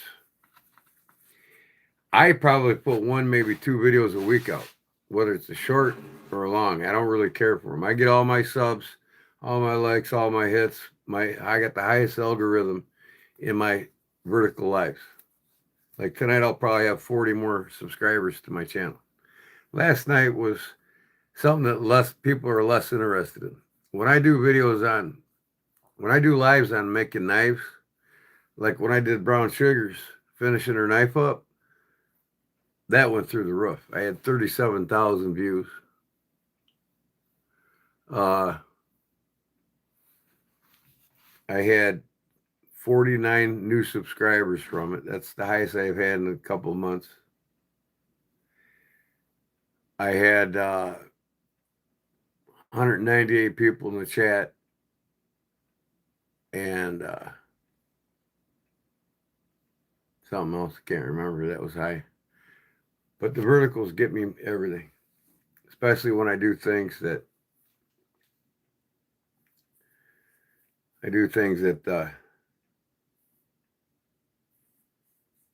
are more interesting to people in the knife community. So I should start making knives live. That'll get probably 50, 60 subscribers every time I do that. All right. So that said, it's getting late and I probably should get off of here. I want to get an early start tomorrow so I can get all this stuff to the mailbox. I got a printer free from my mail lady. That was sweet of her. I got a professional one for my digital photography upstairs. But man, the ink for it's so expensive. They're big cartridges. It's 11 by 17 printer. And it does digital photography. I did my digital photography with it.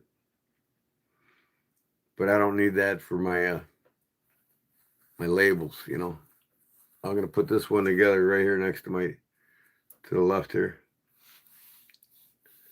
And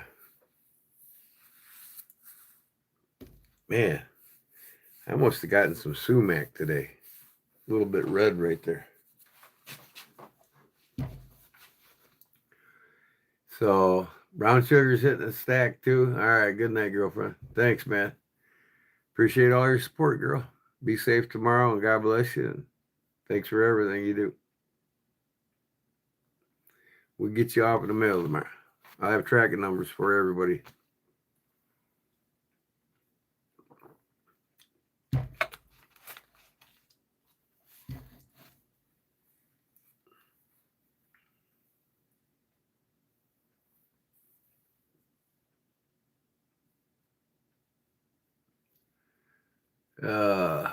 Good night. Is Barbara Howell? She saying good night? Yep. Good night, Barbara.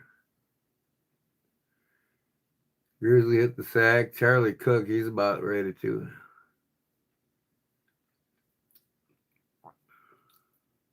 Oh, you're saying night to brown sugar? Okay. Yeah, so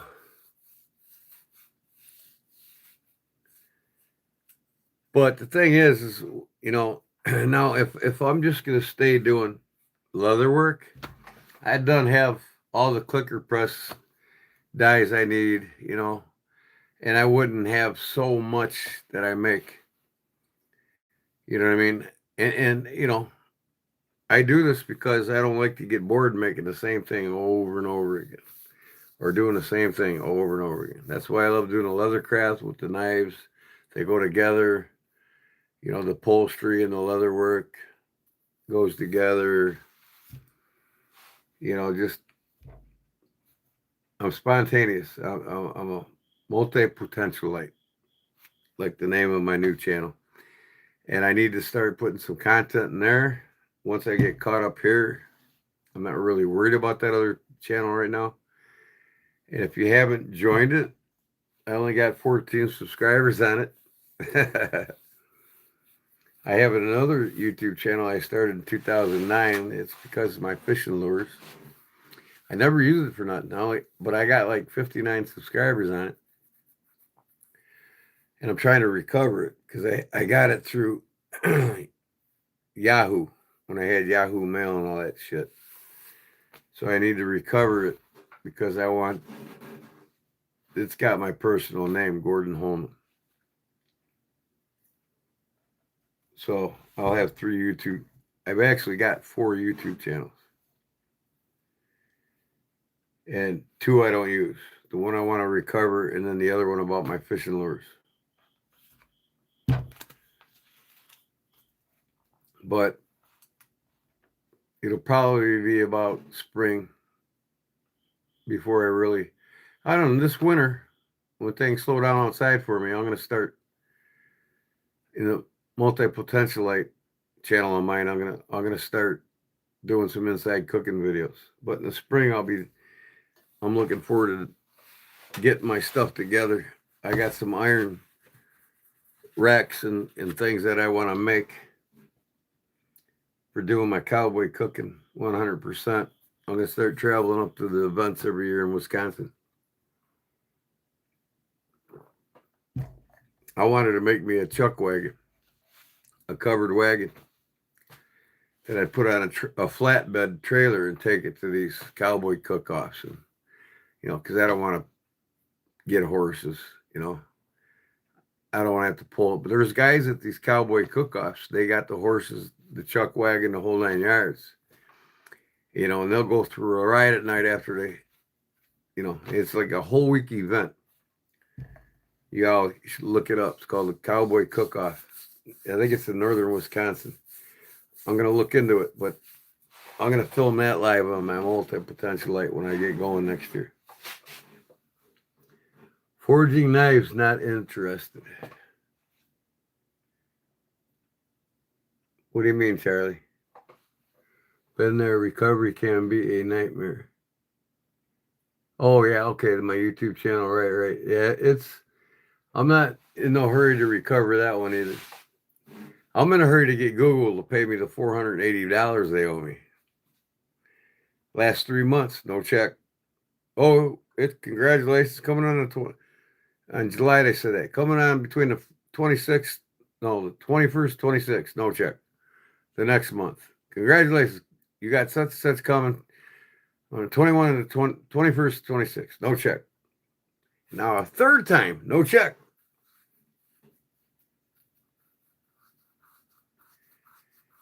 It's not interesting you forging knives. Yeah, it's banging steel, I love doing it, but with my carpal tunnel, I kind of flaunt from it. I'd rather buy blank steel and just cut it and shape it.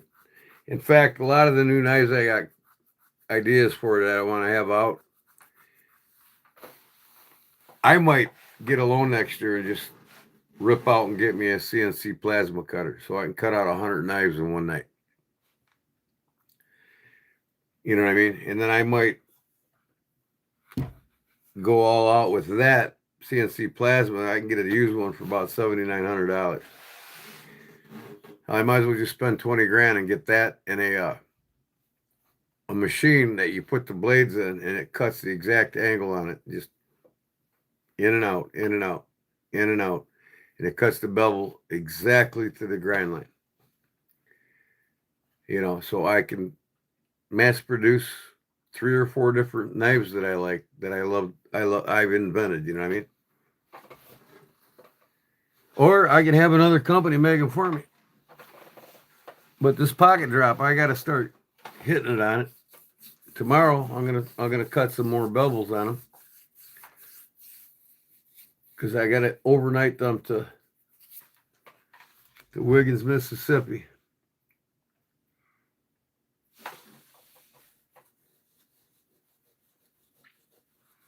I was just thinking for more people to watch. Yeah, exactly, Charlie. Like, they like to see how knives are put together more than seeing somebody pound on an anvil. You know what I mean? They're not interested in that, really. There's only a select few that want to learn that. Majority of the people, like even Dan, he goes vertically live all the time. Dan, he wants to start making knives while he's live. And, of course, he's got to learn it all. And that's what he's doing now. He learns it before he goes live, and then he shows what he's learned. That's a good way of doing it. But, and that's the best way to get more subs and more people drawn in, because everybody wants to learn how to make knives, and they want, to learn all the different things. Instagram's throwing me some people that I want to possibly follow on.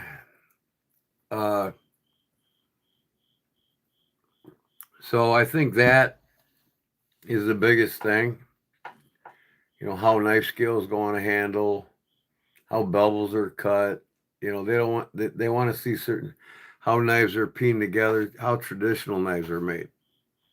I need to do a lot of live videos doing traditional knives. And I've got 3 or 4 over there that I started for myself, and I never finished them. So I'll probably save them, each one of them, for a live. You guys can watch me finish them up. But first, I got to do a live finishing up that tray that I started hand carving that's sitting over there with that white-tailed deer on it. And yesterday was opening day for deer season here in Illinois. So I got to go get my deer permit and my hunting license I haven't gotten yet. And I'm going to get my waterfowl stamps because I'm a big waterfowl hunter. And my turkey stamps. Never know, gobblers, them roosters come walking right through the backyard. I'm pop a couple off my patio deck.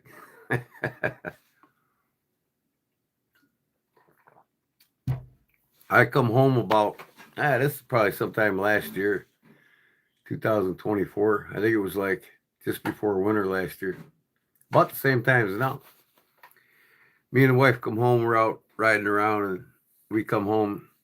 I come walking up the sidewalk here on the side and under my porch. As soon as I got under my porch, man, I mean, a pheasant in flight will scare the shit out of you if you almost up on it. But turkeys? Tell them, Charlie. Scared the shit out of me. I mean, I jump, man. They're so loud when they take the flight. And they're just like between my house and my fire pit. That's how close they were. And I peeked around the corner and I seen a couple of them out of the 8 or so. Man, it's something to see. People say such a big bird, they can fly. Oh, yeah, they can fly. They roost in trees at night. That's how they stay away from the coyotes and all the predators. They literally sleep standing up in the tree.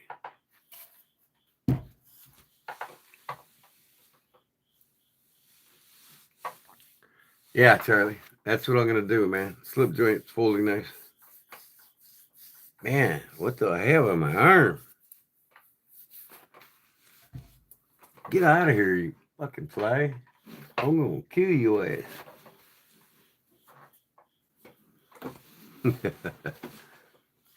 It's my new hat. I got it all sweaty, man. It was full of sweat. But you know what? This material ain't taking sweat stains. You think there'd be sweat stains all over this? Nope. I like this hat. I got a Wildcat one too. Where the hell did it go? Probably on the floor. Yeah. Guy was selling these in the parking lot at the game the other day. My hometown team. It's got the purple and white. Purple and white. Paul. I made this a punk ass hat. You know, this is what I wear when I go to Chicago, you know what I mean? Gotta fit it, get in there where you fit in there, you know what I mean?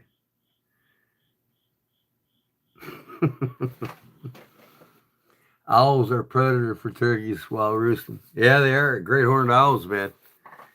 Oh, you'll hear them sometimes in the trees, Charlie. I've got 2 great horned owls right here in my backyard. I gotta watch my weenie dogs. But I think they're a little bit too heavy for the owl because they're pushing 40 pounds. They got pit bull front muscles and pit bull face. My male would rip one of them fucking owls apart.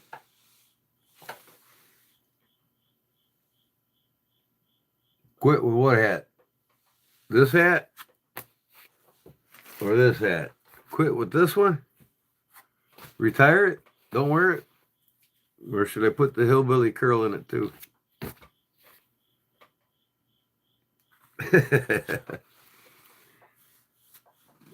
Yeah, no, I put the hillbilly curl in it. I just did it to mess with you guys. You know, I'm not a hoodlum from Chicago. I didn't grow up in the Bronx.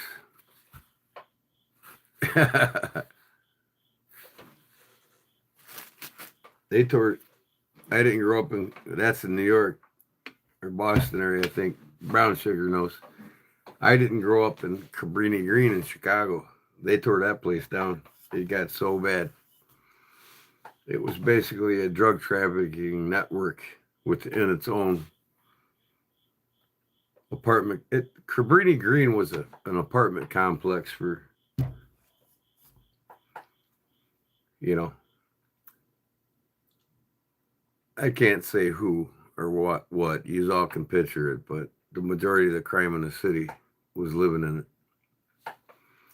So they just basically tore Cabrini Green completely down. I mean, it made Chicago at the time the #1 crime place in the country. Now we're like #3.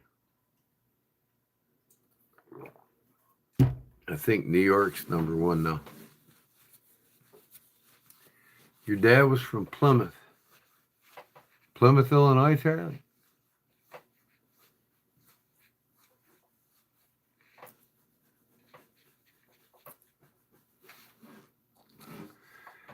Oh, shoot.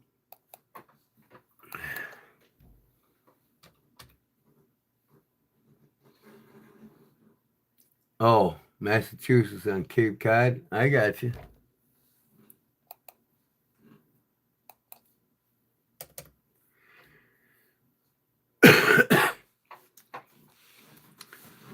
Been through Massachusetts. I never been to Maryland though. Or no, wait. I was through Maryland, Massachusetts, Maine. I one of 2 states I have not been in yet. I've been in 48 states in this country. 3/4 of them, maybe a little over half of them more than twice. Twice or more. A third of the states in this country I've been into several times. I do a lot of traveling, man. East, west, south, east, west, south. You know, I've dated girls on the West Coast, dated girls on the East Coast. But my military days all over the East Coast and the Southern Coast. A lot of driving on the West Coast, dating girls. When I was a single man, that was. So Massachusetts and Cape Cod. Now, that's cool. I always wanted to get up there. It's still on my bucket list to get up there and see that because I've never seen Cape Cod. But I've been through Massachusetts when I was in the military. What else was I saying? I don't know.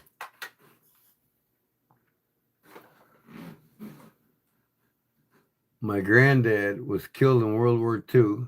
He was in the Navy ship, was sunk, USS Quincy. Wow.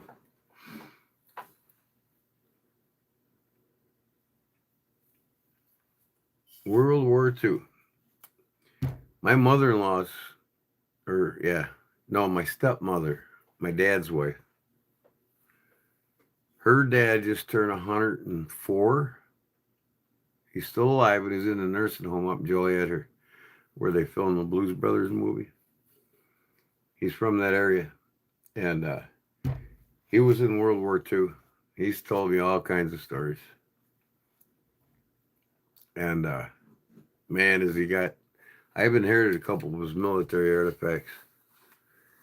And he's got some stories, man. I told my stepmother I love to interview him, live for my YouTube channel. Talk about the knives he used in the war and stuff like that.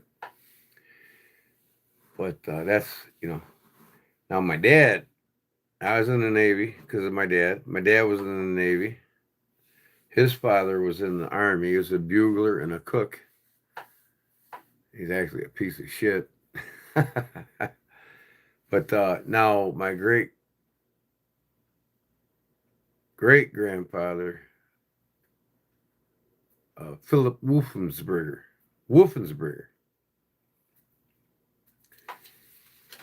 He was a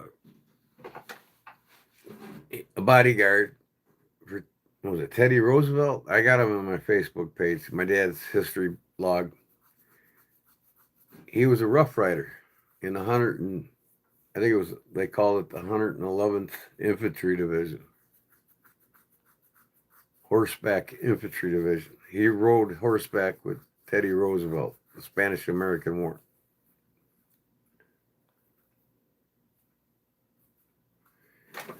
Your uncle lives in Joliet?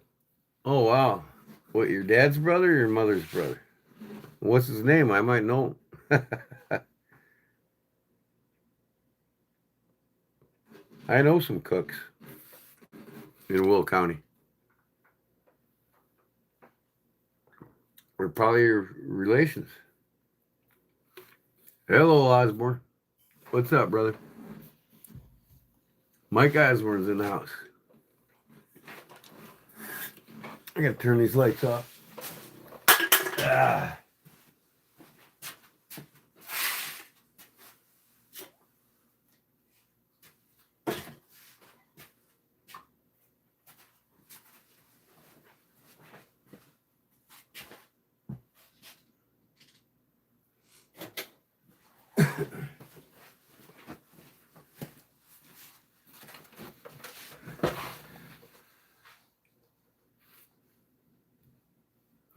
Who's your uncle, Charlie? I might know him. Has he got the last name? Is yours Cook? Because I know some cooks in Will County and Joliet. They lived there a long time. Ask them if they know me. Gordon Holman, Booger Ben's kid. A lot of them know my construction family side. I go to the bathroom. Be right back.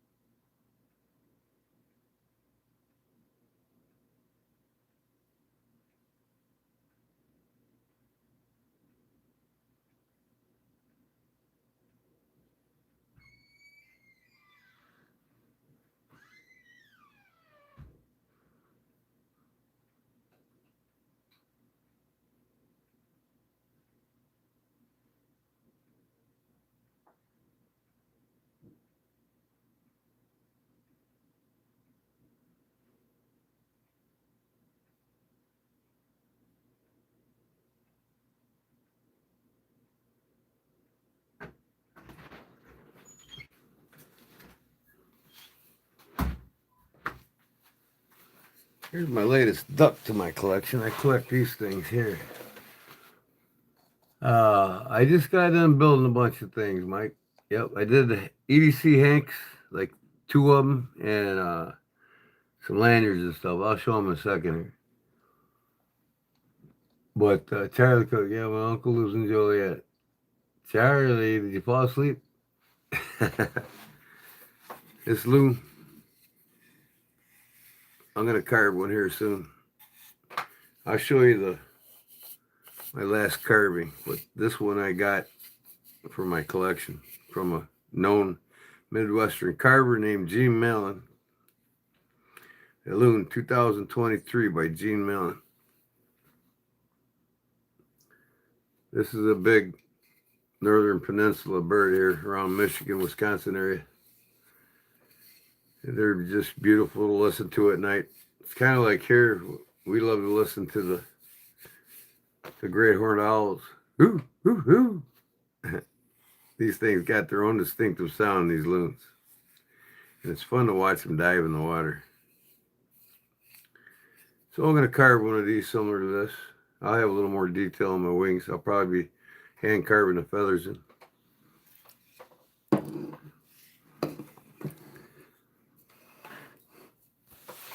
I'll probably be doing a video on that on my multi-potentialite page. Where'd Charlie go, man? He just got quiet all of a sudden. He says, my uncle lives in Joliet. He hasn't said a word since. There he is. His name's James Arnold Smith. He's a retired electrician and fished bass and pro side. Really? He also used to race outboards for Mercury. Well, I'll be damned. I bet you Claude Williams knows him really well. James Arnold Smith. Man, why do I know that name? He probably retired as an electrician at the same time my dad is as a carpenter. 2000. Did he work for a corporation or did he work out of the hall? Because my dad knows all the guys that worked out of the hall in electrical unions.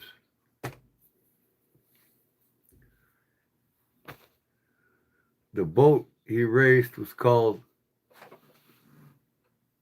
Cotton Picker or Colton Picker?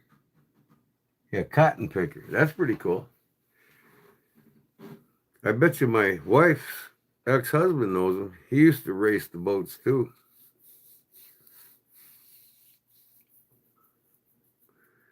In fact, when my wife was married to him, she knew a lot of them guys. So next time Miss Kim Holman is in the chat, Charlie, ask her if she knew the professional racer, you know, James Arnold Smith. She probably does. Yeah, Cotton. That's what I figured. I've heard that name too, Cotton Picker. Man, it's a small world. So you know the Blues Brothers, the story about the Blues Brothers in Elwood and Joliet here, right? And the Collins Street prison. By the way, Haunted House is coming up. Collins Street prison, where the Blues Brothers movie was filmed. And I told you all I'd go there and go live. So I'm going to go to the Haunted House walkthrough at the Joliet Collins Street prison where the Blues Brothers was filmed. Inside, they have it inside, and you'll get to see the whole inside of the prison again with me.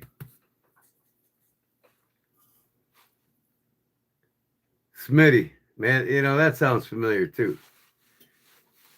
You know, because I started working out of the hall in 85, and then I took a break and went in the Navy for 3.5 years. I got an early out because of after the war. I had less than 6 months to get out. So they have what's called an early out if you want to get out early. If you're not going to resign, and I didn't resign.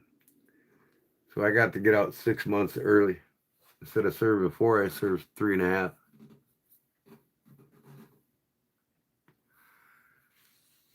Don't get scared and poo yourself. No, I'm not going to do that, brother. Now, if you would have went through what I went through in the Red Sea and in the military, you would shit your pants. Now, you think a haunted house is going to make me shit my pants? No. Not even close, man. You might be thinking of some yuppie from Chicago. Saw them Blues Brothers, 71, Skokie, Illinois. Ain't nothing like them. God bless, brother. Sent from my 2001 Chevy Suburban. Yeah, I hear you. I met them both several times.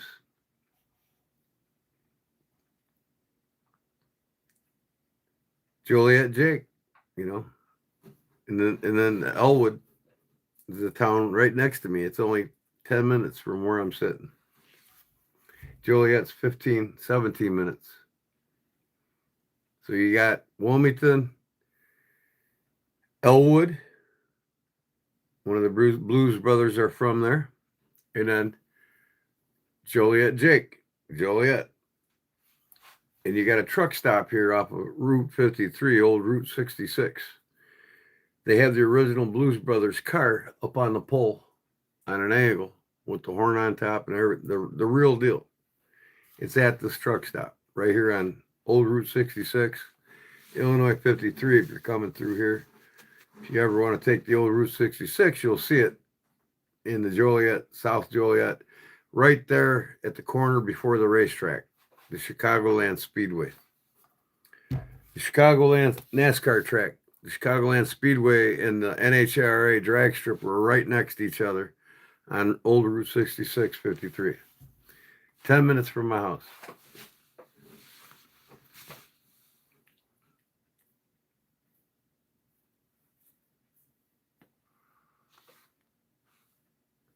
Hey, that's about the same thing, Charlie.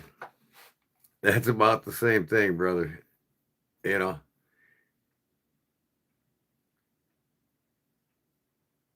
know, knowing your chances of survival getting out of there. Yeah, I mean, God bless the firemen and our troops, you know.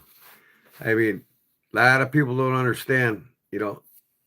My best friends are fire chiefs in town here.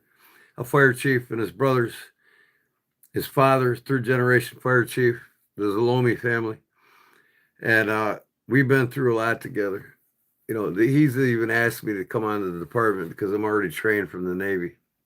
I was the #1 nozzleman in the Navy. And being down in them dark ships, man, lights out, crawling on your hands and knees, donning about 90 pounds of gear on you, full masks. I mean, oh my God. Fire drills every week. I know exactly what you went through and what you have to go through. And people just don't realize it. And you're worrying, Charlie, hey, am I going to make it out of here alive? Am I going to see my family? But this is what I do, you know. Serving on the fire department, serving in the police department, knowing any day you can get shot and killed or blown up in an explosion or a backdraft from a fire.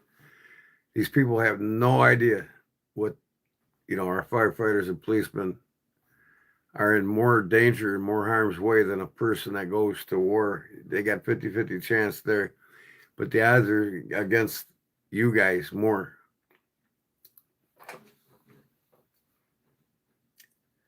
In 58, let me see, my dad got out probably around then.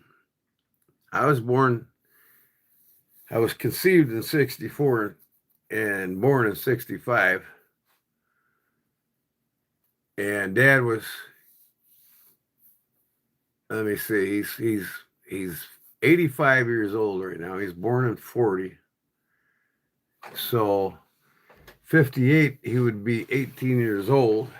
So 58, he probably got out in 63, 64, somewhere around there. 62 or 63, my dad got out of the Navy. He was a CBA, he's a BU in the Builders Battalion, the BUs in the Seabees division. I didn't go into Seabees. I wanted to be a SEAL, couldn't make the SEAL, so I didn't strike over, and I became a boatswain's mate and learn how to drive the boats so I could do the next best thing, which would be run the PT boats and the stabs missions. And that's what I did. But I couldn't make it into the SEALs. I smoked too much. Go figure. 64. Yeah, that was the year before I was born. 64, yep. My dad got into the Carpenters Union in 64. So I'd say 63 or early 64, he got out of the Navy as a BU, a builder in the Navy SEAL, or in the Seabees in the Navy. They had different battalions. They had the draftsmen and the BUs, the DAs, the BUs, the combat engineers. You know, they had all kinds of different Seabees divisions. And he just missed Korea, I think, and wasn't in Vietnam. He was too old for that. He got out before Vietnam hit. Well, 63, end of 63, early 64. I think what Vietnam start, the conflict started about 68, and then 69 it was full blown till about 71. Aircraft carrier, that was my last command, USS John F. Kennedy. Was he on the Kennedy, Charlie? Because I decommissioned it right after the war. And I was on my frigate. That was my last command on USS Thomas C. Hart FF-1092. It was a frigate, anti-sub frigate with the helo on it, the 8-inch gun on it, and it had the torpedo chutes on the sides. And then my very last command after that, I was like a year or so on the Thomas C. Hart, year and a half, was to decommission the John F. Kennedy. We drove it into the dry dock, and I lived on that for the last 6 months before I got out. So I never got a chance to be out on an aircraft carrier, but I could have went on an aircraft carrier just on a med cruise. You know, flown in and flown out. But I wasn't interested then. I took a lot of the Huey rides, or helos they call them on our ship. Hueys were the Army's term for the choppers. Helos were the Navy's term. We had a helo pad and took a lot of rides in our helo. I got the pictures of my Facebook page.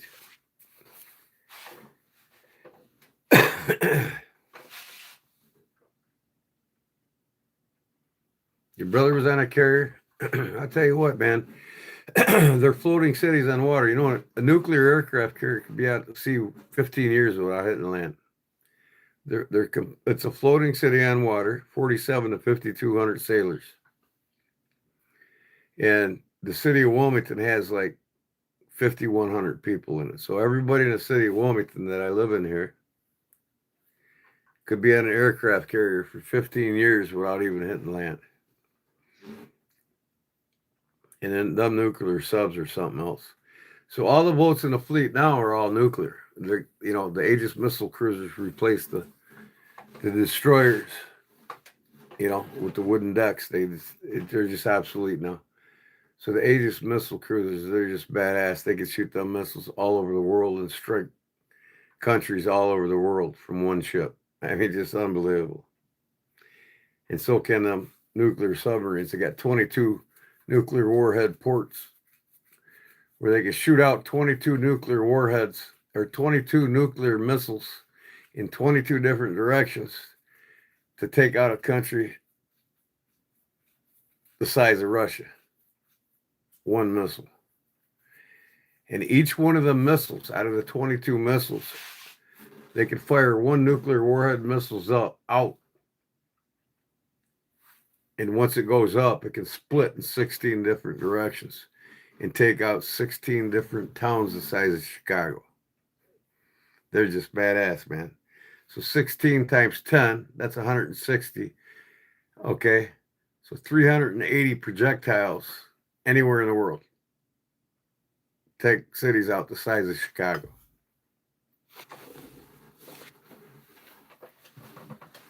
And on an aircraft carrier, you know, I was a millwright carpenter, so I did a lot of millwrighting where I, you know, took General Electric motors apart, realigned them, reset them, you know, took worm gears out of coal crushers and reset them, and you know, everything's perfect alignment. And them things like travel 6 to 10 feet. You got to have perfect alignment. You use the laser alignments to get them perfectly in line, the worm drives with the gears.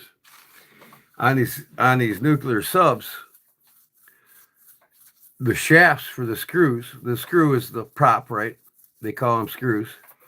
The shaft alone is like 79 feet long, and it's in like 4 sections, you know, and it's propelled by nuclear propulsion. And them things can't be one thousandth of a centimeter off. I mean, they're laser lined all the way through all 80 feet of it. Was on a sub. He said they stayed down for 6 months at a time. Man, that's crazy. Yeah, well, they don't do that anymore. You know what I mean? The only time they'll do that is wartime. But they can't. I mean, because the guys go crazy. They start getting fidgety with each other. They start, you know, everything starts kicking in, man. They're not spending no time with women, and, you know.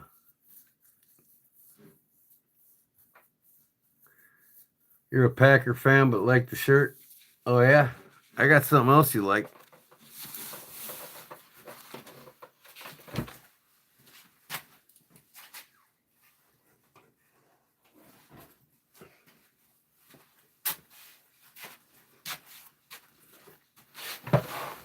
Bear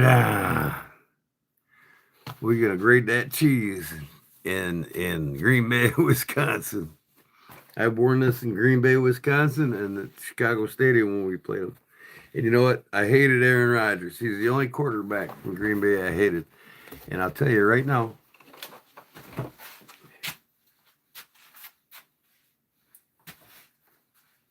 my second team was a kid since I was 7 years old. In 1972, I was 7 years old.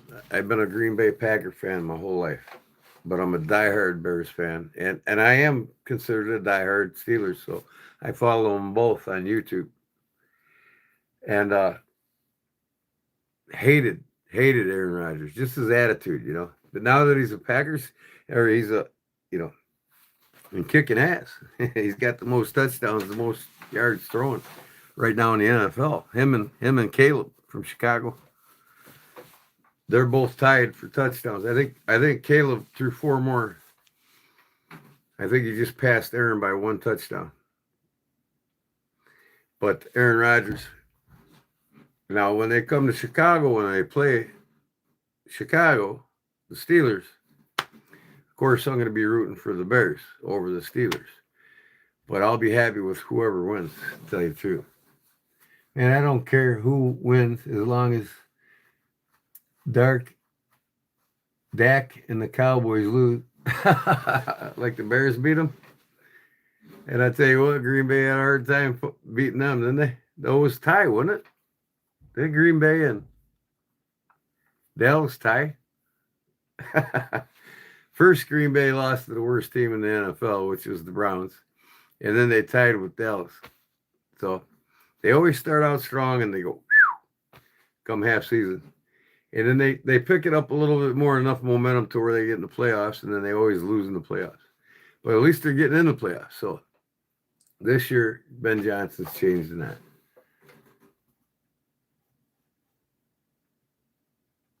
Nice to see some bros are streaming. Don't see a lot of that. Yeah. Boyd Dollar. Cousins play for Packers. Yeah, he did. He played for a lot of teams. Then he go to Minnesota too, wasn't he? Crazy. Charlie said, yes. Yeah, they're a roller coaster ride, Green Bay is. I mean, it's no better than the Bears. Now, when we just beat uh, LA, the the Raiders, uh, we won our 8,000th win, franchise win. 8,000 wins. How many teams got 8,000 wins?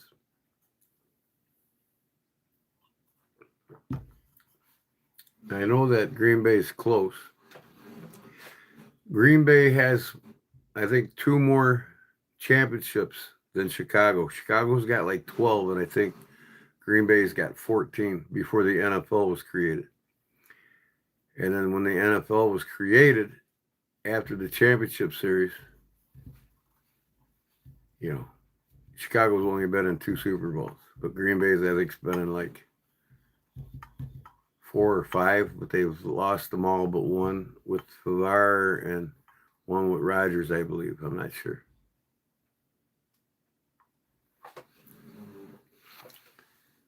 Redskins? Yeah, they're going to bring the Redskins back, man. The Washington Commanders are going back to the Redskins because the Indians are complaining. They're like, we didn't tell you to do that. Why did you change it to, because of this politically correct bullshit and all these softies out there that's being created by feminism. It's all starting to backfire now, and that's cool.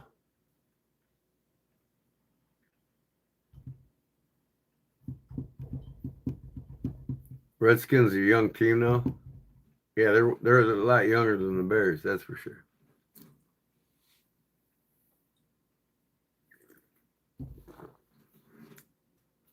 I'm running out of coffee. It's getting late. I think 2 o'clock I'm going to hit it, yo.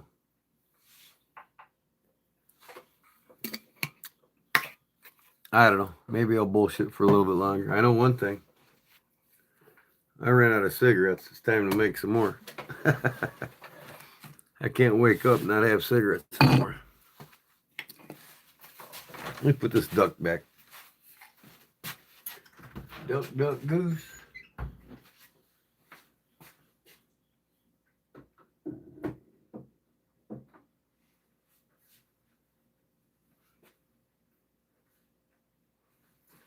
I gotta finish carving this morel for my wife. I started this about 8 years ago. Didn't do the backside. I got it all laid out and I started, but she loves the mushrooms. I got a big one down there. I carved her. I carved these on walking sticks too.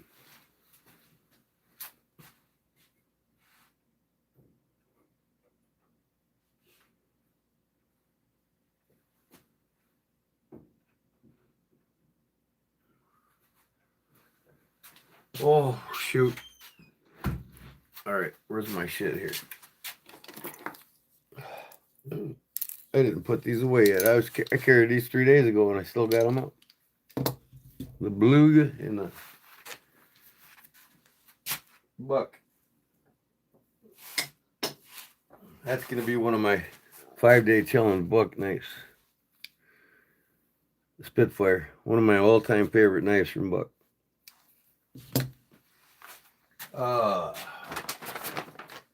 got that. I got this.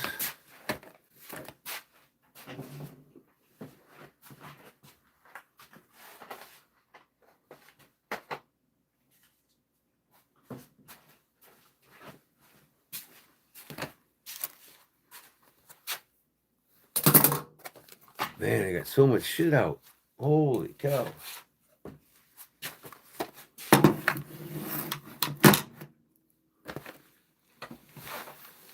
So what we got here? Young team now. Packers are a young team. Yeah, they are. I think Seattle's the youngest. Seattle team's the youngest, but the Bears are like 4th or 5th.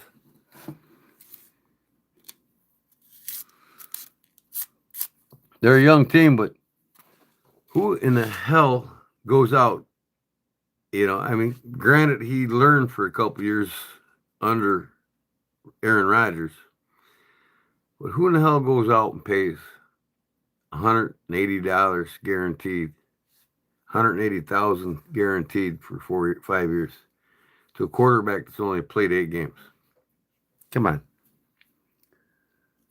They surely don't spend their money wisely. In fact, the Packers would have been gone when Hallis was around if Hallis didn't loan the money to Vince Lombardi because they were going bankrupt.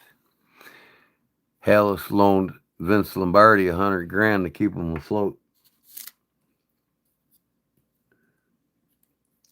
So they've never really been too wise with their money, because now look at the situation in Green Bay is in now. Yeah, hence they got a very young team, but their coaching ain't getting better.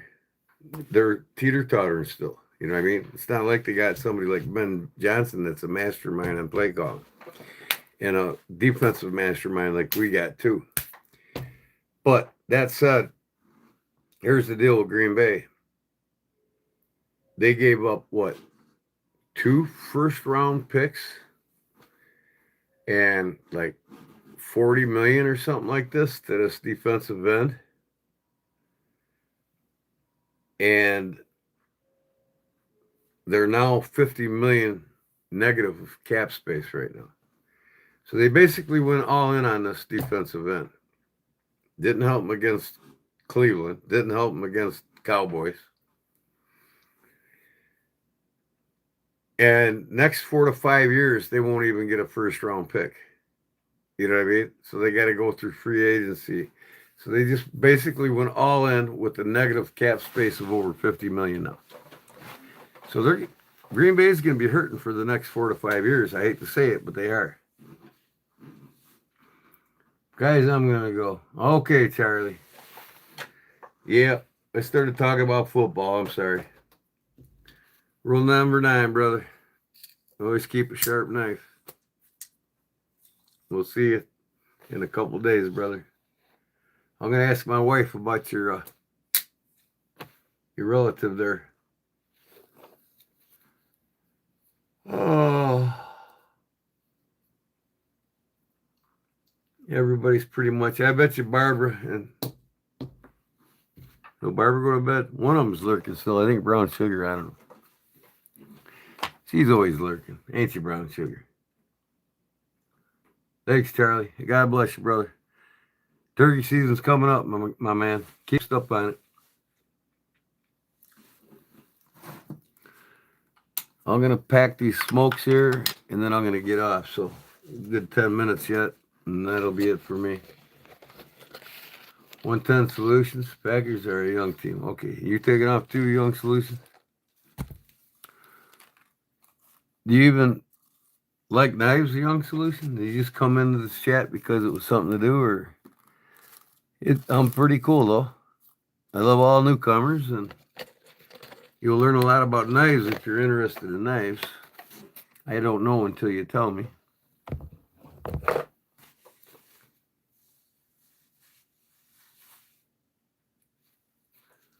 Yep, have a good one, Charlie. Thanks, bud. God bless you, brother.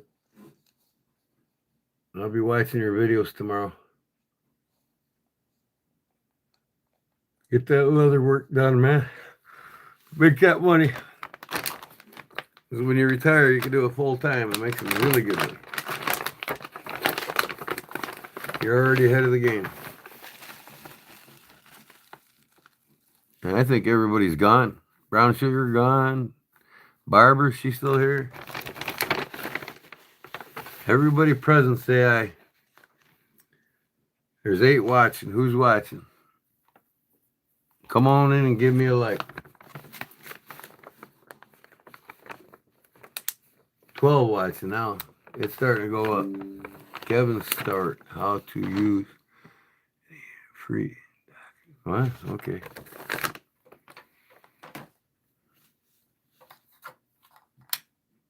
Okay, where's my plug at now? There it is.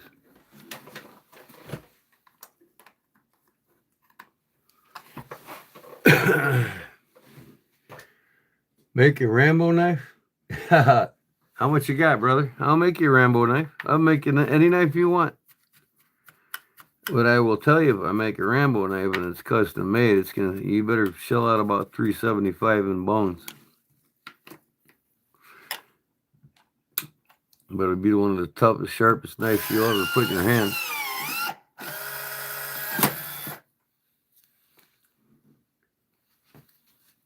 In fact, I'm going to look at a Rambo knife here real soon to purchase. I had one that I just sold, a Rambo knife. Don't have it here anymore. My brother-in-law's got it, but I traded him some sweet knives for it. Greg from Queensland, Australia. What up, mate? Should I don the Outback hat and gear now? Last time I said I'd fit right in Australia there with what I got, what I make.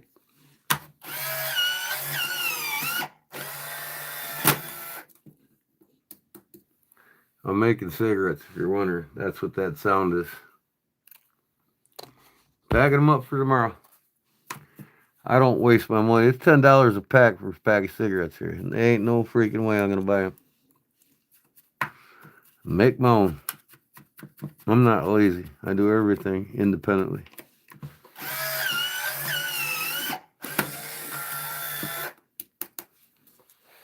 Never short of cigarettes. Never. So I asked how you felt about Haig's plan to get everyone in shape, including generals.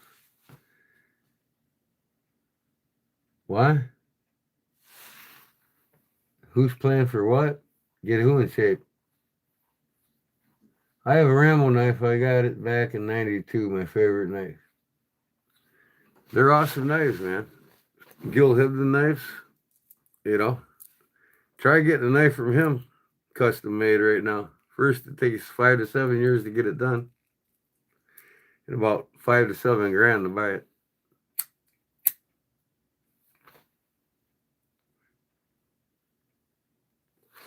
Makes them $1,500 Rambo knives on eBay worth every penny.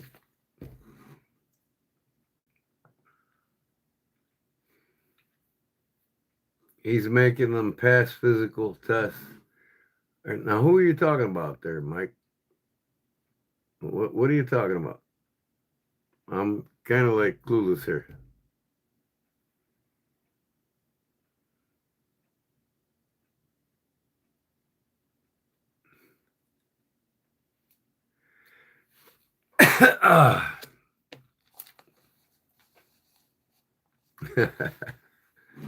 Here come the trolls, man.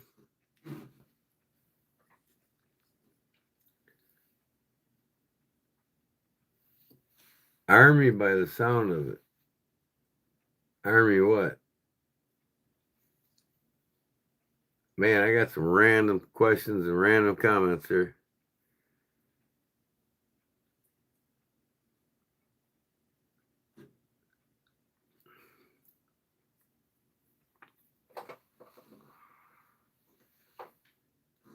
In shape. Greg in shape.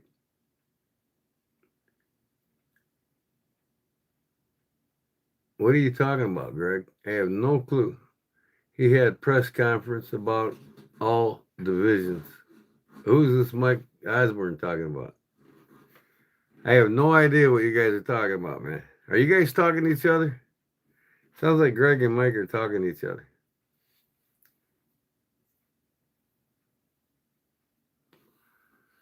You guys like follow each other around on YouTube channels, see what you can stir up or what?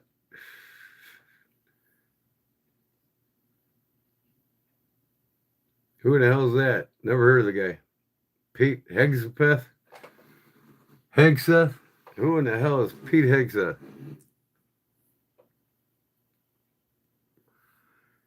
He's a popular kind of guy, ain't he?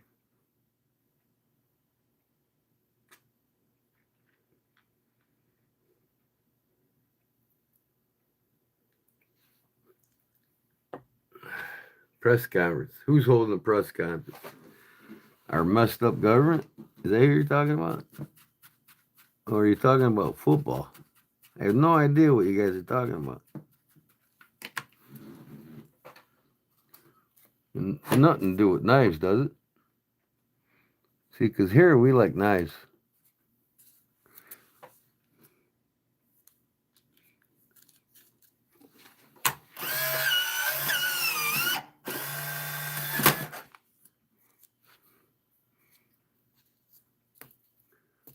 He uns military. What's uns military?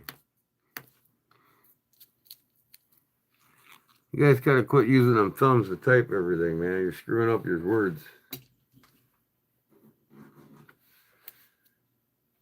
You don't pay attention to news.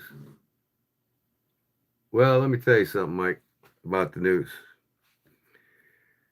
The people that watch the news, there's two kinds of people that watch the news. All right. People that are informed and people that are misinformed. Okay. So if you watch the news, you're not informed. And if you do watch the news, you're misinformed. Okay. Because the news ain't about telling you the truth about anything. Okay. Now, you hit the nail on the head coming to my page. Now that I'm at the end of my live stream, it doesn't matter to me because I'm going to get off here in about 5 minutes. But I'll tell you one thing right now. First of all, your government doesn't work for you. It hasn't for the last 4 decades. Both platforms are corrupt.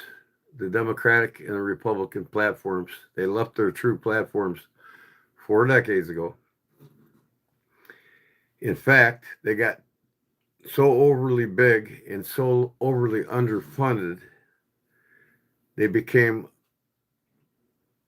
dependent upon the system that's actually keeping them going, which is the banks, okay? The banks own everything in this country, everything important, all the important land, all the important corporations, and they decide who wins and loses on Wall Street.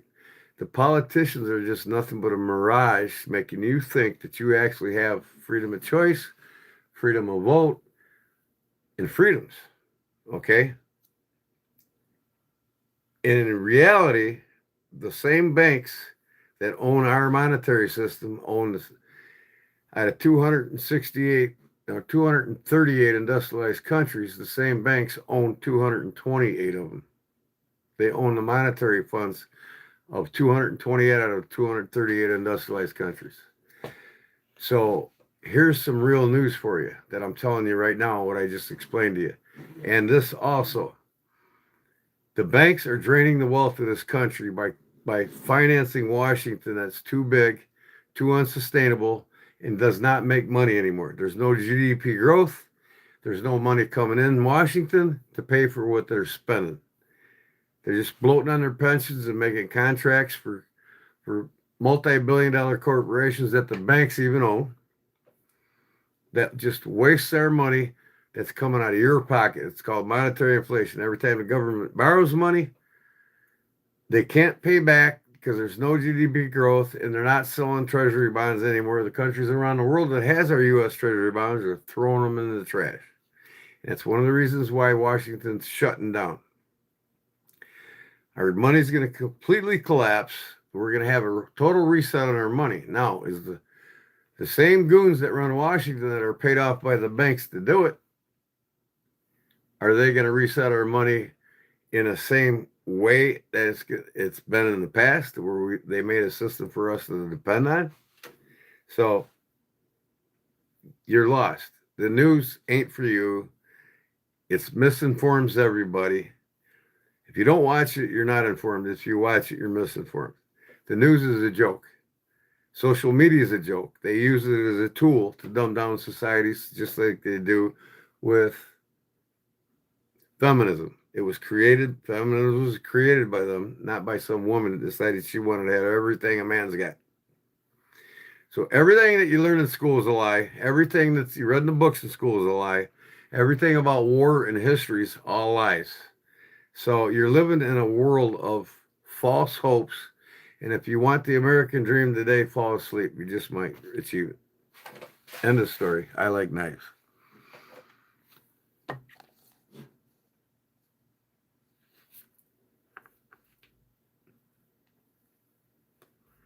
Oh, I only brought it up because we were talking Navy. Okay, we're talking Navy. Now, if I would have known when I was in the Navy what I know now about the Navy or any of the military branches, we have the biggest waste in our country is our military budget. We spend 10 times more than the top 10 industrialized countries, including Russia and China. In fact, Russia and China only spends 390 billion combined for the two of them. Who's attacking them? Nobody. We spend now 1.15 trillion. It was less than 900 billion before Trump. Now it's at 1.125 trillion. And out of that 1.125 trillion, 980 billion of it gets funneled through the Pentagon to pay for weapons contracts, private contractors, 1,750 of them to be exact, to make weapons of war. And when I was in Desert Storm, same scenario, 85% of the weapons they make don't even make it to the battlefield. And the ones that did make it to the battlefield when we did get weapons that we needed when we were in war, that's a con game by Banks, we left them there. We didn't care what country got them as long as Lockheed Martin, Boeing, and McDonnell and Douglas and all them big boys out of the 1,700 private contractors leeching over almost $1 trillion a year for private contracts to make these weapons. Our biggest waste continues to achieve it. So it's all a joke. Our military budget's a joke. It's the biggest waste in our whole fiscal budget. And you're paying for it. But they divert us thinking that the poor people that are leeching off the system without working, the immigrants that are leeching off the system that they created so they could do that, are our biggest expense. It's costing us taxpayers billions of dollars, not trillions of dollars. In fact, less than 75 billion a year is spent on the Mexican illegal immigrations and the poor people that don't want to go to work. Okay? So what's the biggest waste? 75 billion for them or 980 billion for these 1,700 private contractors are making shit for nobody.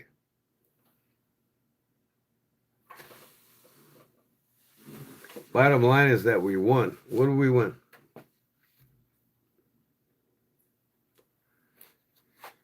No, I don't really care for the Western titanium, alloy, high-tech powder steel, gotta have this, gotta have that type of blade.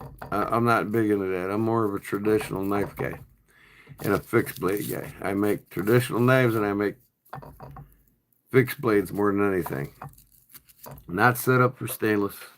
I pound knives out of raw high carbon steels, but I'll buy pre-tempered blades that I can shape in the knives in the stainless steel. But no, I'm not into all that shit everybody's got to have. The military budget funded creating the internet and so many other things we all benefit from. Oh yeah, what do we benefit from with that military budget? I think you're pretty much lost there, brother. That military budget ain't for you. It ain't for your freedoms. It's to drain your pocketbook. That's what it's about. Because I'm going to tell you something. If you don't know what it is, look it up. It's called monetary inflation. When the government borrows money that they can't pay back because we have no GDP growth, we basically live in a country of an international cesspool of business run by the banks and their corporations. We don't make anything anymore. We used to. We don't anymore. Okay, America was great at once. Now it's not. It's an international cesspool for big multi-billion-dollar businessmen and politicians that keep it all in a fiasco. So every time Washington, here's an example. Trump came in and he spent his first 4 years. He spent $9.1 trillion in 4 years. Hell, Obama spent 21, but brought it down to less than 14 trillion by the time he got out, and that was in 8 years. Trump spent the most money in 4 years than any president in the history of our country, because before Reagan, we were never more than $1 trillion in debt. We were always 900 and some billion in debt, never over $1 trillion until Reagan, until the Bushes, until Clinton leveled it out. And then here comes another Bush, another 6-7 trillion. And then the banks started failing because they're designed to fail. And they just kept leeching the wealth from the country, from this monetary inflation. The banks loaning all this money to our government. Every time the president borrows money, you pay it back. Monetary inflation. These corporations and banks don't lose. They just jack the goods of their prices to meet this inflation that they're creating, that you're paying back from your hard labor. So monetary inflation is worse than tax on your dollars, on the labor on your dollars, or tax on your labor. It's the hidden tax the Americans have no clue about. Look it up. Monetary inflation. But the government borrows money they don't have and can't pay back, but you do. So in fact, that $9 trillion that Trump spent, you're paying almost $6,000 a year more to live just from his 4 years. You're paying over $7,000 a year more to live just from Obama. You're paying, between both Bushes, another $7,000 a year more to live. See what I'm saying? Monetary inflation goes up, your money goes down. So the banks are draining the wealth of this country, and they're screwing you, and they're using the media, the press, and all this other bullshit to lie to you, to make you fight with me and your neighbor. That's the way it's designed. That's the way it is. So, again, if you don't watch the press, you're not informed. If you do watch it, you're misinformed. That simple.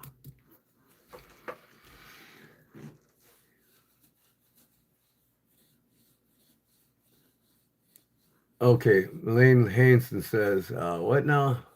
It's so we can give money to warmongering with no bid contracts. Well, what about the 1,750 private contractors that make weapons of war? Like I said, 85% of them never make it to the battlefield.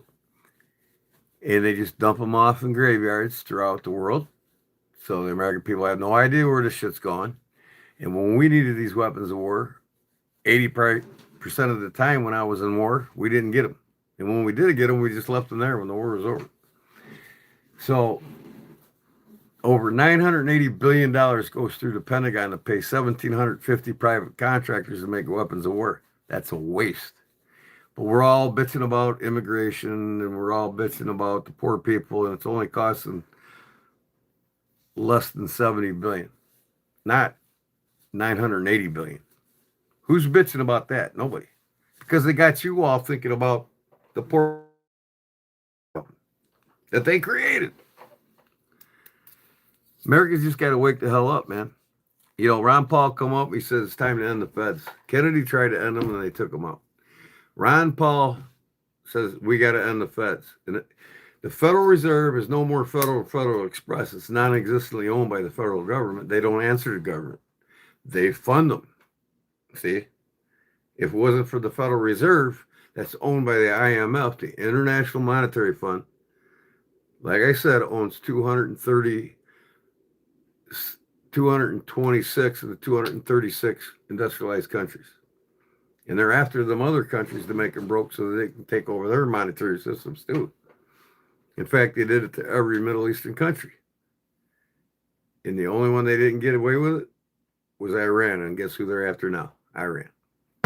So everything's a lie, my guys, my boys, my girls. Believe anything you see in the media and on social media, social networks and all that shit. They spend millions of dollars a year to lie and to con and to cheat you out of everything in social media on your phone and on these news networks. And they spend billions doing it. And you're paying for that too.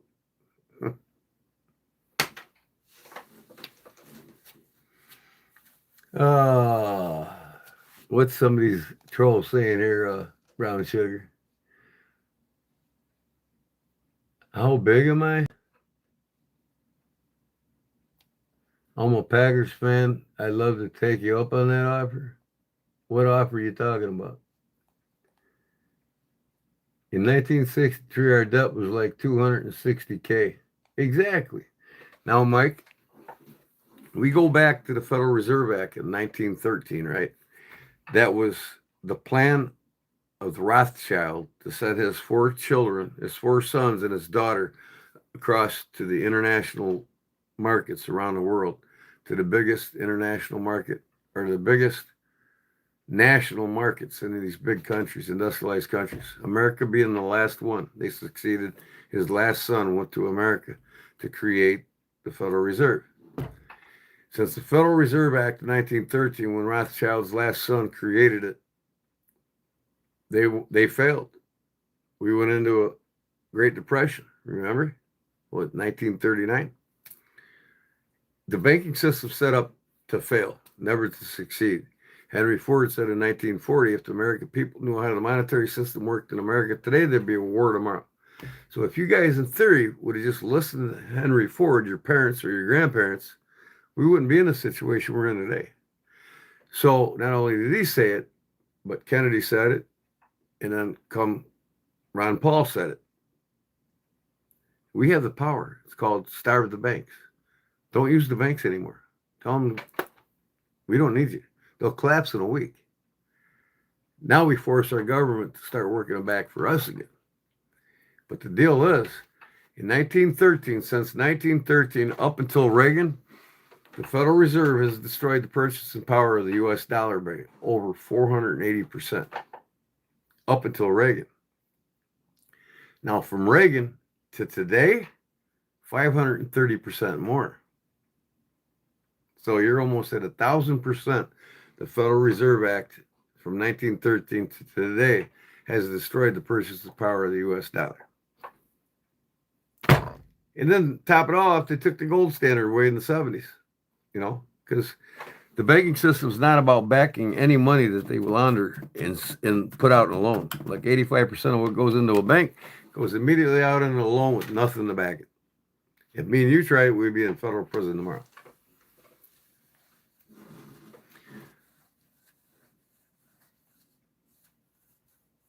Pete Hedgeworth is the United States Secretary of Defense. Yeah, he's another con man too. Mike Osborne, 29. 29 what? What are we talking about? 63 was like 260K. Now, if you want to live in the middle class today, the middle class is gone. We got the upper class that's draining 13 that owns 13% of the country's wealth. We got the upper middle class that owns the other 40% of the world's wealth. No, it's the other way around. 40% of the country's wealth is owned by the upper 13%. And then you got the upper middle class, which, by the way, has to make $1 million a year or more. And then you have the middle class. To be in the middle class today that my father lived in as a baby boomer, at making $59,000 a year, it's now $175,000 a year, adjusted for inflation. So if you want to be in the the lower middle class today, you got to make $175,000 a year. Under that is the working class. That's me, $120,000 or less a year. The working class, the working poor, and the poor. That's it.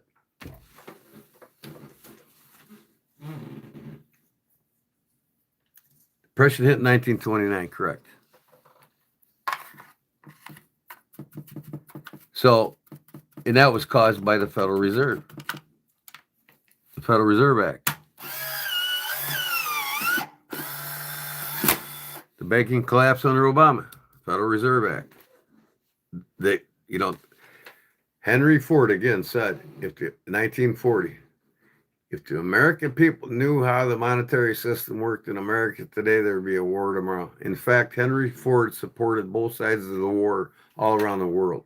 He supported Adolf Hitler. He supported Mussolini. He supported Gaddafi. He supported them all. He made the tanks and trucks for the Nazis and the motors in them. You know, there was 13 U.S. corporations that recruited an Austrian from Austria by the name of Adolf Hitler. In the Prescott Bush and his bank in New York City, and the Thyssen Group, which was a Nazi front group that held their money in the TransUnion Bank in New York under Bush's Prescott Bush, financed the building of Auschwitz. And this is all information that was leaked by a very intelligent Jew woman that was in there that actually acted as a servant to Hitler before he got basically assassinated with real history. But anyways, the Harmon brothers built the railroad tracks from the east to the west in the United States. They built the tracks in the Auschwitz. General Electric built the electrical components in the incinerators to burn the Jews 5 times faster than they would without them. And after the war, General Electric took all that shit back. Hitler gave the CEO and the owner of General Electric the biggest military award that could ever have been given before he was taken out.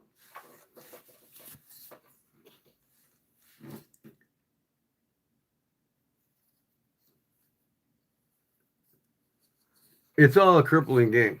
It's all a crippling game. And this crippling game is created by the banks that own them all financially, except for BRICS, the 5 countries that pulled out of the monetary system, the IMF. You got Brazil, Russia, India, North Korea, and China. BRICS. They created their own monetary system, and now they're drawing in countries all around the East to buy their goods. They went out and bought all the world's remaining gold and silver. They've got the highest reserve of gold and silver anywhere in the world. So wars are created for banks to take control of the financial systems of these countries that are involved in it. When I was in the Middle Eastern War, I was in Desert Storm, the Kuwaiti Liberation. By the end of 93, I was out. When I was in Kuwait, we liberated Kuwait, the Kuwaiti Liberation, the Pearl of the Antilles, one of the wealthiest countries in the world at the time for their size.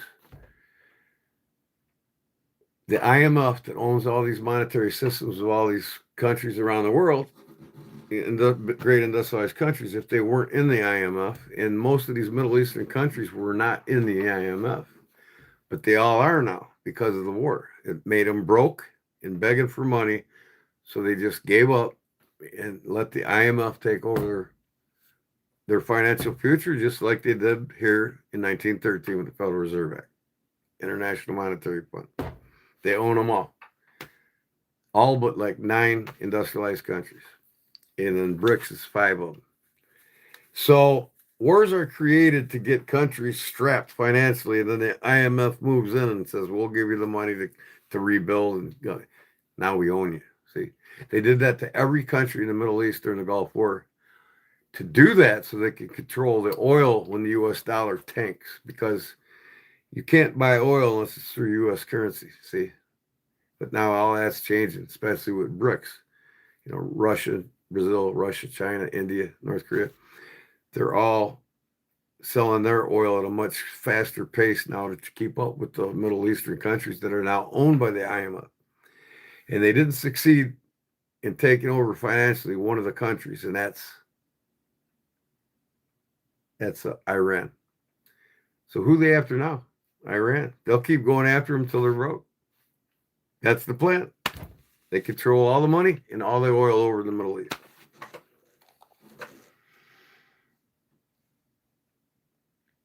I don't care who they kill, who and where. Nobody's killed more in through genocide than the Bush family has. Almost 100,000 people died under the Bushes. That's more than Hitler and Gaddafi combined. But you never see the guerrilla warfare that goes on overseas that's way out of the eye of the public eye, the Americans' public eye.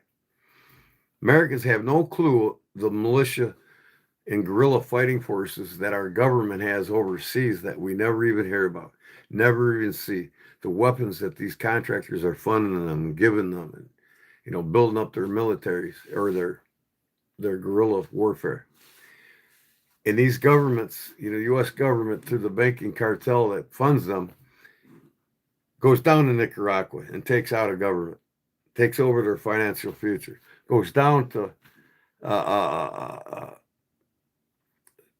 Venezuela or South America takes over their bananas or their coffee industries. We got you now. We own you. You know, and it's the guerrilla warfare specialists that we train and we give weapons to that do all this behind closed doors that Americans never even hear about because they're distracting you with what you're talking to me about now. What if? What about this? What about that? You guys don't have no idea what's going on in the world and why. It's all about the banks, man. The banks own everything. I could get shot if a lot of the banks hear what I have to say publicly on this channel right now. I can travel to a college and tell the truth to these college students, but I'd get shot too, like Charlie. You know, it was an inside job. They took them out. Here we go again. Republican and Democratic parties' platforms are gone. They're non-existent platforms anymore. They're two wings from the same bird that fly the same direction, paid and financed by the banks. So to believe that the Republicans are going to fix the problems the Democrats started and the Democrats are going to fix the problems the Republicans continue to start, it's never going to happen. My monetary inflation goes through the roof from your government borrowing money they can't pay back. You're paying it back. Threefold. I followed the money for 40 years, people. I know exactly what I'm talking about. I've got family members that had the flag flown at their death in Washington and Springfield, Illinois. You know, I got uncles that were state representatives at the highest level in Illinois. They all told me we're just nothing but crooks with a suit and tie on. We're legalized crooks. Don't believe any politician and anything that's coming out of their mouths because it's all lies. And you know what? Trump is an equal opportunist for himself, not for you. He gets millions of dollars a year off these government contracts and kickbacks for making them happen. He don't care about you. No politician in Washington cares about you. No party cares about you. Their platforms are gone. They're all about the banks. They wouldn't even be around if the banks weren't fueling the money they need. Washington's too big and too unsustainable to operate on its own. Don't make nothing. It's an international cesspool right here in the United States. Okay, I said my rant. I'm going to smoke my last cigarette and go to bed. I'll take questions about knives until the cigarette's gone. We can talk about knives. I talked enough about reality. Now it's up to you to find out yourself if it's really reality or just continue to listen to the press and the media.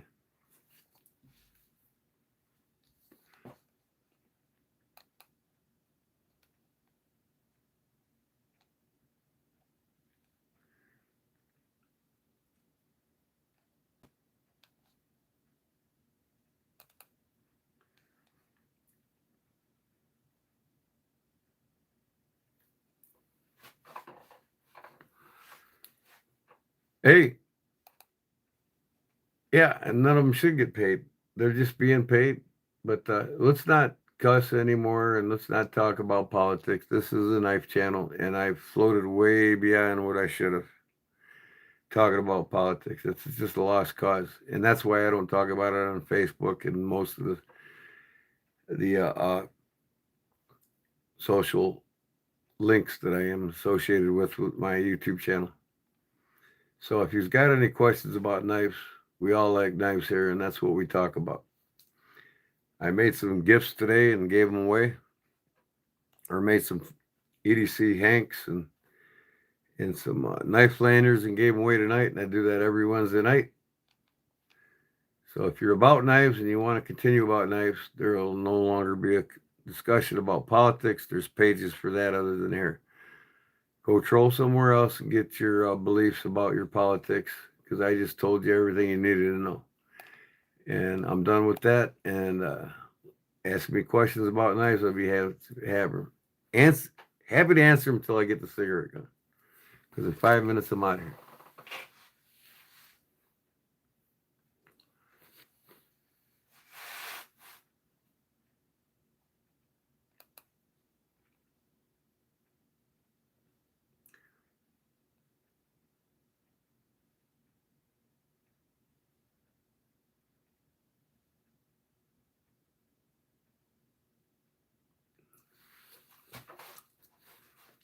There you go. Huckleberry, you nailed it on the head.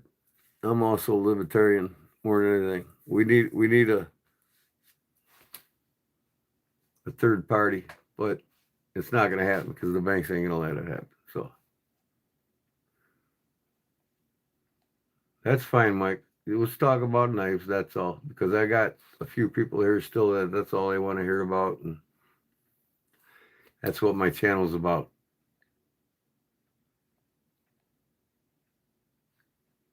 Well, I'll tell you, Frank.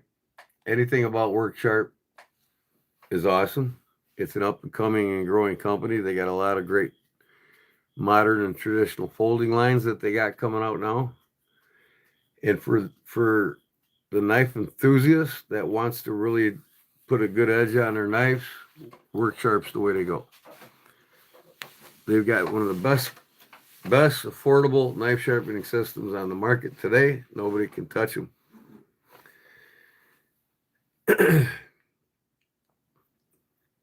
And they got great lines of knives coming out that Leatherman should pay attention to. Leatherman's got a knife line coming out, and they're charging way too much for them. They're basically going to put themselves under, or force them to go to an affordable knife that they can make to meet both crowds. You just don't start out doing the expensive knife crowd because they're limited.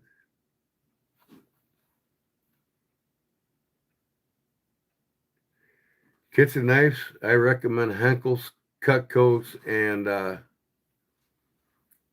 German knives, Henkel's. But Henkel's, just before the war, quit making knives.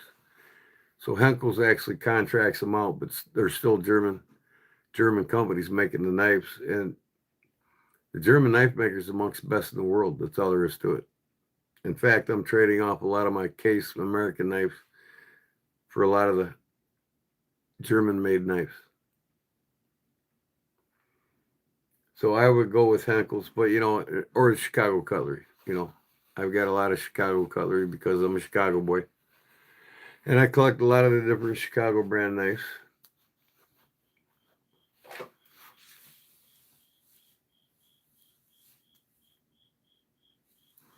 So, it just depends on where your budget's at. Chicago cutlery meets both budgets. Henkel's meets both budgets. You can get a lot of great kitchen knife sets from Henkel's that subcontract out by these other German companies. Superior metals, and craftsmanship to a lot of the American at half the price. You can go into Target and outlet stores, Walmart, and get these knives at a reasonable price.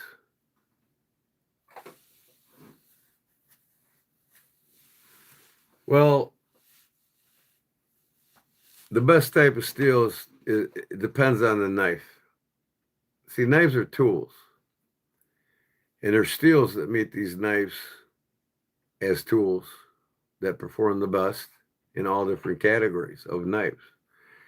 So it's kind of a understated or bloated question because, for the outdoors, the high carbon steel's quick to sharpen and it's the toughest. It doesn't hold an edge as long as some of these powder metal steels, but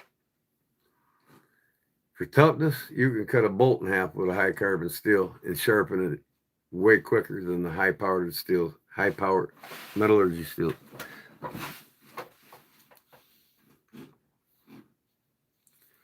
Nope, not talking about it, Kurt. Go ask another page. Sorry.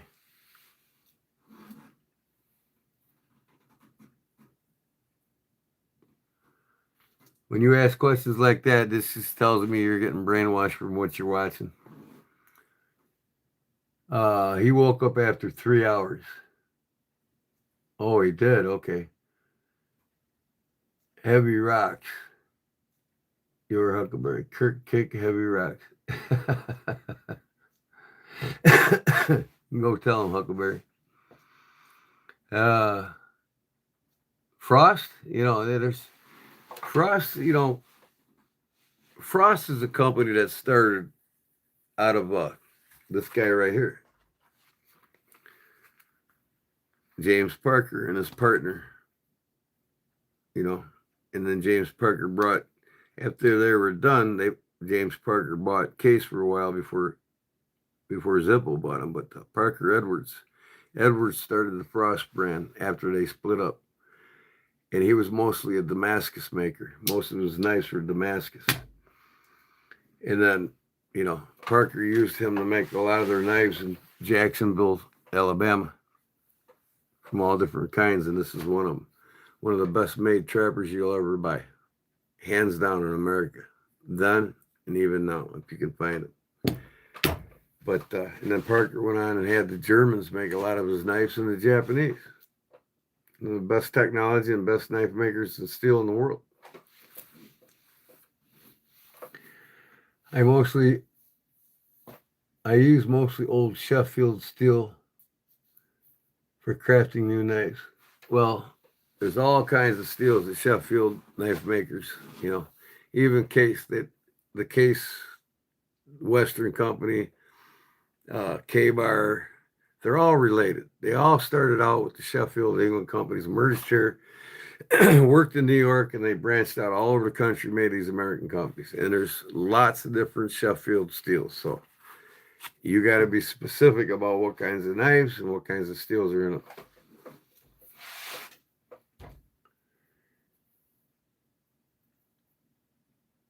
I used to have an old timer green safety grip.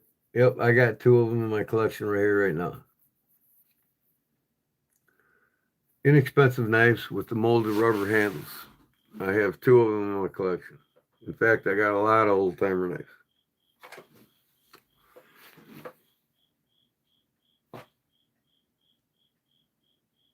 You like Barclay? What is Barclay?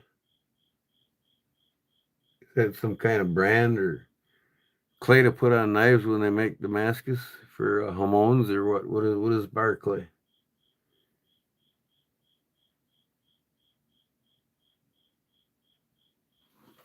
But you can craft a lot of new knives with truck springs.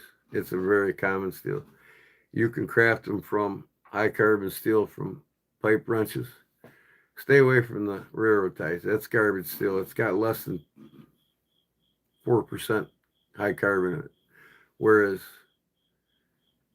a pipe wrench has like 8, 9, and almost 9% high carbon, hence 1095, right? 9% high carbon.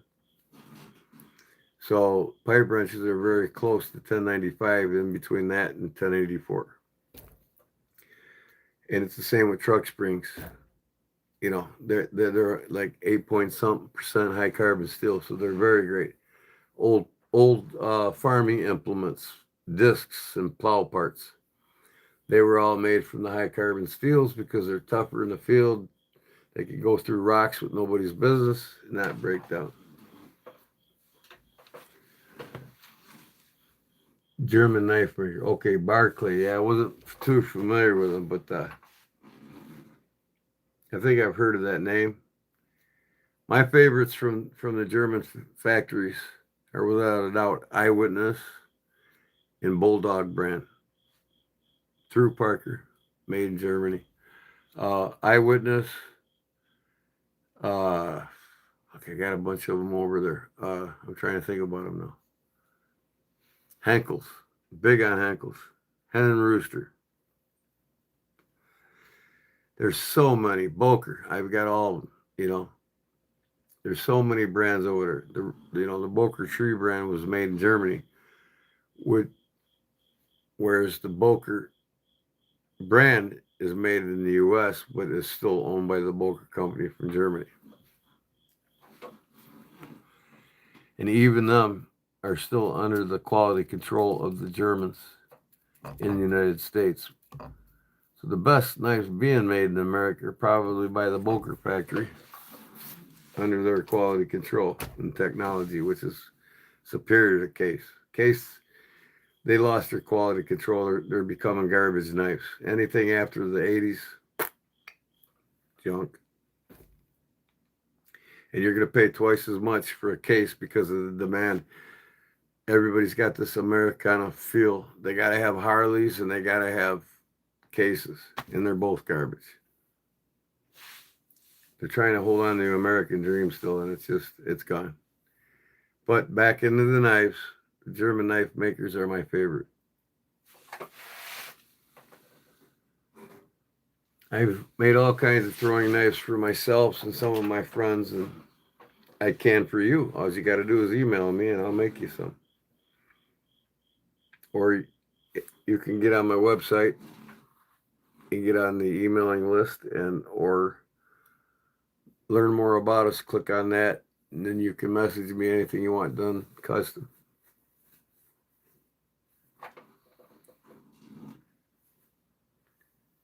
Good night again. Sorry, brother. You're all right, Mike. I get off in tangents sometimes, trying to teach people things that they just don't understand or can conceive. I mean, I put a mouthful out to you guys about politics. It's a waste of time. Luis, thanks. I appreciate it, brother. Every Wednesday I have a giveaway. I'll make something giveaway. Tonight I made these.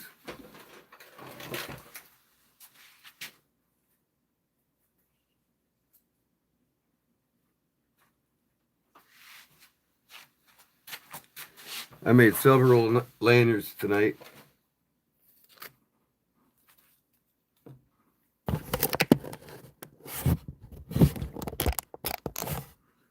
Made several lanyards tonight. I got the names of who they go to in the mail. Made this one with skull head on it. And then this is the gal's that's in here now. I made a lanyard on it for her with a skull head. She bought this one. That's going to her. I made this one tonight for a customer. And I made this big one for another customer. It's just a bigger version. This one's got pockets for knives to go in. This one don't. And they're EDC Hanks. Microfiber cloths for cleaning your blades, cleaning your glasses, or your guns, whatever you decide to use it for. And these are for sale on my website. So if you want to purchase one, you can go to my website, click on the more link below the description of my YouTube channel. You'll find my link to my website. You can go there and see these and purchase them if you like. And I'm going to start now, since I got these beads in today. I'm going to start selling a lot of these lanyards in there too, and I have some in there now, but nothing like this, and they're just gonna get better and better.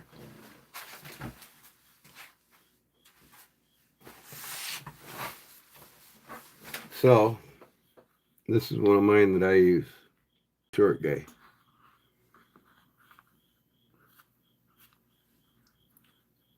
Here's a wallet that I make out of crocodile. It's a minimalist wallet. It goes in your front pocket.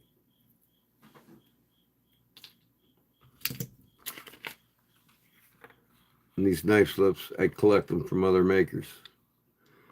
My buddy Jerry Shelby, the knife guy, made both of these slips for me. This is alligator that's dyed black on top, and he made this one for me. I got lots of them that I make. You'll start seeing appear on my website. My email is Kodiak Edge, like the name of my page, my channel. Kodiak Edge 402. I'll leave the links in here in the chat. Kodiak Edge 402. All these links are in my description under my header, my channel homepage. At gmail.com. That's that. And then my website is KodiakEdge.net.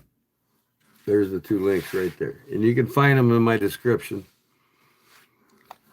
under my header, my YouTube channel. Just click on the more under the picture where you see more, and all my links pop up. You can see my Facebook, my Instagram, and everything.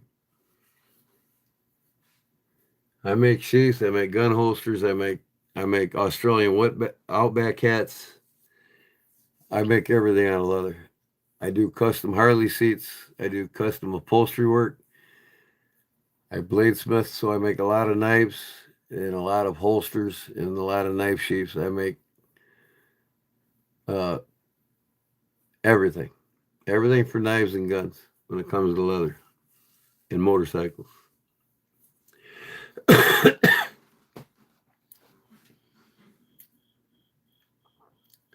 I'll have a gift for anybody in the outdoor world.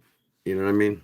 I even hand carve things out of wood for the outdoors, like spoons and forks and all kinds of things. You never know what I'm gonna make every Wednesday night on my live. You can come back in here every night between 8:30 and 9 o'clock on a Wednesday night. Every Wednesday night you'll see me make something and I give it away. But go through my YouTube channel, watch a lot of my shorts and my videos, and you'll see a lot of the things I do. And then you can see a lot of my work in my links in my description, like I said, on my homepage, where you click on more and all links pop up. You'll see my Facebook pages with all my work in, from my Backwoods Leather, which is my leather business subsidiary of my Kodiak Edge.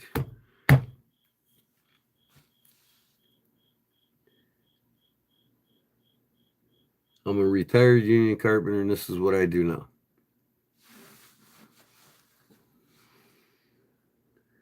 Got to keep them happy. I don't want to stop the free meat they drop off. Yeah, exactly. And that's a bartering power, you know. You make things and trade it. I make things and trade it with guys that make things. I trade knives. I trade leather goods. Like these here. He's got my slips and I got his. You know what I mean? Here's one of my favorites on my buck 726 Spitfire. This has got the pirate's head on it. So, all right, now it's getting late, guys. I'm gonna get out of here. I'm gonna say goodbye to everybody. I appreciate it if you're just coming in and enjoying my channel. That's awesome. And next Wednesday will be your first time on my live while I'm making something and giving it away. You have to appear twice, and you have to be in the chat for 30 minutes before the giveaway in order to be eligible to win something. So if you just subscribed, now you got to go to my next Wednesday, and you won't win. You won't be eligible to win, but you got to be in the chat for 30 minutes, and then the following Wednesday you're eligible. Then you can start winning every Wednesday from me. All right, Luis. Thanks, man. Appreciate it. Leather sheath folding knife. It went in folded and came out locked. Yeah, I got them too. It makes sense. I got one that goes in unlocked and comes out unfolded. Speed sheaths for the buck knives and the flipping openers. I make them and sell them. I might have a couple here soon on my website. I just got the website going, so I'm starting to kick it in gear now. So thanks for stopping in, everybody. Brown Sugar, thanks for your help and your monetization tonight. That was wonderful. And they're not monetization, you're mod management. And whoever else is in here, I appreciate it. And God bless you all. And God bless Australia and the rest of the companies that help support me by being a member. So, yeah, like Brown Sugar says, good night, everybody, and God bless. And we'll see you on the next one. Okay? Peace. Thank you.